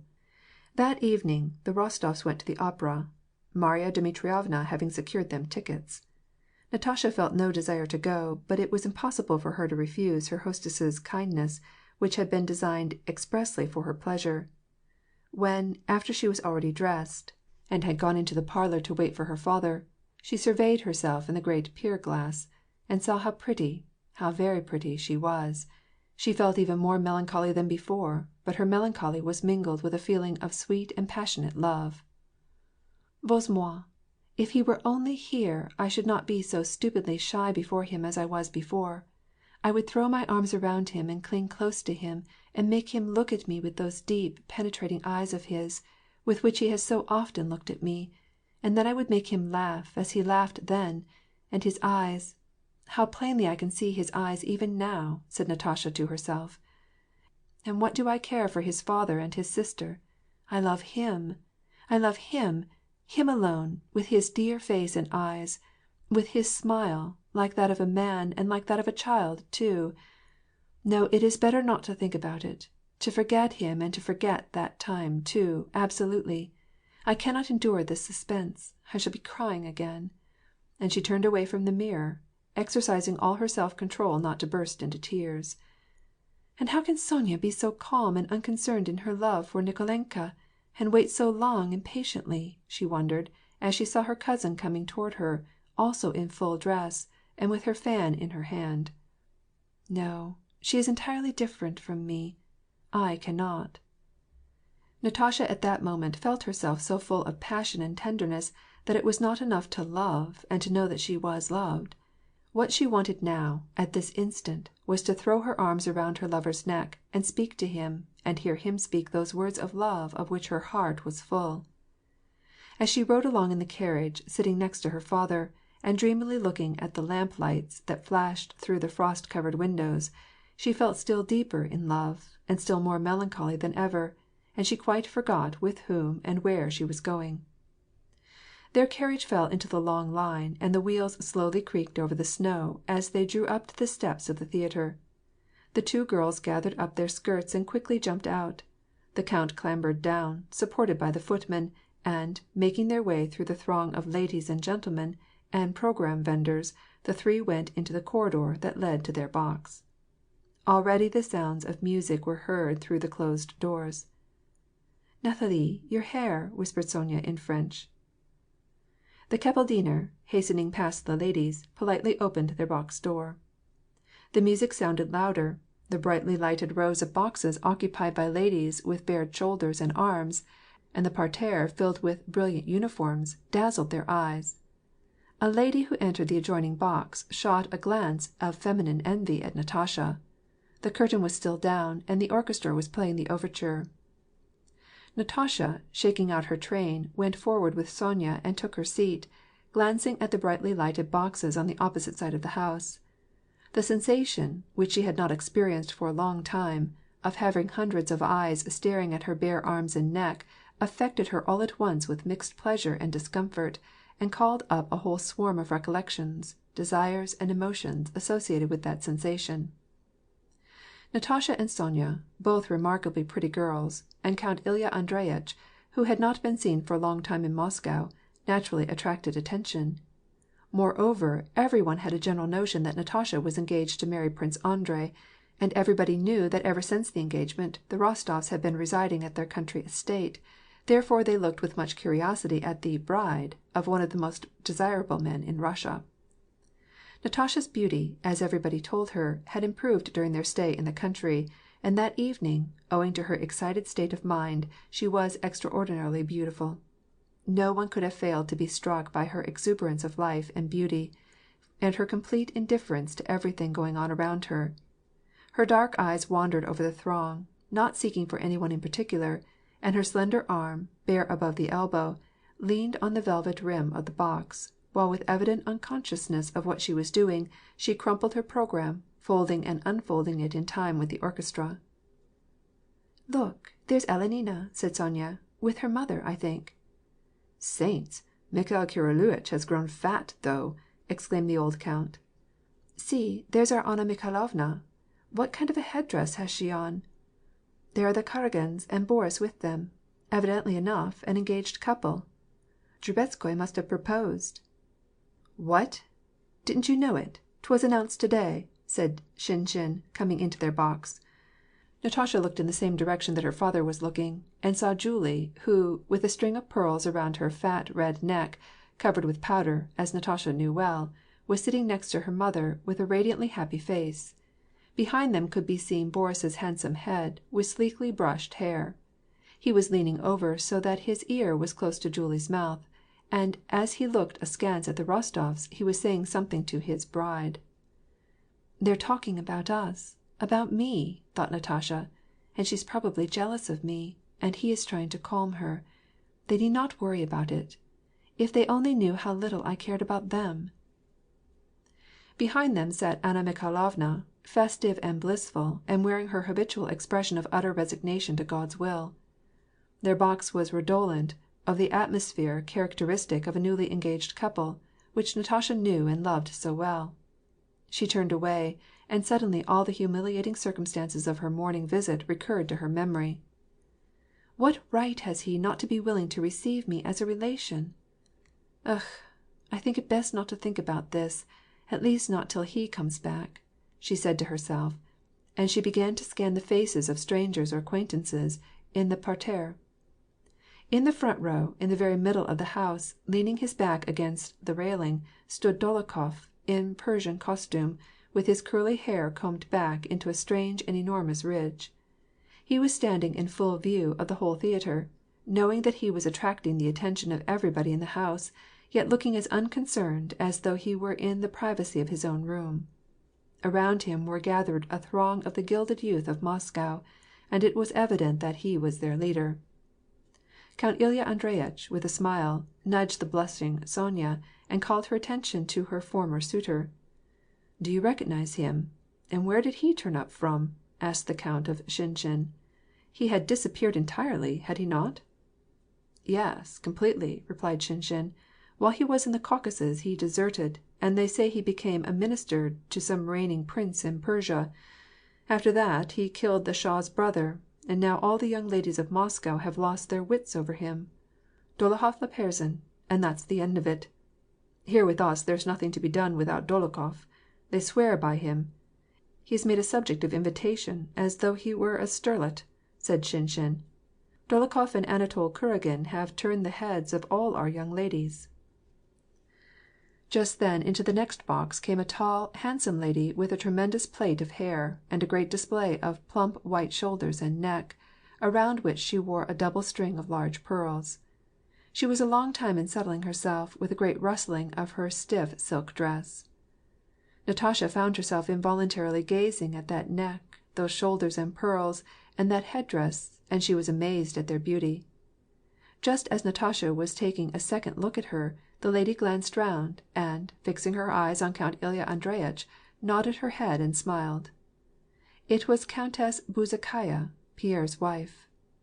Ilya Andreyitch, who knew every one in society, leaned over and spoke with her. "Have you been here long, Countess?" he inquired.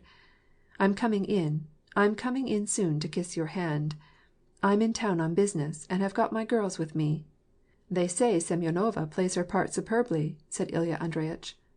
"I hope Count Pyotr Kirillovitch has not entirely forgotten us. Is he here?" "Yes, he was intending to come," said Ellen, and she gave Natasha a scrutinizing look. Count Ilya Andreyitch again sat back in his place. "Isn't she pretty, though?" asked he of Natasha. "A perfect marvel," replied the latter. "I could understand falling in love with her." By this time the last notes of the overture were heard, and the baton of the kapellmeister rapped upon the stand. Those gentlemen who were in late slipped down to their places, and the curtain rose. As soon as the curtain went up silence reigned in the parterre and in the boxes, and all the gentlemen, young and old, whether in uniform or in civilian's dress, and all the ladies, with precious stones glittering on their bare bosoms, with eager expectation turned their attention to the stage. Natasha also tried to look. End of chapter 8.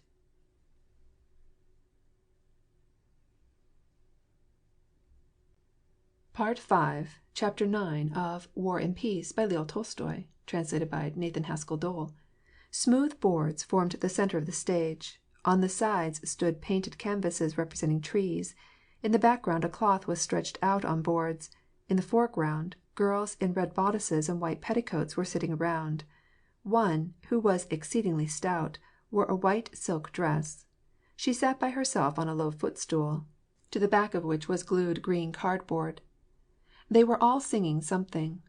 After they had finished their chorus, the girl in white advanced toward the prompter's box, and a man in silk tights on his stout legs, and with a feather and a dagger, joined her, and began to sing and wave his arms.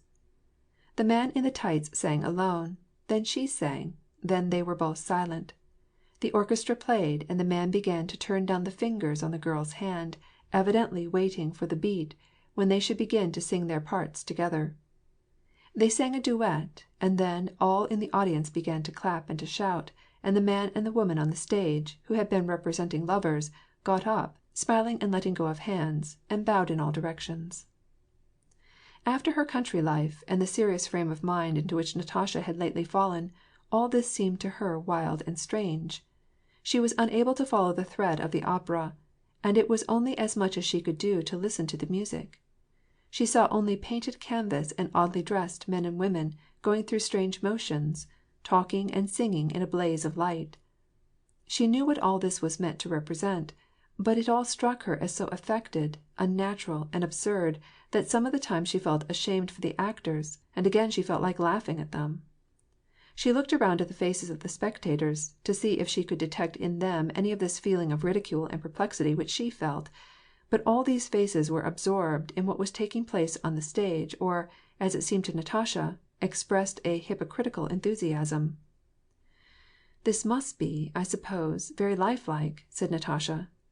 She kept gazing now at those rows of pomaded heads in the parterre, then at the half-naked women in the boxes, and most of all at her neighbor Ellen, who, as undressed as she could well be, gazed with a faint smile of satisfaction at the stage, not dropping her eyes, conscious of the brilliant light that overflowed the auditorium and the warm atmosphere heated by the throng. Natasha gradually began to enter into a state of intoxication which she had not experienced for a long time. She had no idea who she was, or where she was, or of what was going on before her. She gazed and let her thoughts wander at will, and the strangest, most disconnected ideas flashed unexpectedly through her mind. Now she felt inclined to leap upon the edge of the box and sing the aria which the actress had just been singing. Then she felt an impulse to tap with her fan a little old man who was sitting not far off, then again to lean over to Ellen and tickle her.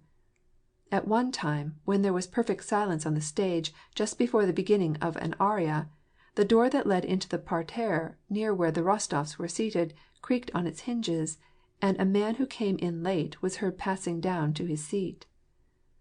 "There goes Kuragin," whispered Shinshin. The Countess Bezukhaya turned her head and smiled at the newcomer. Natasha followed the direction of the Countess Bezukhaya's eyes, and saw an extraordinarily handsome adjutant, who, with an air of extreme self-confidence, but at the same time of good breeding, was just passing by their box. This was Anatol Kuragin, whom she had seen and noticed some time before at a ball in Petersburg. He now wore his adjutant's uniform, with epaulet and shoulder knot. He advanced with a supreme air of youthful gallantry, which would have been ludicrous had he not been so handsome, and had his handsome face not worn such an expression of cordial good humor and merriment. Although it was during the act, he sauntered along the carpeted corridor, slightly jingling his spurs and holding his perfumed, graceful head on high with easy grace. Glancing at Natasha, he joined his sister, laid his exquisitely gloved hand on the edge of her box, nodded to her, and bent over to ask some questions in reference to Natasha. "Mais charmante," said he, evidently referring to her. She understood less from hearing his words than from the motion of his lips. Then he went forward to the front row and took his seat near Dolokhof, giving him a friendly, careless nudge with his elbow, though the others treated him with such worshipful consideration. The other, with a merry lifting of the eyebrows, gave him a smile, and put up his foot against the railing. "How like brother and sister are," said the count, "and how handsome they both are!" Shinshin, in an undertone, began to tell the count some story about Kuragin's intrigues in Moscow, to which Natasha listened simply because he had spoken of her as charmante. The first act was over. All in the parterre got up, mingled together, and began to go and come. Boris came to the Rostofs' box, received their congratulations very simply, and, smiling abstractedly and raising his brows, invited Natasha and Sonya, on behalf of his betrothed, to be present at their wedding, and then left them. Natasha, with a bright, coquettish smile, had talked with him and congratulated him on his engagement, although it was the same Boris with whom she had been in love only a short time before. This, in her intoxicated, excited state, seemed to her perfectly simple and natural. The bare-bosomed Ellen sat near her, and showered her smiles indiscriminately on all, and in exactly the same way Natasha smiled on Boris.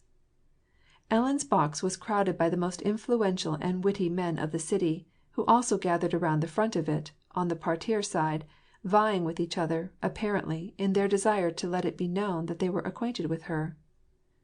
Kuragin, throughout the entire entr'acte, stood with Lopukh6f, with his back to the stage, in the very front row, and kept his eyes fixed on the Rostofs' box. Natasha felt certain that he was talking about her, and it afforded her gratification. She even turned her head slightly, in a way which, in her opinion, best showed off the beauty of her profile.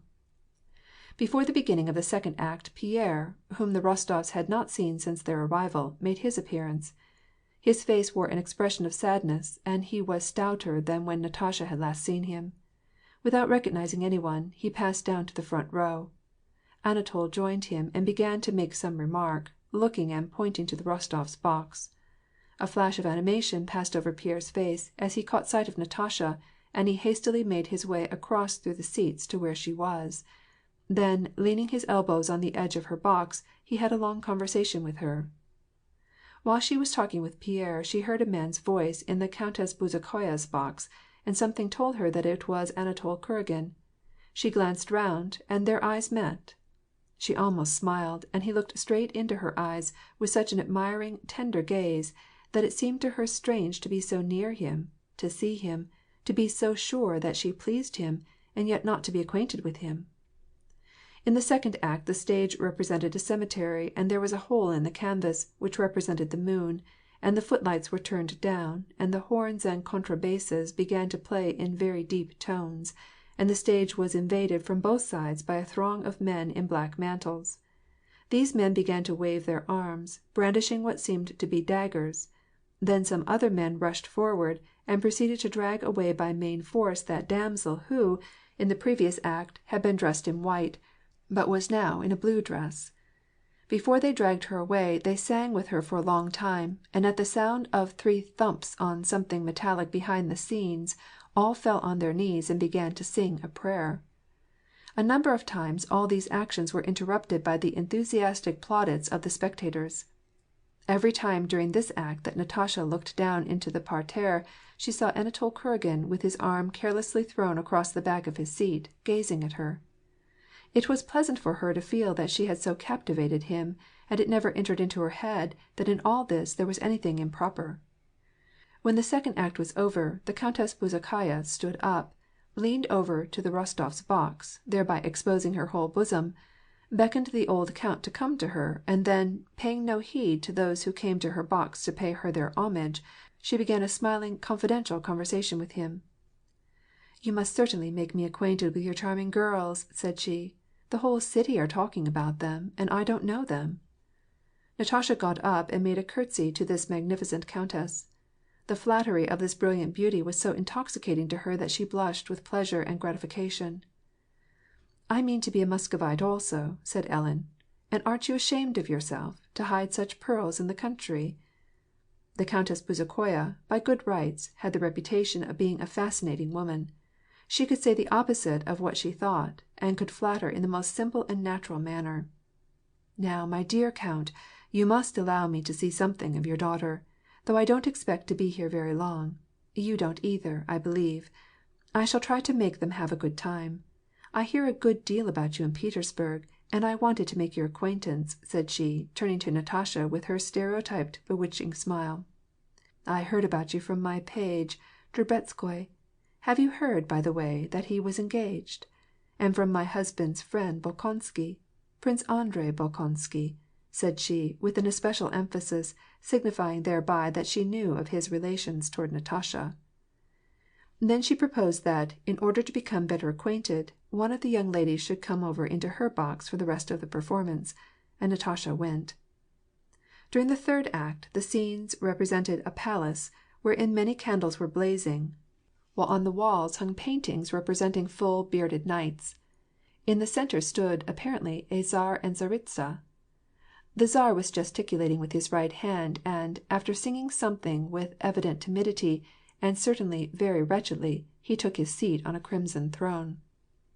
The damsel, who had at first been dressed in white and then in blue, was now in nothing but a shift, with dishevelled hair, and stood near the throne. She was warbling some doleful ditty addressed to the Tsaritsa. But the Tsar peremptorily waved his hand, and from the side scenes came a number of bare-legged men and bare-legged women, and began to dance all together. Then the fiddles played a very dainty and merry tune. One girl, with big bare legs and thin arms, coming out from among the others, went behind the scenes, and, having adjusted her corsage, came into the centre of the stage and began to caper around and knock her feet together. The whole parterre clapped their hands and shouted "Bravo!" Then a man took his stand in one corner. The orchestra played louder than ever, with a clanging of cymbals and blare of horns, and this bare-legged man, alone by himself, began to make very high jumps and kick his feet together. This man was Duport, who earned 60,000 rubles a year by his art. All in the parterre, in the boxes, and in the upper paradise began to thump and shout with all their might, and the man paused and smiled and bowed to all sides. Then some others danced, bare-legged men and women. Then one of the royal personages shouted something with musical accompaniment, and all began to sing. But suddenly a storm arose. Chromatic scales and diminished sevenths were heard in the orchestra, and all scattered behind the scenes, carrying off with them again one of those who was present, and the curtain fell. Once more among the audience arose a terrible roar and tumult, and all, with enthusiastic faces, shouted at once, "Duport! Duport! Duport!" Natasha no longer looked upon this as strange or unusual. With a sense of satisfaction she looked around her, smiling joyously. "N'est-ce pas qu'il est admirable, Duport?" asked Ellen, turning to her. "Oh, oui," replied Natasha. End of chapter 9.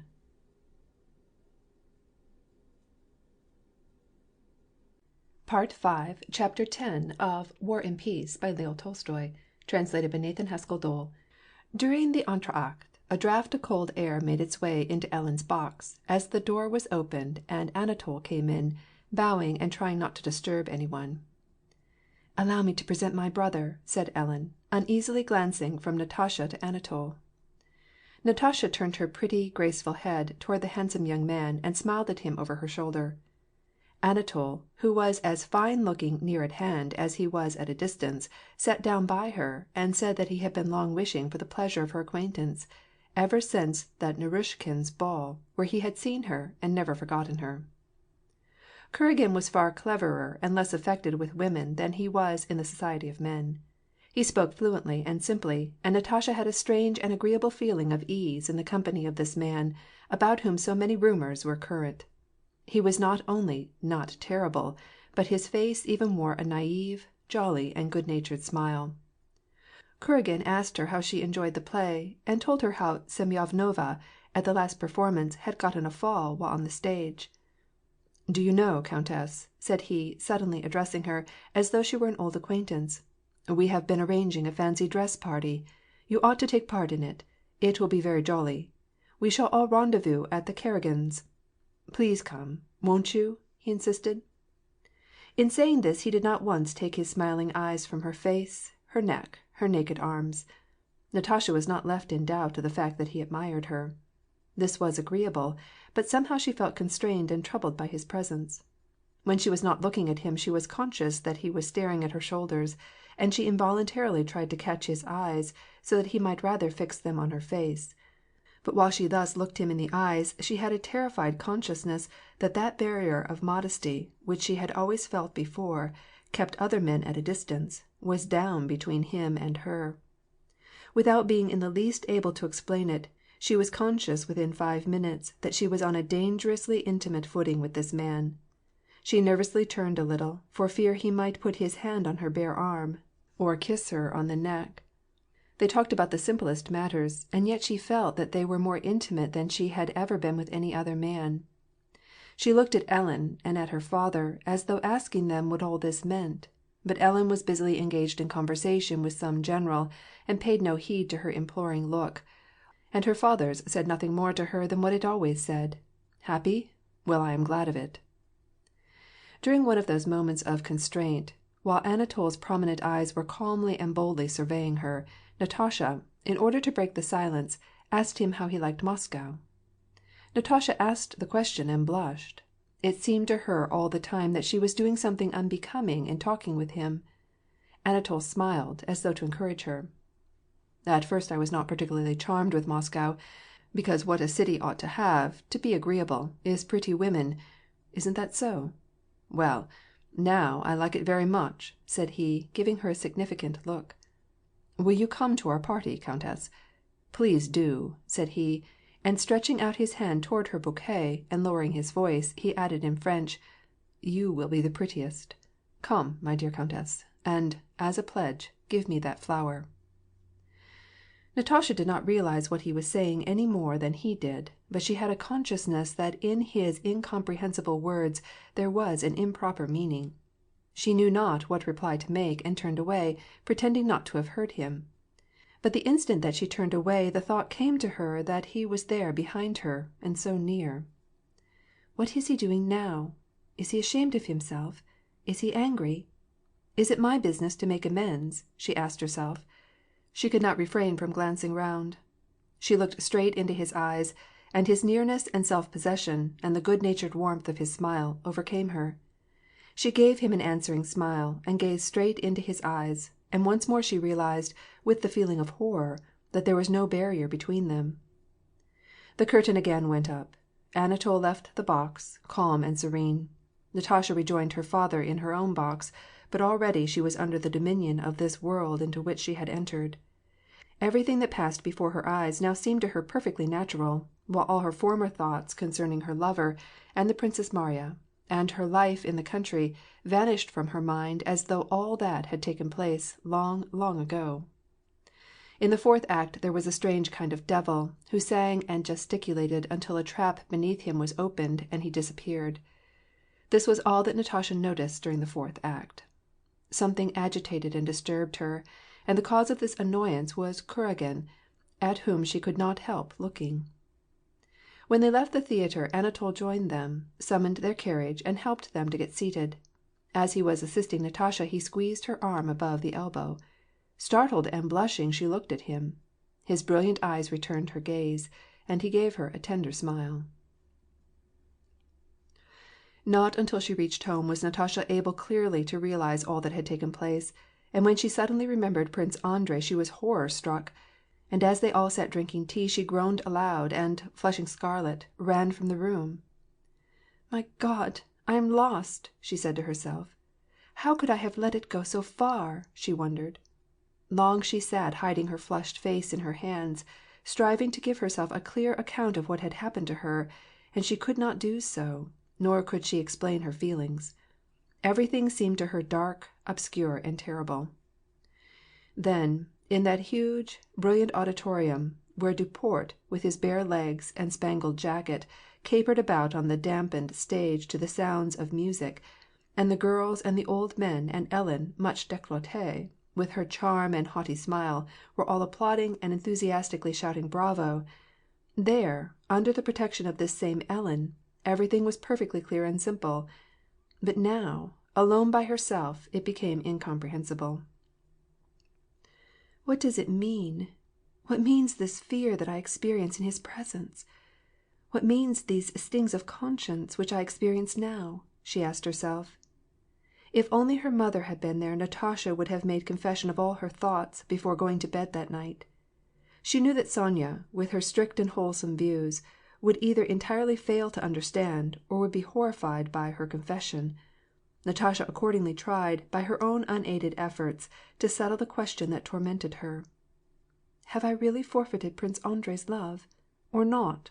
she asked herself, and then, with a reassuring smile, she replied to her own question. "What a fool I am to ask this! What is the sense of it? None. I have done nothing. I was not to blame for this. No one will know about it, and I shall not see him any more," she said to herself. "Of course it is evident no harm has been done. There is nothing to repent of, and no reason why Prince Andrei should not love me just as I am. But what do I mean by just as I am? Oh, my God, why is he not here?" Natasha grew calm for an instant, but then some instinct told her that, even though nothing had happened and no harm had been done, still the first purity of her love for Prince Andrei was destroyed. And once more she let her imagination bring up her whole conversation with Kuragin, and she recalled his face and his motions, and the tender smile that this handsome, impudent man had given her after he had squeezed her arm. End of chapter 10. Part 5, Chapter 11 of War and Peace by Leo Tolstoy, translated by Nathan Haskell Dole. Anatol Kuragin was living in Moscow because his father had sent him from Petersburg, where he had been spending more than 20,000 rubles a year and had accumulated heavy debts as well, which his creditors were trying to obtain from his father. His father explained to him that he would, for the last time, pay one half of his debts, but only on condition of his going to Moscow as adjutant to the Governor-General of the city, an appointment which he obtained for him. He advised him to make up his mind at last to try to win the hand of some rich heiress. He suggested the Princess Maria or Julie Karagina. Anatol consented and went to Moscow, where he took up his residence at Pierre's. At first Pierre received him with scant welcome, but at length he became accustomed to him, and occasionally accompanied him on his sprees, and, under the pretence of a loan, gave him money. Anatol, as Shinshin correctly stated the case, had instantly turned the heads of all the girls in Moscow, and particularly by the fact of his affected neglect of them, and his avowed preference for gypsy girls and French actresses, with the leading light of whom, Mademoiselle Georges, it was said, he was on terms of close intimacy. He never failed of a single drinking bout given by Danilov or the other fast men of Moscow. He could drink steadily from night till morning, outdrinking everyone else. Moreover, he was a constant habitué of all the balls and receptions in the upper circles of society. Rumors were rife of various intrigues of his with married ladies in Moscow, and at the balls he always paid particular court to several. But from young ladies, particularly those who were rich and in the marriage market, most of whom were excessively plain, Anatol kept at a respectful distance, and this arose from the fact, known only to a very few of his most intimate friends, that he had been married 2 years before. 2 years before, while his regiment had been cantoned in Poland, a Polish proprietor of a small estate had forced Anatol to marry his daughter. Anatol had soon after abandoned his wife, and, by engaging to send money periodically, he persuaded his father-in-law to let him pass still as a bachelor. Anatol was always satisfied with his situation, with himself, and with other people. He was instinctively, by his whole nature, convinced that it was entirely impossible for him to lead another manner of existence, and that he had never in his life done anything wrong. He was in no condition to ponder on the effect that his behavior might have on others, or what might be the result of his behaving in this, that, or the other way. He was persuaded that, just as the duck was so created as always to be in the water, in the same way he was created by God for the purpose of living with an income of 30,000 rubles a year, and of occupying the highest pinnacle of society. He was so firmly grounded in this opinion, that other people also, when he saw them, shared in his conviction, and never thought of refusing him either the foremost place in society, or the money which he took of any one he met, without ever thinking of repaying it.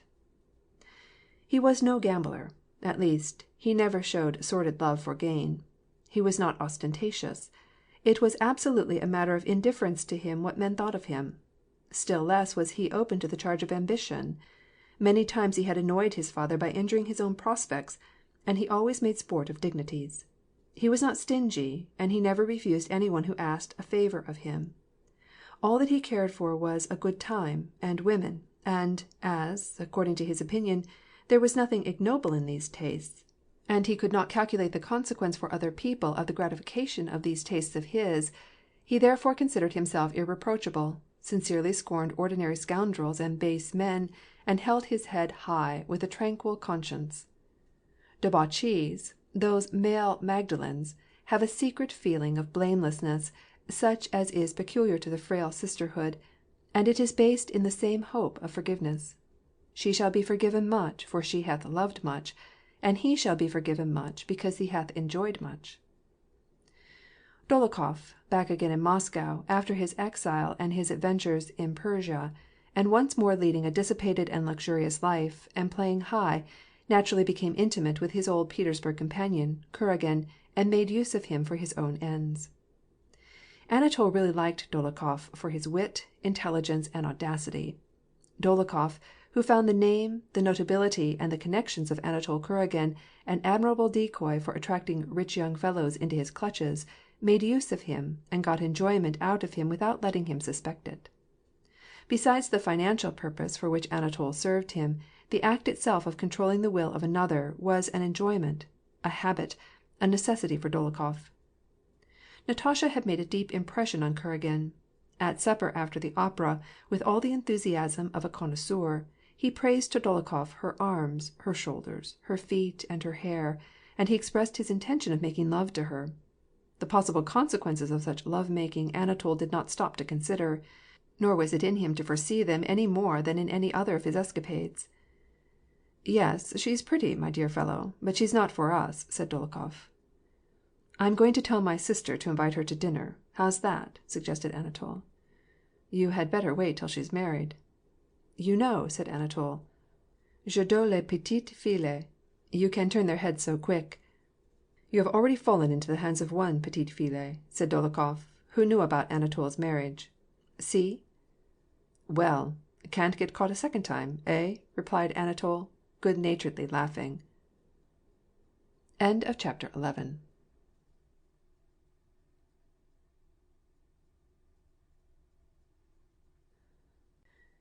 Part 5, Chapter 12 of War and Peace by Leo Tolstoy. Translated by Nathan Haskell Dole. The next day the Rostovs stayed at home, and no one came to see them. Marya Dmitrievna had a confidential conversation with her father, taking pains to keep it secret from Natasha, who nevertheless suspected that they were discussing the old prince and concocting some scheme. It disquieted and humiliated her. She was every moment expecting Prince Andrei to come, and twice that day she sent the dvornik to the Bolkonskys to learn if he had arrived. But he was still absent. It was now more trying to her than during the first days of his absence. Her impatience and melancholy thoughts about him were intensified by an unpleasant recollection of her interview with the Princess Mariya, and the scene with the old prince, as well as by a vague and undefinable fear and uneasiness. She had a notion that either he would not come at all, or that before he came something would happen. She found it impossible, as before, to have calm and collected thoughts about him when alone by herself. As soon as her thoughts turned to him her recollections of him were confused by recollections of the old prince, of the Princess Mariya, of the operatic performance, and of Kuragin. Again the question arose whether she was not to blame, whether her troth plighted to Prince Andrei was not already broken, and again she would picture to herself, even to the most trifling details, every word, every gesture, every slightest shadow in the play of expression on the face of that man who had succeeded in arousing in her such a terrible and inexplicable feeling. In the eyes of the home circle, Natasha seemed livelier than usual, but she was far from being as calm and happy as she had been before. On Sunday morning, Marya Dmitrievna proposed to her guests to attend mass at the parish chapel of Uspeni na Mohiltsak. "I don't like these fashionable churches," said she, evidently priding herself on her independence. "God is everywhere one. We have an excellent pope and deacon as well, and the service is well performed. What kind of worship is it to have concerts given in the choir? I don't like it. It's mischievous nonsense." Marya Dmitrievna liked Sundays, and had them kept as high festivals. Her house was thoroughly washed and cleaned on Saturday. Neither she nor the people within her gates did any work. They wore their best clothes, and all went to mass. On Sunday she had prepared an extra fine dinner, and her servants were provided with vodka and a roasted goose or a suckling pig.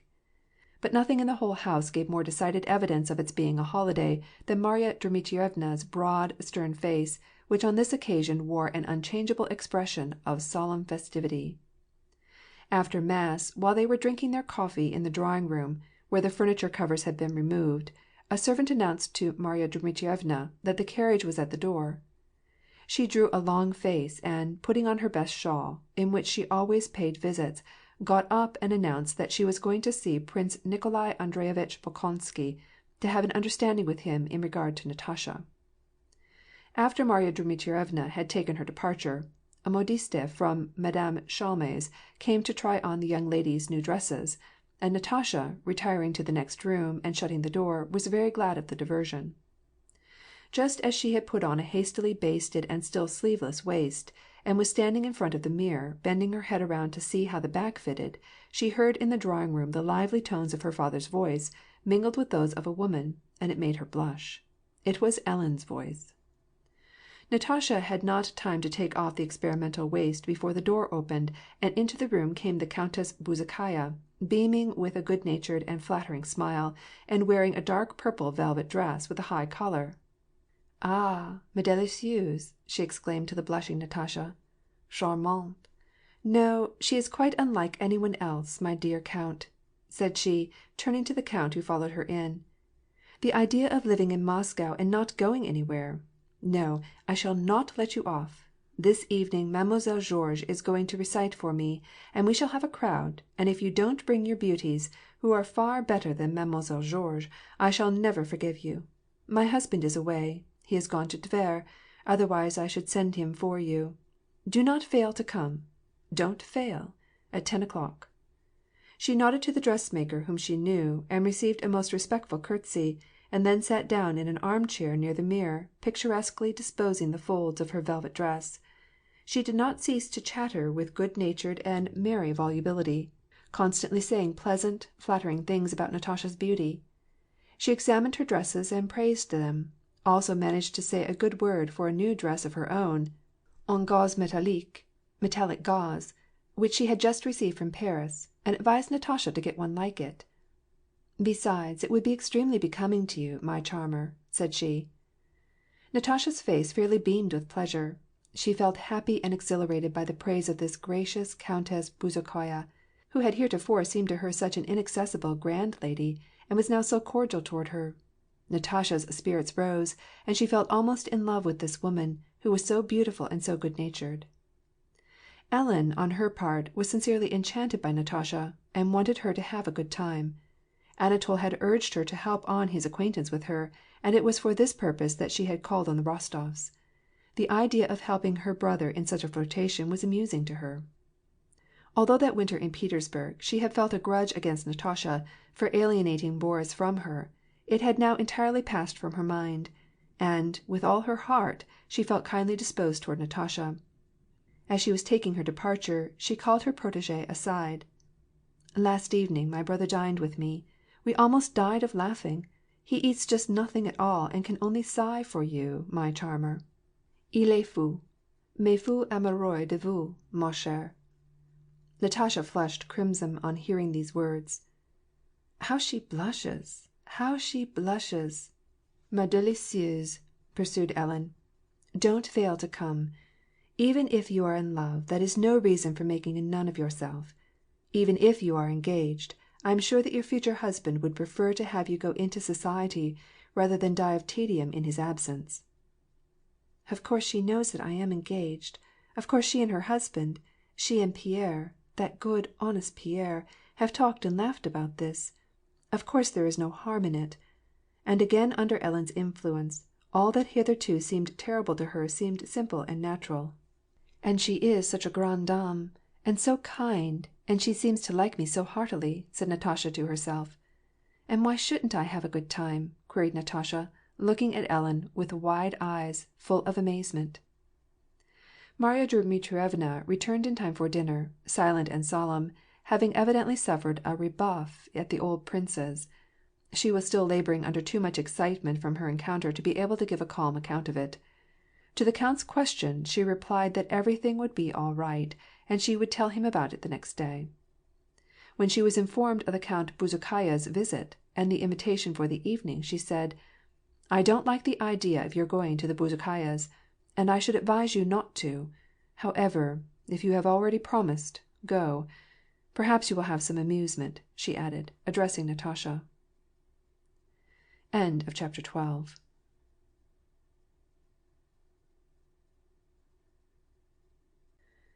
Part 5, Chapter 13 of War and Peace by Leo Tolstoy, translated by Nathan Haskell Dole.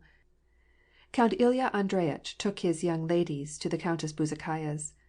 The reception was fairly well attended, but the most of the company were strangers to Natasha. Count Ilya Andreyitch saw with dissatisfaction that the larger majority of those present consisted of men and women noted for their free and easy behavior. Mademoiselle Georges stood in one corner of the drawing-room surrounded by young men. There were a number of Frenchmen, and among them Metivier, who since Ellen's arrival had become an intimate at her house. Count Ilya Andreyitch decided not to take a hand at the card table, or to leave the girls, but to take his departure as soon as Mademoiselle Georges had finished her recitation. Anatol was at the door, evidently on the lookout for the Rostovs. As soon as he had exchanged greetings with the count, he joined Natasha, and followed her into the room. The moment she saw him she was assailed, just as she had been at the theatre, by a mixed sense of gratified vanity that she pleased him, and of fear, because of the absence of moral barriers between him and her. Ellen received Natasha effusively, and was loud in praise of her beauty and her toilette. Soon after their arrival, Mademoiselle Georges retired from the room to change her costume. In the meantime, chairs were disposed in the drawing-room, and the guests began to take their seats. Anatol procured a chair for Natasha, and he was just going to sit next to her, but the count, keeping sharp eye on his daughter, took the seat next to her. Anatol sat behind. Mademoiselle Georges, with plump and dimpled arms all bare, and with a red shawl flung across one shoulder, came out into the space around which the chairs were ranged, and assumed an unnatural pose. A murmur of admiration was heard. Mademoiselle Georges threw a stern and gloomy glance around, and began to recite certain lines in French, in which the guilty love of a mother for her son is delineated.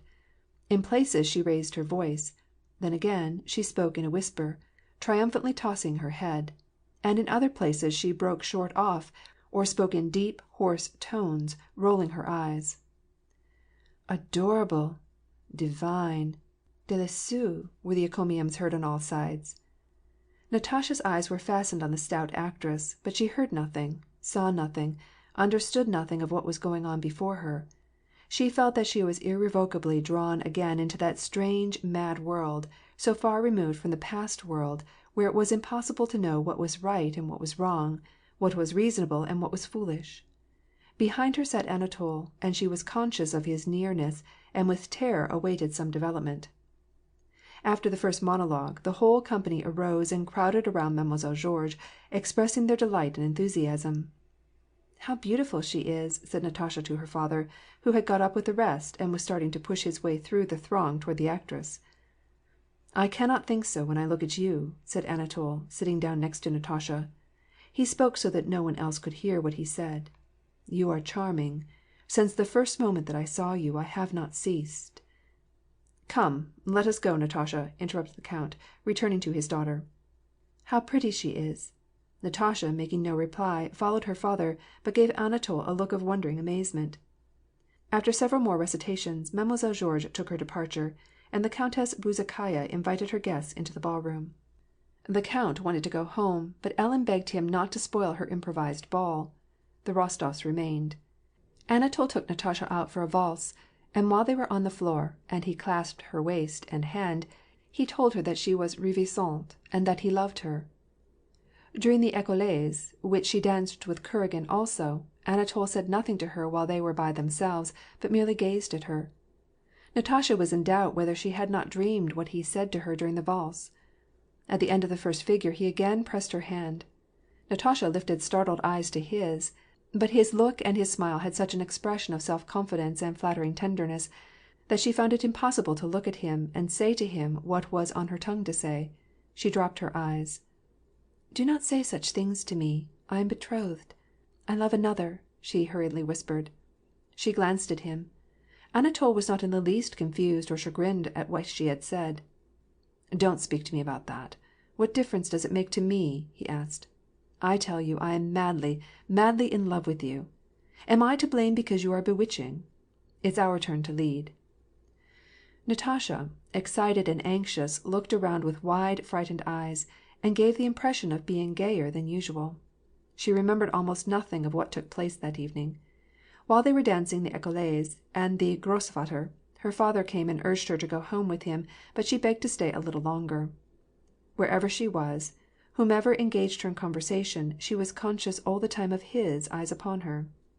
Afterwards she remembered asking her father's permission to go to the dressing-room to adjust her dress, and how Ellen followed her, and told her with a laugh that her brother was in love with her. She remembered how, in the little divan-room, she had again met Anatol, how Ellen had suddenly disappeared, leaving her alone with him, and how Anatol, seizing her hand, had said in a tender voice, "I cannot call upon you, but must I never see you? I love you madly, desperately. Can I not see you?" And then, blocking her way, he had bent down his face close to her face. His great, gleaming, masculine eyes were so near to her face that she could see nothing else except those eyes of his. "Nathalie?" she heard his voice whisper with a questioning inflection, and her hand was squeezed almost painfully. "Nathalie?" "I do not understand at all. I have nothing to say," said her glance. His glowing lips approached her lips, but at that instant she felt that her deliverance had come, for the sound of Ellen's footstep and the rustle of her dress were heard in the room. Natasha glanced at Ellen, then blushing and trembling she gave him a terrified, questioning look, and started for the door. "Un mot, un seul, au nom de Dieu," said Anatole. She paused. She felt that it was necessary for her to hear that single word, which would afford her an explanation of what had happened, and allow her something tangible to answer. "Nathalie, un mot, un seul," he kept repeating, evidently not knowing what to say, and he repeated it until Ellen came close to him. Ellen and Natasha returned together to the drawing-room. Declining the invitation to stay to supper, the Rostofs went home. That night Natasha could not sleep at all.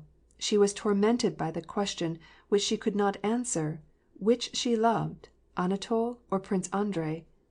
She loved Prince Andrei. She had a very distinct remembrance of how warmly she loved him. But she loved Anatole also, there could be no doubt about that. Otherwise how could all of this have taken place, she asked herself. If it was possible for me, on saying good-bye to him, to answer his smiles with smiles, if I could permit myself to go so far, then of course I was in love with him at first sight. He certainly is good, and noble, and handsome, and it is impossible not to be in love with him. What can I do when I love him, and love the other too, she asked herself, and found no solution to the vexing problem. End of chapter 13.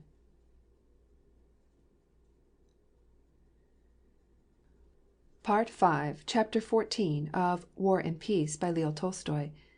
Translated by Nathan Haskell Dole. Morning came, with its usual occupations and bustle. All arose, stirred about, engaged in talk. Once more the modiste came. Again Marya Dmitrievna appeared and summoned them down to tea. Natasha, with wide-opened eyes, as though trying to anticipate and intercept every glance fixed upon her, looked anxiously about, and struggled to seem the same as usual. After breakfast, which was her favorite time, Marya Dmitrievna sat down in her easy-chair and called Natasha and the old count to her. "Well," with strong emphasis on the word, "well, my friends, now I have thought the whole matter over, and this is my advice," she began. "Yesterday, as you know, I went to see Prince Nikolai. Well," again with strong emphasis, "I had an interview with him. He thought to shout me down, but I am not to be shouted down so easily. I had it all out with him." "Well, what did he do?" asked the count. "What did he do? He's a raving maniac, won't listen to anything. Well, what's the use of talking? And, meanwhile, we are tormenting this poor girl so," said Marya Dmitrievna. "And my advice to you is to transact your business and go home, to Otradnoye, and there wait till—" "Oh, no!" cried Natasha. "Yes, you must go," maintained Marya Dmitrievna, "and wait there. If your betrothed should come here now, there would infallibly be a quarrel. But if he is here alone with the old man they will talk the whole thing over calmly, and then he will come for you." Ilya Andreyitch approved of this plan, which instantly appealed to his good judgment. If the old prince was appeased, then they could rejoin him at Moscow or Louisier-Gorui.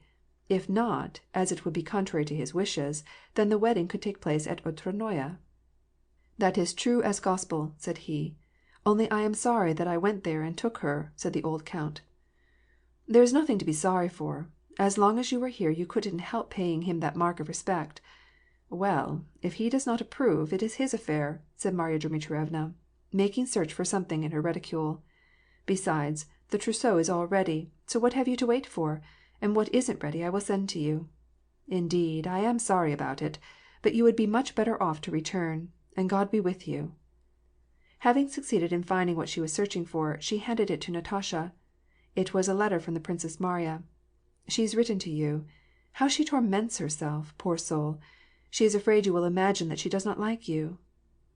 "Well, and she doesn't like me," said Natasha. Nonsense! Don't say such a thing!" cried Marya Dmitrievna. "I take no one's opinion. I know she does not like me," said Natasha boldly, snatching the letter, and her face assumed such an expression of hard and angry determination that it caused Marya Dmitrievna to look at her more closely and frown. "Don't you contradict me that way, Matushka," said she. "What I tell you is the truth. Go and reply to her letter." Natasha made no rejoinder, and retired to her own room to read the Princess Mariya's letter. The princess wrote that she was in despair, owing to the misunderstanding that had arisen between them. Whatever were her father's feelings, she wrote, she besought Natasha to be assured that it was impossible for her not to love her as the choice of her brother, for whose happiness she was ready to sacrifice everything. "Moreover," she wrote, "do not imagine that my father was unkindly disposed toward you. He is old and feeble, and you must excuse him. But he is good and generous, and will not fail to love the one who can make his son happy." The princess further asked Natasha to appoint a time when they could have another meeting. After reading the letter through, Natasha sat down at the writing desk to pen a reply. "Chère Princesse," she wrote, hastily and mechanically, and paused. What more could she write, after all that had taken place the evening before? "Yes, yes, all that is past, and now, already, everything is different," she said to herself, as she pondered over the letter that refused to be written. "Ought I to reject him? Is it really my duty? It is frightful!" And, to escape from these terrible thoughts, she went to Sonya, and began to help her pick out her embroidery patterns. After dinner Natasha again retired to her room, and took up the Princess Mariya's letter. "Can it be that all is really over between us?" she mused. "Can it be that this has happened so quickly, and that all that is past is completely annihilated?" She recalled, in all its intensity, her love for Prince Andrei, and yet, at the same time, she felt that she was in love with Kuragin. She vividly pictured herself as Prince Andrei's wife, and recalled those dreams of happiness with him which she had so many times enjoyed in imagination. And at the same time, fired with passionate emotions, she recalled every detail of her last meeting with Anatol. Why, could it be possible to love them both at once? She more than once asked herself, in the depths of perplexity. Then only could I be perfectly happy. But now I must choose, and I cannot be happy to be deprived of either of them. One thing is certain, she thought. To tell Prince Andrei what has happened, or to hide it from him, is impossible. But as far as he is concerned, no harm has been done. Can I break off forever, though, with that delicious love for Prince Andrei, to whom my life has been devoted so long?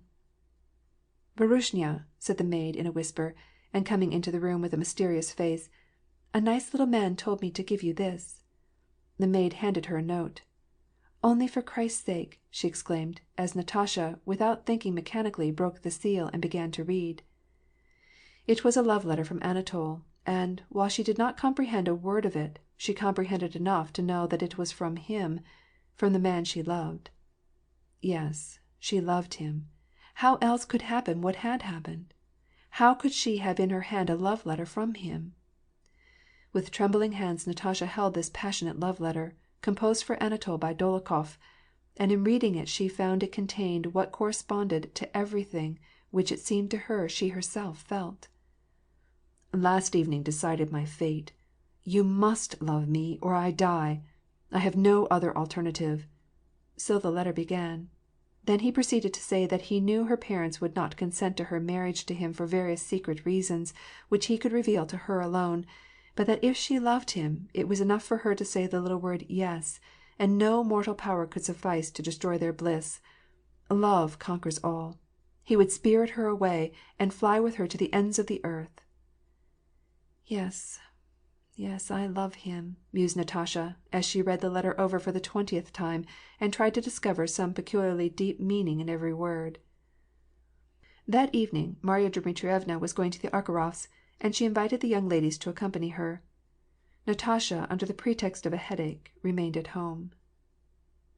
Chapter 15.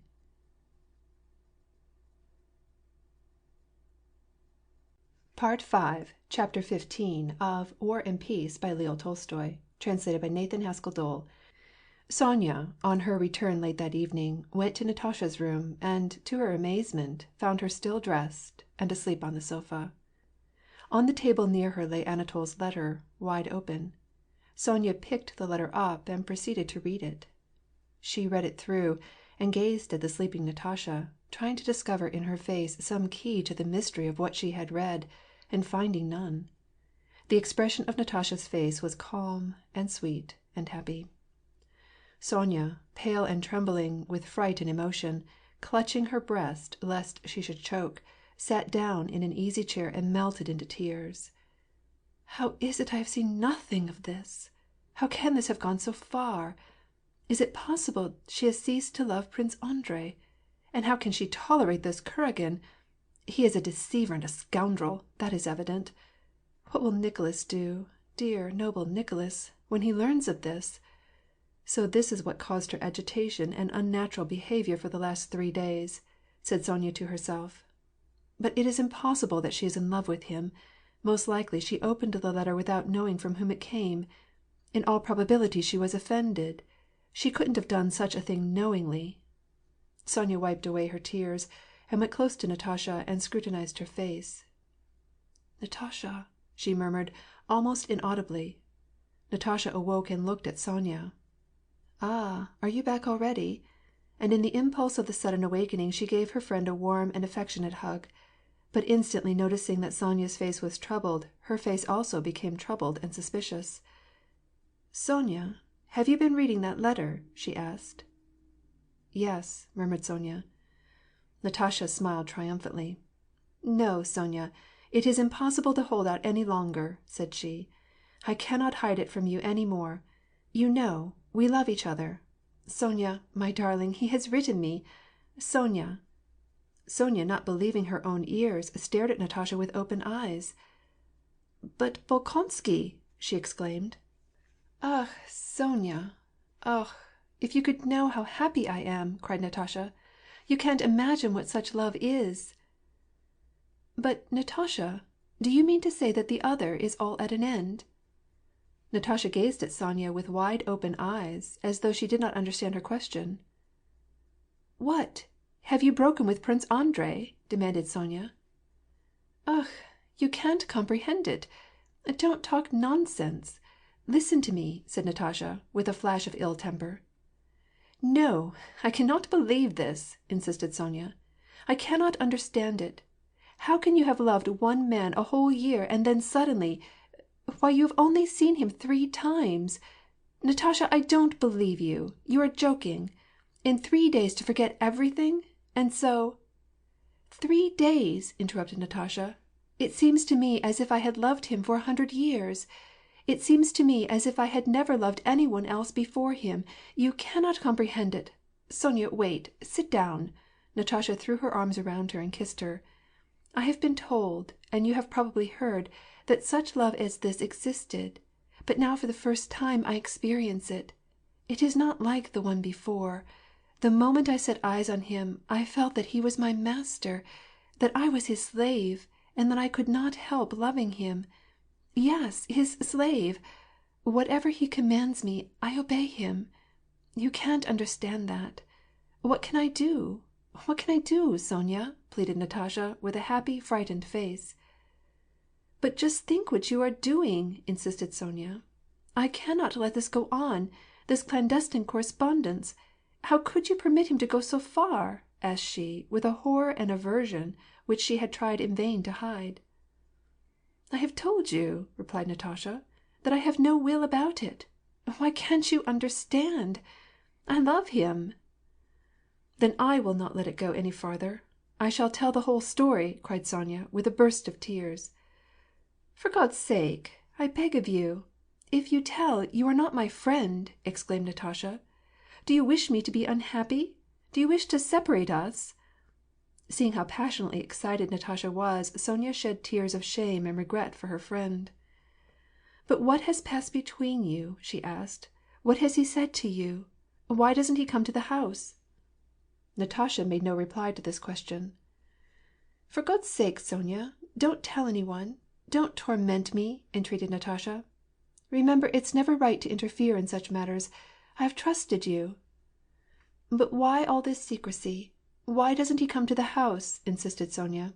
"Why doesn't he openly ask for your hand? You know Prince Andrei gave you absolute freedom, if such were the case. But I don't believe in this man. Natasha, have you considered what his secret reasons may be?" Natasha gazed at Sonya with wondering eyes. Evidently this question had not occurred to her before, and she knew not what answer to make. "What reasons? I don't know. But of course there must be reasons." Sonya sighed and shook her head incredulously.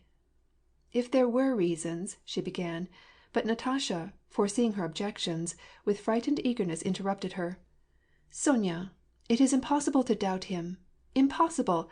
Wholly impossible! Don't you understand?" she cried. "Does he love you?" "Love me!" repeated Natasha, with a smile of contemptuous pity for her friend's incredulity. "You have read his letter. You have seen him, haven't you?" "But if he were a dishonorable man—" "He? A dishonorable man? If you knew him!" exclaimed Natasha. "If he were an honorable man, then he ought either to explain his intentions or else cease to see you. And if you are not willing to do this, then I shall. I shall write him. I shall tell your papa," said Sonya decidedly. "But I can't live without him!" cried Natasha. "Natasha, I don't understand you. What are you saying? Think of your father. Think of Nicholas." "I want no one. I love no one but him. How do you dare to assert that he is dishonorable? Don't you know that I love him?" cried Natasha. "Sonya, go. I don't wish to quarrel with you. Go away, for God's sake, go away. You see how tormented I am," screamed Natasha in a voice of repressed anger and despair. Sonya began to sob and rushed from the room. Natasha went to her writing table and, without pausing a moment, wrote the letter to the Princess Mariya which she had not been able to write the morning before. In the letter she laconically informed the princess that all misunderstandings were at an end, that taking advantage of Prince Andrei's generosity in giving her perfect freedom, she begged her to forget all that had happened, and to forgive her if she had been to blame in respect to her, but that she could never be his wife. At that moment all seemed to her so easy, simple, and clear. The Rostofs were to start for the country on Friday, and on Wednesday the count went with an intending purchaser to his Podmoskovnaya estate. On the day of the count's trip, Sonya and Natasha were invited to a great dinner at the Kuragins, and Marya Dmitrievna went as their chaperone. At this dinner Natasha again met Anatol, and Sonya observed that Natasha had some mysterious conversation with him, which she evidently wished not to be overheard, and during all the dinner time she seemed to be more agitated than ever. On their return home, Natasha was the first to begin the explanation which her friend was anxious for. "There, Sonya, you have said all sorts of foolish things about him," Natasha began, in a cajoling tone, such as children use when they want to be flattered. "He and I came to a clear understanding today." "Now, what do you mean? What did he say, Natasha? How glad I am that you are not vexed with me. Tell me all, tell me the whole story. What did he say to you?" Natasha pondered. "Ach, Sonya, if you only knew him as I do. He asked me what sort of an engagement I had with Bolkonsky. He was delighted that it depended on me to break it off." Sonya sighed mournfully. "But you haven't broken your engagement with Bolkonsky, have you?" "Well, perhaps I have broken my engagement with Bolkonsky. Perhaps it is all at an end. What makes you have such hard thoughts of me?" "I have no hard thoughts of you. Only I can't understand this." "Wait, Sonya, and you will understand the whole thing. You will learn what a man he is. But don't harbor hard thoughts of me, or of him either." "I harbor no hard thoughts of any one. I love you, and I am sorry for you all. But what am I to do?" Sonya, however, was not blinded by the affectionate manner in which Natasha treated her. The more gentle and insinuating Natasha's face grew, the more stern and serious became Sonya's face. "Natasha," said she, "you yourself begged me not to say any more about this to you, and I have not, and now you reopen it yourself. Natasha, I don't have any faith in him. Why all this mystery?" "There, you begin again," interposed Natasha. "Natasha, I am afraid for you." "Why should you be afraid for me?" "I am afraid that you are going to your ruin," said Sonya, in a resolute voice, frightened herself at what she said. An angry look again came into Natasha's face. "I will go to my ruin. I certainly will, and the faster the better. It's no affair of yours. It won't hurt you, even if it does hurt me. Leave me. Leave. I hate you." "Natasha," expostulated Sonya, in dismay. "I hate you. I hate you. We can never be friends any more." Natasha rushed out of the room. Natasha had nothing more to say to Sonya, and she avoided her. With that peculiar expression of nervous preoccupation and guilt, she wandered up and down the rooms, trying one occupation after another, and instantly abandoning them. Hard as this was for Sonya, she did not let her out of her sight for a single moment, but followed her everywhere she went. On the day before the Count's return, Sonya observed that Natasha spent the whole morning at the parlor window, as though in expectation of someone, and that she made some sort of signal to an officer who drove by, and who Sonya thought must have been Anatol. Sonya began to observe her friend still more closely, and remarked that during all dinner time and throughout the evening, Natasha was in a strange and unnatural state of excitement, answering at random the questions that were asked her, beginning and not finishing sentences, and laughing at everything. After tea, Sonya saw a timid chambermaid watching for her at Natasha's door.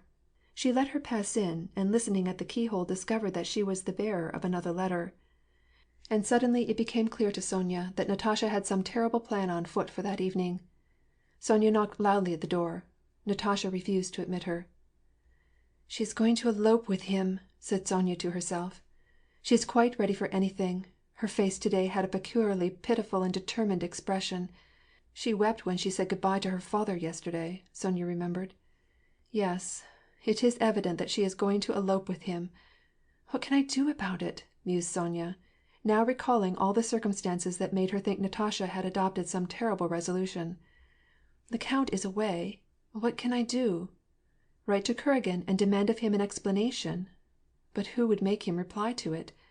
Write to Pierre, as Prince Andrei told me to do in case of misfortune?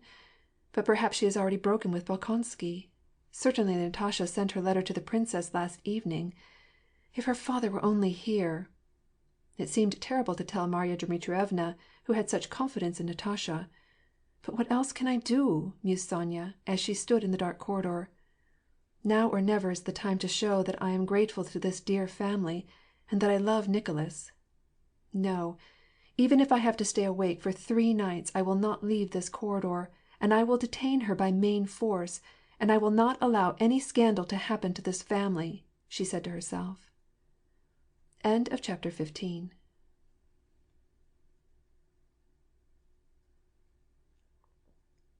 Part 5, Chapter 16 of War and Peace by Leo Tolstoy, translated by Nathan Haskell Dole. Anatol had recently transferred his lodgings to Dólokhov's house. The plan of abducting the young countess had been suggested and arranged by Dólokhov some days before, and on that day when Sonya, listening at Natasha's door, had determined to protect her, this scheme was already to be carried into execution. Natasha had agreed to meet Kuragin at 10 o'clock that evening at the rear entrance. Kuragin was to place her in a troika, which should be in waiting, and carry her 60 versts to the village of Kamienko, where an unfrocked pope would be in readiness to perform the mock marriage ceremony. At Kamienko, a relay would be ready to take them toward Warsaw, and thence by regular stages they would make their escape abroad. Anatol had his passport, and his podorozhnoye, or order for post-horses, and 10,000 rubles obtained from his sister, and 10,000 obtained through Dolokhov's mediation. 2 witnesses, Vostokov, formerly a law clerk who was now a creature of Dolokhov's, and Makarin, a hussar on the retired list, a weak and good-natured fellow who had an inordinate affection for Kuragin, were sitting in the front room over their tea. In Dolokhov's large cabinet, the walls of which were hung from floor to ceiling with Persian rugs, bearskins, and weapons, sat Dolokhov himself in a travelling beshmet and top-boots before an open desk, on which lay bills and packages of money. Anatol, in his uniform, unbuttoned, came in from the room where the 2 witnesses were sitting, and was passing through the cabinet into the adjoining room where his French valet and another servant were packing up the last remaining effects. Dolokhov was making out the accounts and writing the amounts on a sheet of paper. "Well," said he, "you will have to give 2,000 to Vostokov." "All right, give it to him," said Anatol. Makarka (this was an affectionate name for Makarin) is so disinterested that he would go through fire and water for you. There now, the accounts are all made out," said Dolokhof, calling his attention to the paper. "Is that right?" "Yes, of course it is," said Anatol, evidently not heeding what was said, and looking into vacancy with a dreamy expression and a smile that did not leave his face. Dolokhof shut the desk with a slam, and turned to Kuragin with an amused smile. "But see here, now, you'd better give this up. There's still time," said he. "Fool! Durak!" said Anatol. "Stop talking nonsense. If you only knew, but only the devil knows what this is to me." "Honestly, throw it up," said Dolokhof. "I tell you the honest truth. Do you imagine that this is a joke that you are going into?" "There you are, stirring me up again. Go to the devil!" exclaimed Anatol, scowling. "I have no time to listen to your idiotic twaddle." And he started to leave the room. Dolokhof smiled scornfully and condescendingly as Anatol turned away. "Wait," he cried after him. "I am not joking. I am telling you the truth. Come here. Come here, I say." Anatol came back into the room again, and trying to concentrate his attention, gazed at Dolokhof, apparently quite under the influence of his will. "Listen to me, I suspect for the last time. Why should I jest with you? Have I done anything to thwart you? Who is it that has made all the arrangements for you? Who found your pope for you? Who procured your passport? Who got the money for you? Haven't I done the whole thing?" "Yes, and I thank you. Do you imagine I'm not grateful?" Anatol sighed and embraced his friend. "I have been helping you, but it is my place to tell you the truth. It is a dangerous game, and if it misses fire, a stupid one. Suppose you elope with her. Well and good. What will be the next step? It will be discovered that you are married. You will be prosecuted as a criminal." "Ugh, what nonsense! What stupid nonsense!" cried Anatol, frowning again. "Haven't I told you again and again, eh?" And Anatol, with that peculiar passion for argument characteristic of men of small intellects, when they want to show their wit, reiterated the considerations which he had laid before Dolokhof 100 times. "I have told you again and again. My mind is made up. If this marriage is invalid," said he, doubling over his finger, "of course I am not responsible for it.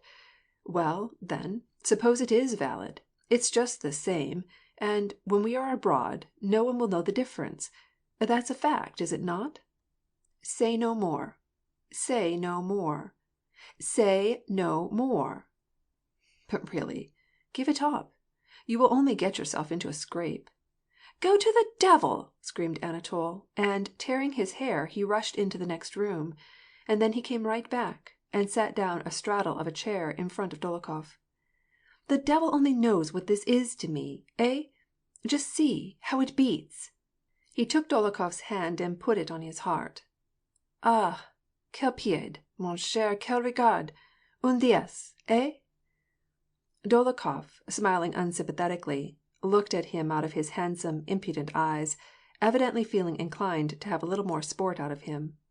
"Well, but when your money is gone, what then?" "What then? Eh?" repeated Anatol, with a touch of genuine distress at the thought of the future. "What then? I am sure I don't know. But what is the use of talking nonsense?" He looked at his watch. "It's time." Anatol went into the next room.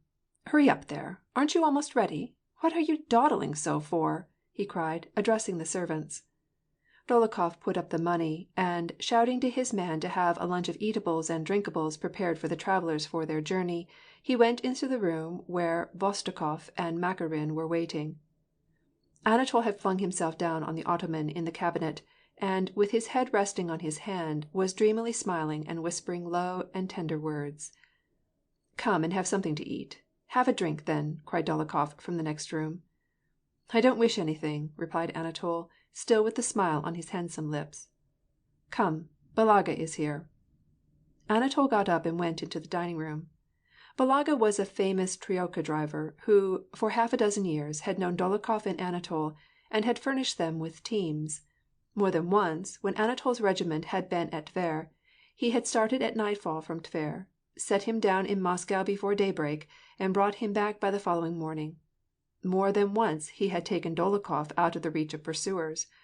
More than once he had taken them out to drive with gypsies and demochki, nice little dames, as Balaga called fast women. More than once, at their instigation, he had run down pedestrians and izvozchiks in the Moscow streets. And always his gentlemen, as he called them, had rescued him from the penalty. More than one horse he had broken down in their service. More than once he had been thrashed by them. Many times they had given him champagne and Madeira, which he specially affected, and he knew of escapades of theirs which would have condemned any ordinary man to Siberia. During their orgies, they had often invited Balaga to take part, and made him drink and dance with the gypsies, and more than 1,000 rubles of theirs had passed through his hands. In service for them, he had 20 times a year risked life and limb, and in accompanying their deviltry he had almost killed more horses than their money would ever pay for. But he was fond of them. He was fond of that mad pace of 18 versts an hour. He was fond of upsetting some harmless izvozchik from his box, or running down some pedestrian on the street crossings, and of dashing at full tilt down the Moscow highways. He was fond of hearing behind him that wild cry of drunken voices, "Pashol, pashol," when it was already a physical impossibility for his horses to carry them a step further. And he was fond of winding his whiplash around a peasant's neck, who shrank back more dead than alive as he passed by. Real gentlemen, he called them. Anatol and Dolokhov also were fond of Balaga, because of his masterly skill in handling the lines, and because his tastes were similar to theirs. With others he drove hard bargains, charging 25 rubles for 2 hours' outing, and he rarely condescended to drive others himself, but more frequently sent one of his subordinates. But with his gentlemen, as he called them, he always went himself, and never charged for his extra labor. Only when he learned through the valets that money was plentiful, he would come, after an interval of many months, and, very soberly and obsequiously, bowing low, asked to be helped out of his difficulties. His gentlemen always made him take a seat. "You will excuse me, Bayushka Fyodor Ivanovitch, or your illustriousness," he would say. "I am entirely out of horses. I pray you to advance me enough to go and get more at the Yarmanka." And Anatol and Dolokhov, if they happened to be flush of funds, would give him 1,000 or so rubles. Balaga was 27 years old, a stubbed, red-haired, snub-nosed muzhik, with fiery red complexion, and still more fiery red neck, with glittering little eyes and a scrubby beard. He wore a fine, blue, silk-lined kaftan, and over that a sheepskin polushubka. He crossed himself, turning to the shrine corner, as he came in, and advanced toward Dolokhov, holding out a small, black hand. "Fyodor Ivanovitch, your good health!" he exclaimed, with a low bow. "How are you, brother? There he is!" "Good health, your illustriousness," said he, addressing Anatol, who came in at that moment, and offered him also his dirty hand. "I ask you, Balaga," said Anatol, clapping his hand on his shoulder, "do you love me or not? Eh? Now there's a chance for you to prove it. What horses have you come with, eh?" "Those your man ordered, your own wild ones," said Balaga. "Now see here, Balaga, no matter if you slaughter all 3 of your horses, provided you get us there within 3 hours, eh?" "If we slaughter them, how shall we get there?" replied Balaga, with a wink. "I'll smash your snout for you! A truce to joking!" cried Anatol suddenly, with glaring eyes. "Who's joking?" exclaimed the driver, with a laugh. "Do I ever grudge anything from my gentlemen? Whatever my horses can show in the way of speed, that we will do." "Ah," grunted Anatol. "Sit down, then." "Yes, why not sit down?" said Dolokhov. "I will stand, Fyodor Ivanovitch." "Sit down! No nonsense! Have a drink," said Anatol, and poured him out a great glass of Madeira. The driver's eyes flashed at the sight of the wine. Refusing at first, for manners' sake, he drank it down, and wiped his mouth with a red silk handkerchief which he kept in the top of his cap. "Well, when shall we start, your illustriousness?" "Let me see." Anatol glanced at his watch. "Start pretty soon now. See here, Balaga, hey? You will get there on time?" "Well, it depends on the start. If we get off luckily, then we'll be there in good time. I got you to Tver once. Went there in 7 hours. Don't you remember, your illustriousness?" "Do you know, one Christmas we started from Tver," said Anatol, smiling at the remembrance, and turning to Makarin, who was gazing affectionately at Kuragin with all his eyes. "You wouldn't believe it, Makarka. We flew so that it quite took away my breath. We came upon one file of carts and jumped right over 2 of them, eh?" "What horses those were!" interposed Balaga, taking up the thread of the story. "At that time I put in 2 young side horses with the bay shaft horse," said he, turning to Dolokhof. "You would hardly believe it, Fyodor Ivanovitch, those wild creatures actually flew for 60 versts. It was impossible to hold them. My hands were numb, it was so cold. I threw down the lines. 'Look out for yourself, your illustriousness,' said I, and rolled over backward into the sledge. It was hopeless to control 'em, or even to stick to my seat. The devils got us there in 3 hours. Only the left one was winded." End of chapter 16.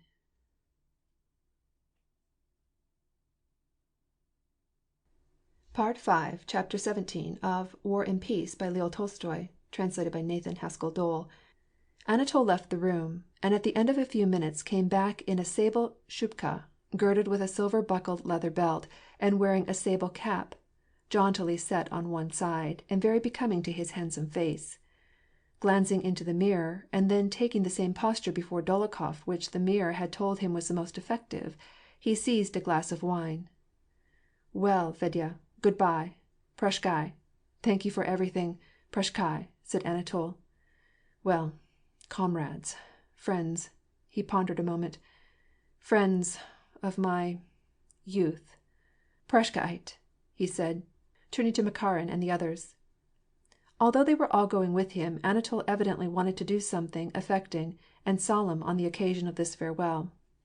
He spoke in a low, slow, deep voice, and throwing out his chest, he swayed a little as he rested his weight on one leg. "All of you take your glasses. You too, Balaga. Well, comrades, friends of my youth. We have had jolly good times together. We have enjoyed life. We have been on many sprees, eh? Now, when shall we meet again? I am going abroad. Farewell. Prashchai, my boys. To your health. Hurrah!" he cried, draining his glass and smashing it on the ground. "To your good health!" exclaimed Balaga, also draining his glass, and wiping it with his handkerchief. Makarin, with tears in his eyes, embraced Anatol. "Ugh, Prince, how sad that we should have to part!" he exclaimed. "Come, let us be off," cried Anatol. Balaga was on the point of leaving the room. "Hold on there, wait," said Anatol. "Shut the door. We must sit down first. There, that's the way." They closed the door and sat down, for the sake of the superstition. "Well, now be off with you, boys," said Anatol, getting up. Anatol's valet, Joseph, gave him his purse and sabre, and all flocked into the anteroom. "But where is the shuba?" demanded Dolokhof. "Hey, Ignatka, go to Matriona Matveyevna and ask her for the shuba, the sable cloak.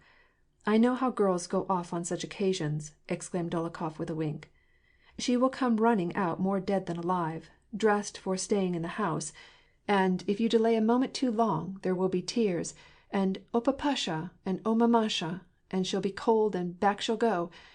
So be sure you take this shuba with you, and have it all ready in the sledge." The valet brought a woman's cloak, lined with fox. "You fool! I told you to get the sable. Hey, Matryoshka, bring the sable," he shouted, his voice ringing down through the rooms. A handsome gypsy girl, though thin and pale, with brilliant black eyes and curly, purplish black hair, with a red shawl over her shoulders, came hurrying out with the sable cloak over her arm. "Why, I don't care. Take it," said she, evidently afraid of her master, and yet regretting the cloak. Dolokhof, without heeding her, took the fox-skin shuba, threw it over Matriosha, and wrapped it round her. "So," said Dolokhof. "And so," he repeated, as he pulled the collar up above her head, leaving only a small opening for her face. "That's the way, do you see?" And he moved Anatol's head towards the opening left by the collar, where Matriosha's brilliant smile could alone be seen. "Well, good-bye, Matriosha. Prashchai," said Anatol, kissing her. My follies here are ended. Give my regards to Stioshka. Well, Prashkai, Matryoshka, wish me good luck." "Well, then, Prince, God grant you the best of luck," said Matryoshka in her gypsy accent. At the doorstep 2 triokas were waiting, with 2 jaunty yamschchiks in attendance.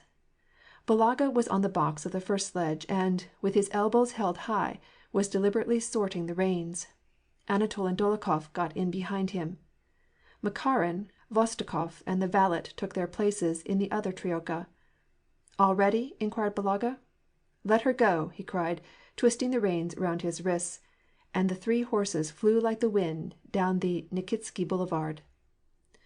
The groom leaped down to hold the horses' heads by the curb, while Anatol and Dolokhov strode along the pavement. Coming to the gate, Dolokhov gave a low whistle. The whistle was returned, and immediately after a chambermaid came running out. "Come into the court, else you will be seen. She'll be down presently," said she. Dolokhov remained by the gate. Anatol followed the chambermaid into the dvor, turned the corner, and ran up the steps. Suddenly Gavrilo, Marya Dmitrievna's colossal footman, met Anatol.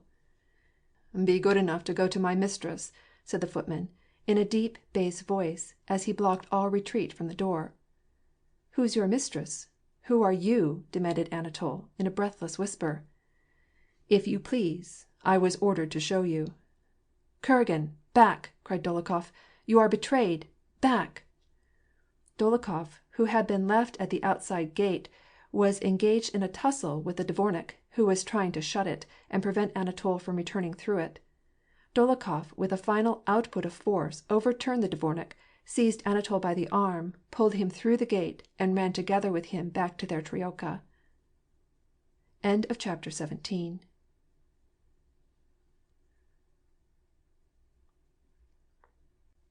Part 5, Chapter 18 of War and Peace by Leo Tolstoy, translated by Nathan Haskell Dole. Marya Dmitrievna, finding the weeping Sonya in the corridor, had obliged her to confess the whole. Having got possession of Natasha's letter and read it, Marya Dmitrievna took it and confronted Natasha with it. "Wretched girl! Shameless hussy!" she said to her. "I will not listen to a single word." Pushing away Natasha, who looked at her with wondering but tearless eyes, she shut her in under lock and key. Then she had ordered the dvornik to admit into the courtyard anyone who might come that evening, but not to let them out again, and she had ordered the footman to show such persons into her presence. Having made these arrangements, she took up her position in the drawing-room and waited for developments. When Gavrilo came in to inform Marya Dmitrievna that the abductors had escaped, she was very indignant. She got up, and for a long time paced up and down the room, with her hands clasped behind her back, deliberating on what she ought to do. At midnight she got the key out from her pocket and went into Natasha's room. Sonya was still sitting in the corridor, sobbing. "Marya Dmitrievna, let me go to her for God's sake," said she. Marya Dmitrievna, giving her no reply, opened the door and went in. "Disgusting! Abominable! In my house! Indecent, shameless hussy! Only I'm sorry for her father," said Marya Dmitrievna, trying to master her indignation. "Hard as it will be, I will bid them all hold their tongues, and I'll keep it from the count." Marya Dmitrievna entered the chamber with her firm step. Natasha was lying on the sofa, with her face hid in her hands. She did not stir, but lay in the same position in which Marya Dmitrievna had left her. Pretty conduct indeed!" exclaimed Marya Dmitrievna. "To make assignations with your lovers in my house! None of your hypocrisy! Listen when I speak to you." Marya Dmitrievna shook her by the arm. "Listen when I speak to you. You have disgraced yourself, like any common wench. I'd settle this with you, but I have some pity for your father. I shall keep it from him." Natasha did not change her position, but her whole body began to shake with the noiseless convulsive sobs that choked her. Marya Dmitrievna glanced at Sonya, and sat down on the sofa near Natasha. "Lucky for him he escaped me, but I'll find him," said she, in her harsh voice. "Do you hear what I am saying?" She put her big hand under Natasha's face, and turned it toward her. Both Marya Dmitrievna and Sonya were amazed when they saw her face. Her eyes were dry and glittering, her lips compressed, her cheeks hollow. "Let me be. What do I care? I shall die," she murmured, turning away from Marya Dmitrievna with angry petulance and hiding her face in her hands again. "Natalia!" exclaimed Marya Dmitrievna, "I wish you well. Lie there if you wish, I won't touch you. But listen to me. I am not going to show you how blameworthy you have been. You know. But, don't you see, your father will be back to-morrow. What shall I say to him?" Again Natasha's form was shaken by sobs. "He will hear of it, and so will your brother, and so will your betrothed." "I have no betrothed. I have refused him," cried Natasha. "That is immaterial," pursued Marya Dmitrievna. "Well, they will learn of it. Do you think they will forgive it? There's your father. I know him. If he should challenge him, would it be a good thing? Huh?" "Ach, leave me. Why should you have interfered at all? Why? Why? Who asked you to?" screamed Natasha, sitting up straight on the sofa and glaring angrily at Marya Dmitrievna. "But what idea had you?" demanded Marya Dmitrievna, again losing her patience. "Were you kept locked up? Who on earth prevented him from coming to the house? Why must he needs carry you off like a gypsy wench? Well, now, suppose he had carried you off, do you suppose we shouldn't have found him? Either your father, or your brother, or your betrothed? Well, he's a scoundrel, a knave, that's what he is." "He's better than all of you put together," cried Natasha, sitting up very straight. "If you had not meddled. Ugh, my God, has it come to this? Has it come to this? Sonya, what made you? Go away!" And she burst into a passion of tears, sobbing with the desperation such as only those feel who know that they are responsible for their own woes. Marya Dmitrievna began to speak once more, but Natasha cried, "Go away! Go away! You all hate me! You all despise me!" And she threw herself on the sofa again. Marya Dmitrievna continued for some time to give her advice, and assure her that this whole affair ought to be kept a secret from the count, that no one would know anything about it, if only Natasha would try to let it all go, and not betray in any one's presence that anything had happened. Natasha made no reply. She ceased to sob, but a fit of shivering and trembling came upon her. Marya Dmitrievna put a pillow under her head, covered her up with a couple of comforters, and herself brought her some linden flower, but Natasha had nothing to say to her. "Now, let her go to sleep," said Marya Dmitrievna, and left the room, thinking that she would soon sleep. But Natasha did not go to sleep, and with wide, staring eyes, gazed into vacancy. She slept none that night, and she did not weep, and she did not speak to Sonya, who several times got up and went to her. On the following day Count Ilya Andreyitch returned from his Podmoskovnaya in time for breakfast, as he had promised. He was in a most genial frame of mind. He had come to a satisfactory arrangement with his purchaser, and now there was nothing to detain him in Moscow, and away from his countess, whom he was very anxious to see.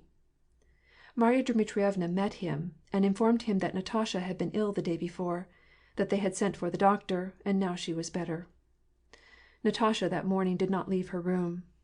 With set, cracked lips, with wide, dry eyes, she kept her place by the window, and anxiously gazed at the passers-by in the street, and turned anxiously towards those who entered her room. She was evidently expecting news from him, expecting that either he would himself come or send her a letter. When the count went to her, she heard the sound of his heavy steps, and turned round nervously, and then her face assumed its former expression of hauteur, and even anger. She did not even get up to meet him. "What is the matter with thee, my angel? Are you ill?" asked the count. Natasha hesitated. "Yes, I am ill," said she. In reply to the count's anxious questions why she was so cast down, and whether anything had happened to her lover, she assured him that nothing had happened, and begged him not to be disturbed. Marya Dmitrievna confirmed Natasha's statement that nothing had happened, but the count, judging from the imaginary illness, and by his daughter's absent-mindedness, by the troubled faces of Sonya and Marya Dmitrievna, saw clearly that during his absence something must have happened.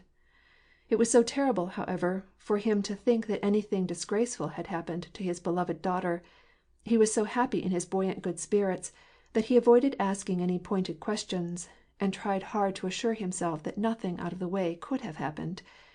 And his only regret was that, on account of Natasha's indisposition, he was obliged to postpone their return to his country seat. End of chapter 18.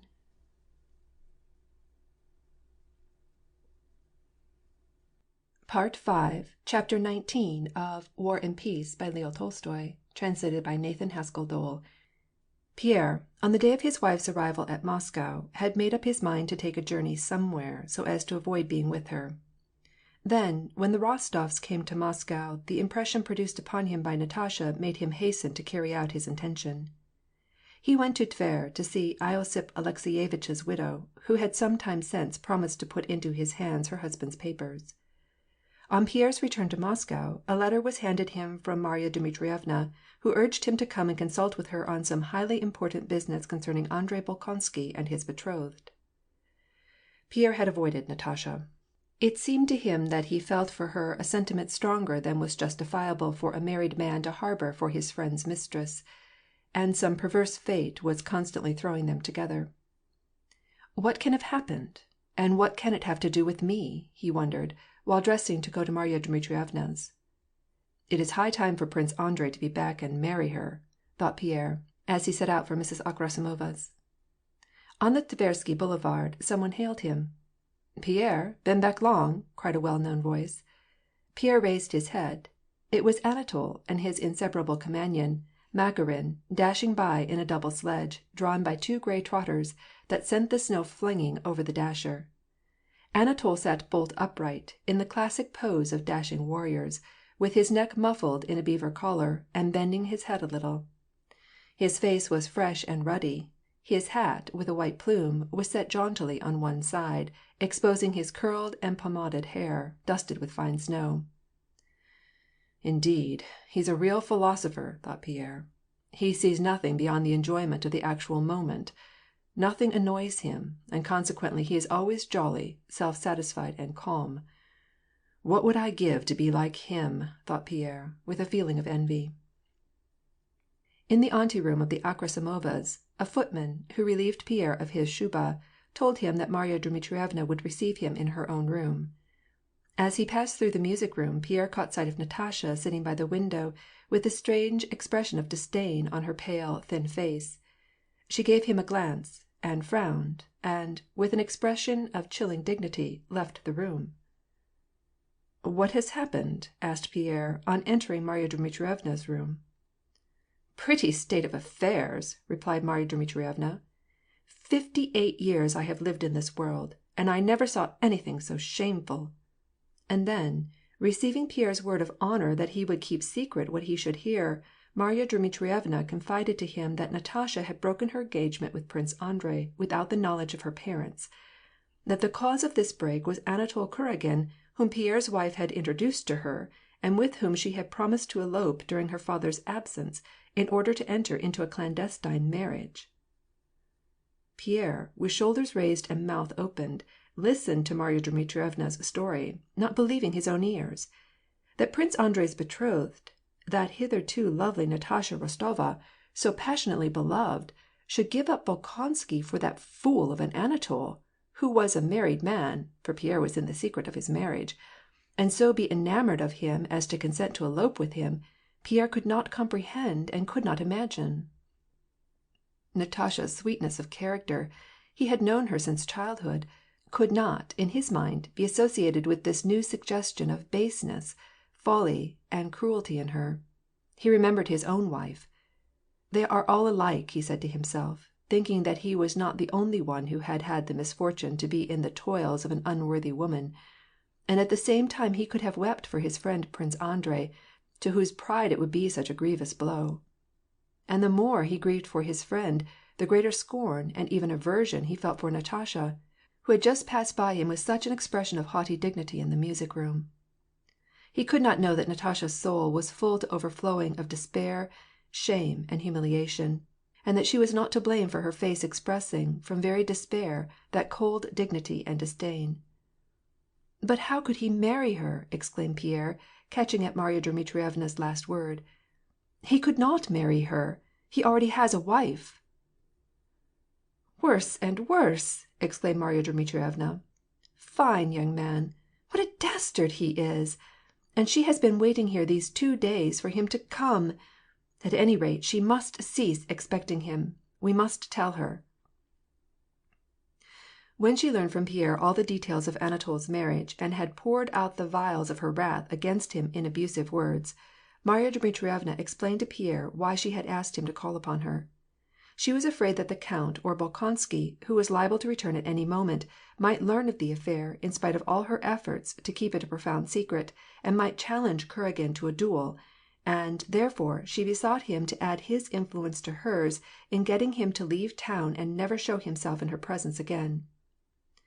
Pierre willingly agreed to fulfill her wishes, since now he for the first time realized the danger threatening the old count and Nikolai and Prince Andrei. Having preferred her request in short and precise terms, she took him back into the drawing-room. "Mind you, the count knows nothing of this. You must pretend that you also know nothing about it," said she. "And I am going this instant to tell her that she is to cease expecting him. And stay to dinner, if you will," shouted back Marya Dmitrievna to Pierre. Pierre met the old count. He was disturbed and annoyed.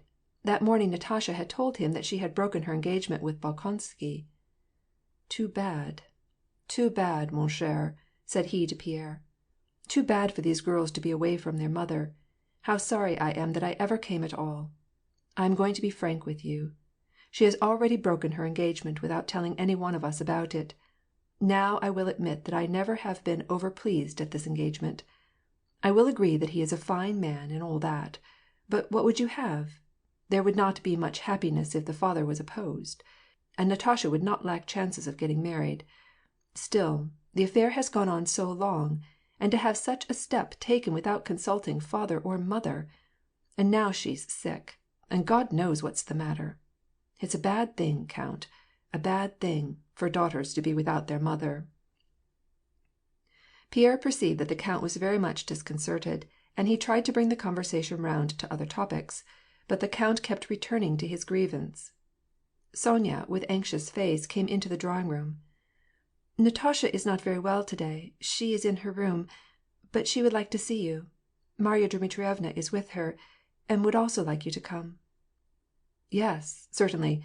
You and Bolkonsky were good friends. She probably wants to send some message," said the count.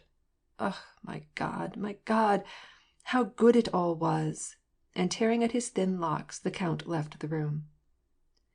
Marya Dmitrievna had been explaining to Natasha how Anatol was married. Natasha refused to believe her and demanded to have confirmation of it from Pierre himself. Sonya confided this to Pierre as they passed along the corridor toward Natasha's room. Natasha, pale and stern, was sitting next to Marya Dmitrievna. The moment Pierre entered the doorway, she met him with feverishly glittering, wildly imploring eyes. She did not smile, she did not even greet him with a nod, she only looked at him eagerly, and her eyes merely demanded if he came as her friend or, like all the rest, as her enemy, in reference to Anatol. Pierre, in his own personality as Pierre, did not exist for her. "He knows all about it," said Marya Dmitrievna, indicating Pierre and addressing Natasha. "Let him tell you, if I am not speaking the truth." Natasha, as a wounded animal at bay glares at the dogs and huntsmen approaching, looked first at the one and then at the other. "Natalia Ilyinichna," Pierre began, dropping his eyes and experiencing a feeling of compunction for her, and of aversion to the operation which he was obliged to perform. "It is true. Whether this is true or not true, as far as you are concerned, it cannot matter, because—" "Then it is not true that he is married?" "Nay, it is true." "Has he been married for some time?" she asked. "On your word of honor!" Pierre gave her his solemn word of honor. "Is he still in town?" she asked hurriedly. "Yes, I have just seen him." The effort to say more was evidently too much for her, and she made them a sign with her hand to leave her alone. End of chapter 19.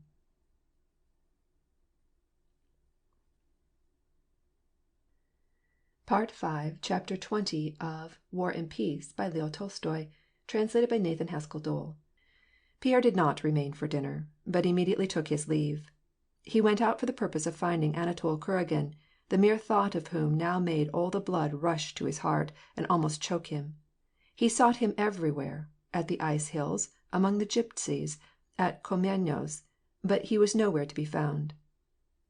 Pierre went to the club. There everything was going in its usual train. The members, who were assembling for dinner, formed little groups, and, greeting Pierre, spoke of various items of city gossip. A servant, who knew his habits and his particular friends, accosted him politely, and informed him that the place was ready for him at the little table, that Prince N.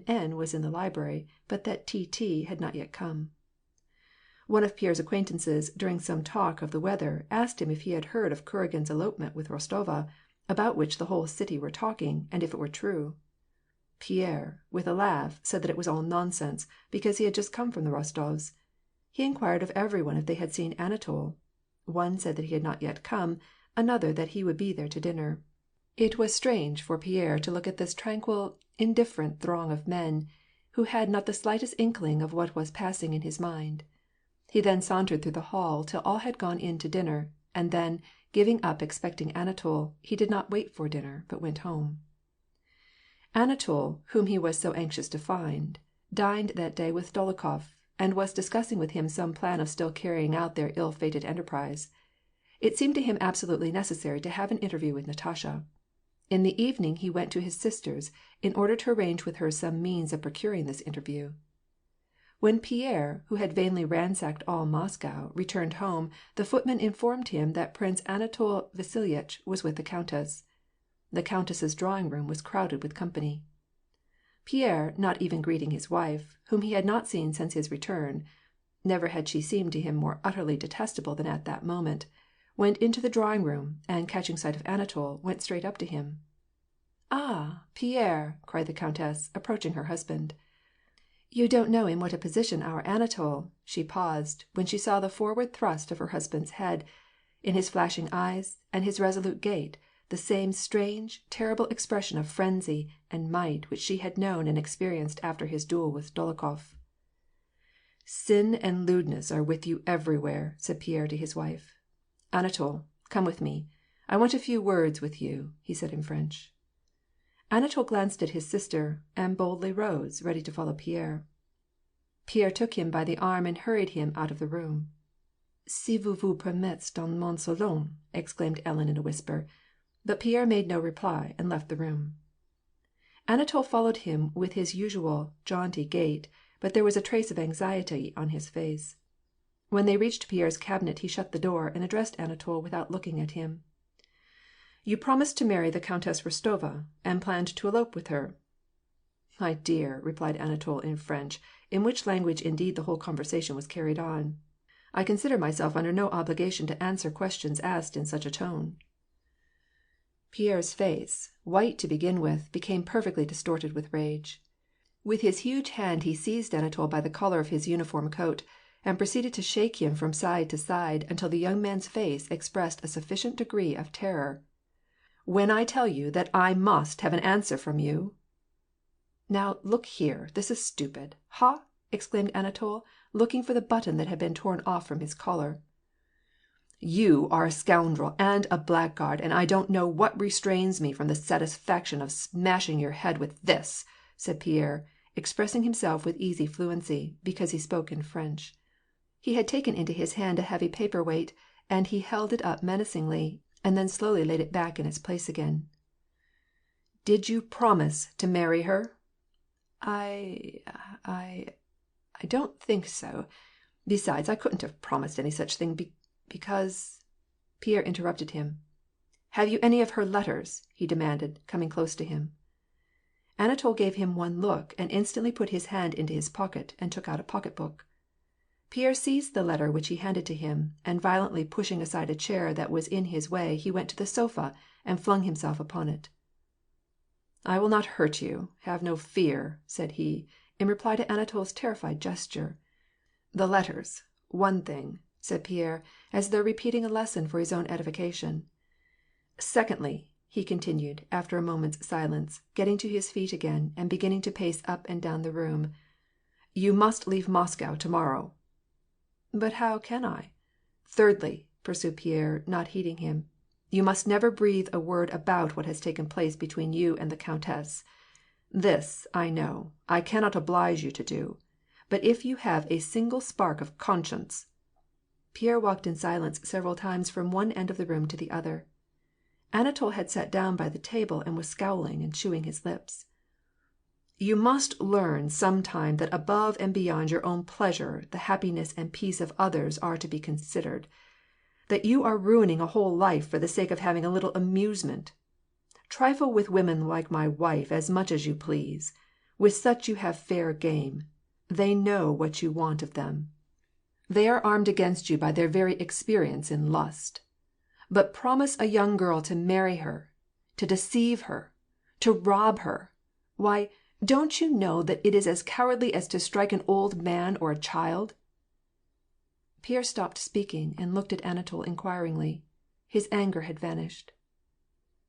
"I don't know, I'm sure, huh?" said Anatol, gaining confidence in proportion as Pierre's anger subsided.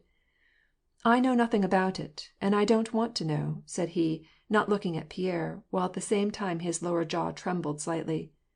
"But you have spoken to me words so insulting that I as a man of honor cannot think of permitting them." Pierre looked at him in amazement, perfectly unable to understand what he wanted of him. "Though we have had no witnesses," continued Anatol, "still I cannot." "What! You wish satisfaction?" asked Pierre scornfully. "At least you can retract what you said, eh?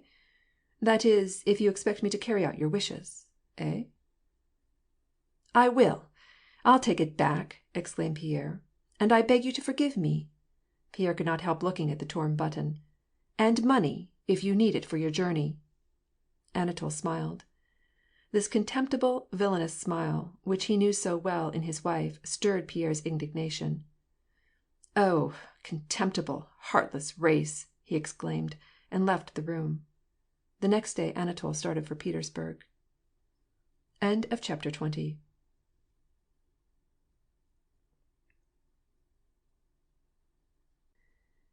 Part 5, Chapter 21 of War and Peace by Leo Tolstoy, translated by Nathan Haskell Dole. Pierre went to Marya Dmitrievna's to inform her how he had accomplished her wishes in regard to Anatol's expulsion from Moscow. He found the whole house in terror and commotion. Natasha was very ill, and, as Marya Dmitrievna informed him, under a seal of secrecy, the night after she had learned that Anatol Kuragin was married, she had poisoned herself with arsenic that she managed surreptitiously to procure. Having swallowed a considerable quantity, she awakened Sonya and confessed what she had done. The proper antidotes to the poison had been given in time, and she was now out of danger, but she was still so weak that it was out of the question to think of taking her to the country, and the countess had been sent for.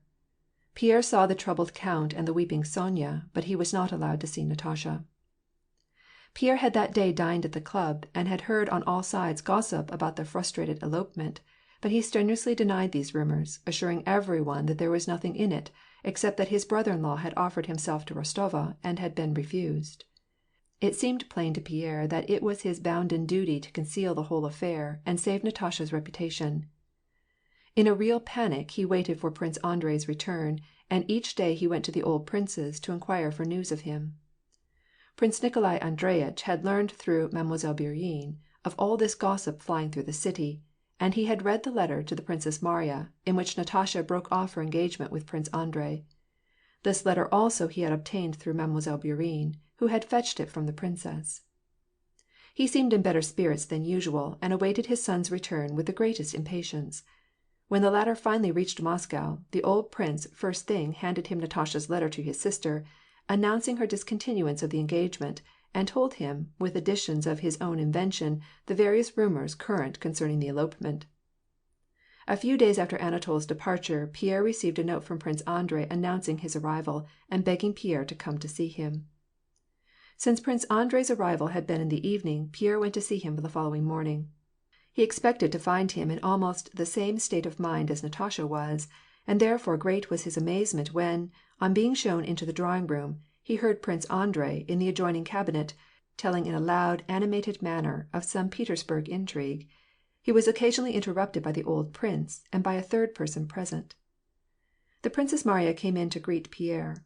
She sighed as she turned her eyes towards the door of the room where her brother was, evidently anxious to give expression to her sympathy for his affliction, but Pierre detected on her face evidences of her inward gratification at the turn affairs had taken, and at the manner in which her brother had received the news of Natasha's fickleness. "He told me that he expected this," said she. "I know that his pride would not let him make any show of his feelings. But nevertheless he bears up under it better, far better than I had any reason to expect. Of course, since it had to be so." "But do you mean to say it is all over between them?" The Princess Mariya looked at him in amazement. She could not understand how anyone should even ask such a question. Pierre went into the cabinet. Prince Andrei, much altered and evidently restored to perfect health, but with a new and perpendicular wrinkle between his brows, was standing in civil dress, in front of his father and Prince Meshchersky, who was arguing eagerly, making forceful gestures. The topic was Speransky, news of whose unexpected banishment and reported treason had only just reached Moscow. "Now," Prince Andrei was saying, "the very men who a month ago were extolling him, and who are fully incapable of comprehending his aims, are criticizing him and condemning him. To criticize a man in disfavor is very easy, and so it is to make him responsible for the blunders of others. But I tell you, if any one has done any good during this present reign, it has been done by him alone." He caught sight of Pierre and paused. A spasm passed over his face, and immediately his expression became stern. "But posterity will do him justice," said he, and with that he turned to greet Pierre. "Well, how are you? Stout as ever," he said in a lively tone, but the newly furrowed frown grew still deeper. "Yes, I am well," he replied, in answer to Pierre's question, and laughed. Pierre saw clearly that this laugh was affected, and was simply equivalent to saying, "Well, but who cares whether I am well or ill?" After exchanging a few words with Pierre in regard to the frightful travelling from the Polish frontier, and how he met in Switzerland a number of men who had known Pierre, and about Mr. Dessalles, whom he had brought abroad as his son's tutor, Prince Andrei again, with feverish eagerness, returned to the topic of Speransky, which the two old men still kept on the tapis. "If there had been any treason, and if there had been any proofs of his correspondence with Napoleon, then they would surely have been published broadcast," said he, speaking excitedly and fluently. "Personally, I do not like Speransky, and I have not liked him in the past, but I do like justice." Pierre was aware that his friend was now laboring under that necessity, which he himself had only too often experienced, of getting thoroughly stirred up and excited over some alien topic, simply for the purpose of dispelling thoughts too heavy to be endured. When Prince Meshchersky had taken his departure, Prince Andrei took Pierre's arm and drew him into the room which had been prepared for his occupancy. In this room a bed had been hastily set up. Trunks and boxes, opened, were scattered about. Prince Andrei went to one of these and took out a casket, and from the casket a packet wrapped in a paper. All this he did silently and very swiftly. He straightened himself up and cleared his throat. His face was gloomy and his lips compressed. "Forgive me if I trouble you." Pierre perceived that Prince Andrei was going to speak about Natasha, and his broad countenance expressed pity and sympathy. This expression on Pierre's face nettled Prince Andrei. He went on in a loud, decided, and disagreeable voice.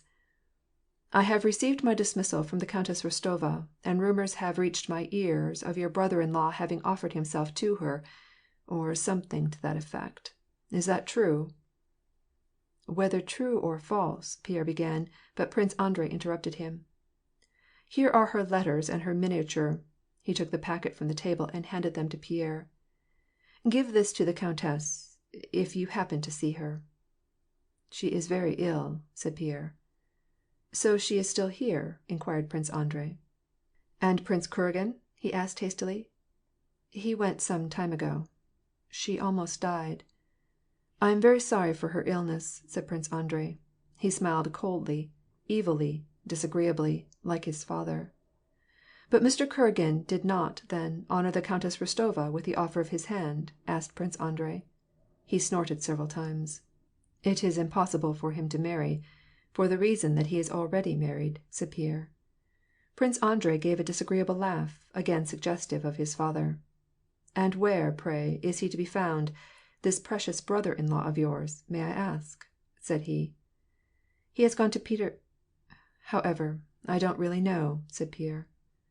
"Well, it's all the same to me," said Prince Andrei. "Assure the Countess Rostova that she has been, and is, perfectly free, and that I wish her all happiness." Pierre took the package of letters. Prince Andrei, as though trying to make up his mind whether it were not necessary for him to say something, or expecting Pierre to say something, looked at him keenly. "See here. Do you remember a discussion we had once in Petersburg? Do you remember?" "Yes, I remember," said Prince Andrei hurriedly. "I said that a fallen woman ought to be forgiven. But I did not say that in my own case I should forgive her. I cannot." "But wherein is the comparison?" asked Pierre. Prince Andrei interrupted him. His voice was loud and shrill. "Yes, ask her hand again. Be magnanimous, and all that. Yes, that would be very noble, but I am not capable of following in this gentleman's footsteps. If you wish to continue my friend, never mention this to me again, not a word about it. Now good-bye. You will give this to her, will you?"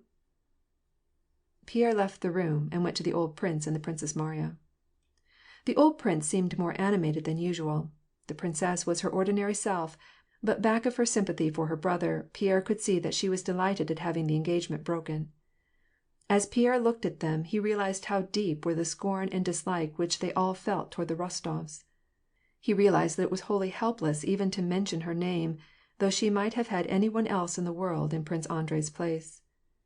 At dinner the conversation turned on the war which was unquestionably imminent.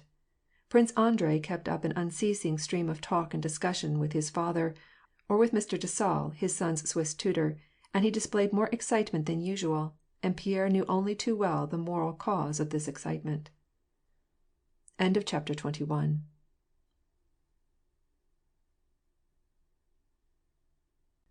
Part 5, Chapter 22 of War and Peace by Leo Tolstoy, translated by Nathan Haskell Dole. That same evening Pierre went to call upon the Rostovs to fulfill his commission. Natasha was in bed. The count had gone to the club, and Pierre, having entrusted the letters into Sonya's hands, went to Marya Dmitrievna, who was greatly interested to know how Prince Andrei had received the news. 10 minutes later Sonya appeared. "Natasha is determined to see Count Pyotr Kirillovitch," said she. "But how can he go to her room? Everything is in disorder there," said Marya Dmitrievna. "But she is dressed, and has come down into the drawing-room," said Sonya.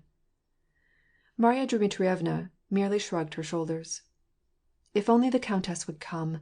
This is a perfect torture to me. Now be careful, and don't tell her everything," she added, warningly. "It would break my heart if anything were said to hurt her. She is so to be pitied, so to be pitied." Natasha, grown decidedly thin, with pale, smileless face, though not at all confused, as Pierre supposed she would be, stood in the middle of the drawing-room. When Pierre made his appearance in the door, she hesitated, evidently undecided whether to go to him or wait for him. Pierre hastened forward. He supposed that she would, as usual, give him her hand.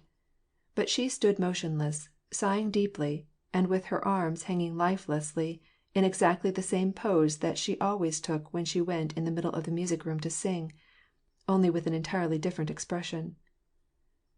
"Pyotr Kirillovitch," she began, speaking very swiftly, "Prince Bolkonsky was your friend, and is still your friend," she added by afterthought, for it seemed to her that everything was past and all things had become new. "He told me once to turn to you if—" Pierre quietly blew his nose as he looked at her. Till that moment he had, in his heart, blamed her and tried to despise her, but now she seemed to him so eminently deserving of pity that there was no room in his heart for reproach. "He is here now. Please ask him to forgive." She paused, and breathed still faster, but she did not weep. "Yes, I will tell him," said Pierre. He knew not what to say. Natasha was evidently terrified by what Pierre might have thought she meant. "Yes, I know that all is over between us," she said, hurriedly. "No, it can never be. All that tortures me is the wrong that I have done him. Only ask him to forgive me for all." Her whole frame trembled. and she sat down in a chair. Never before had Pierre experienced such a feeling of compassion as now came over him. "I will tell him. I will certainly tell him all," said Pierre. "But I should like to know one thing." "What?" asked Natasha. "I should like to ask if you loved." Pierre did not know what term to use in speaking of Anatole. "Did you love that vile man?" "Don't call him vile," exclaimed Natasha. "But I don't know. I don't know at all." Then the tears came again. And a still more intense feeling of pity, affectionate compassion and love came over Pierre. He was conscious of the tears welling out from under his spectacles and dropping, and he hoped that they would not be seen. "Let us say no more about it, my dear," said Pierre. Strange indeed suddenly seemed to Natasha the sound of his voice, so sweet, so tender, so sincere. "Let us say no more about it, my dear. I will tell him all, but one thing I want to ask you. Consider me your friend, and if you need any help or advice, or simply if you need someone in whom you can confide, not now, but by and by, when everything is clear to your own mind, remember me." He took her hand and kissed it. "I should be happy if I were in the position to—" Pierre grew confused. "Do not speak to me so. I do not deserve it," cried Natasha, and she started to leave the room. But Pierre detained her by the hand. He knew that there was something more he must tell her, but when he had spoken it, he was amazed at his own words. "Wait, wait. All life is before you," said he. "Before me is only ruin!" she exclaimed, in the depths of shame and self-reproach. "Ruin," he repeated. "If I were not myself, but the handsomest, wisest, and best man in the world, and were free, I would this very instant, on my knees, sue for your hand and your love." Natasha, for the first time in many days, wept tears of gratitude and emotion, and, giving Pierre one look, she fled from the room. Pierre followed her, almost running, and restraining the tears of tenderness and happiness that choked him. Throwing his shuba over his shoulders, but without putting his arms through the sleeves, he went out and got into his sledge. "Where now?" asked the driver. "Where?" repeated Pierre to himself. "Where can I go now? To the club, or to make some calls?" All men at this moment seemed to him so contemptible, so mean in comparison with that feeling of emotion and love which had overmastered him, in comparison with that softened glance of gratitude which she had given him just now through her tears. "Home," said Pierre, throwing back his bearskin shuba, and exposing his broad, joyfully throbbing chest, though the mercury marked 10 degrees of frost. It was cold and clear. Above the dirty, half-lighted streets, above the black roofs of the houses, stretched the dark, starry heavens. Only as Pierre gazed at the heavens above, he ceased to feel the humiliating pettiness of everything earthly in comparison with the height to which his soul aspired. As he drove out on the Arbatskaya Square, the mighty expanse of the dark, starry night spread out before Pierre's eyes.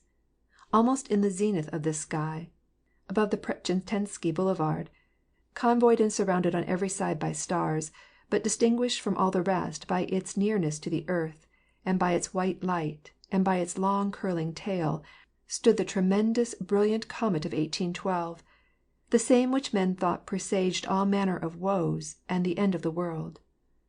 But in Pierre, this brilliant luminary, with its long train of light, awoke no terror. On the contrary, rapturously, his eyes wet with tears, he contemplated this glorious star which seemed to him to have come flying with inconceivable swiftness through measureless space, straight toward the earth, there to strike like an enormous arrow, and remain in that one fate-designated spot upon the dark sky, and, pausing, raise aloft with monstrous face its curling tail, flashing and playing with white light, amid the countless other stars doomed to perish. It seemed to Pierre that this star was the complete reply to all that was in his soul flowing into new life, and filled with tenderness and love. End of chapter 22, and end of part 5. Also, this is the end of Volume 2 of War and Peace by Leo Tolstoy, translated by Nathan Haskell Dole.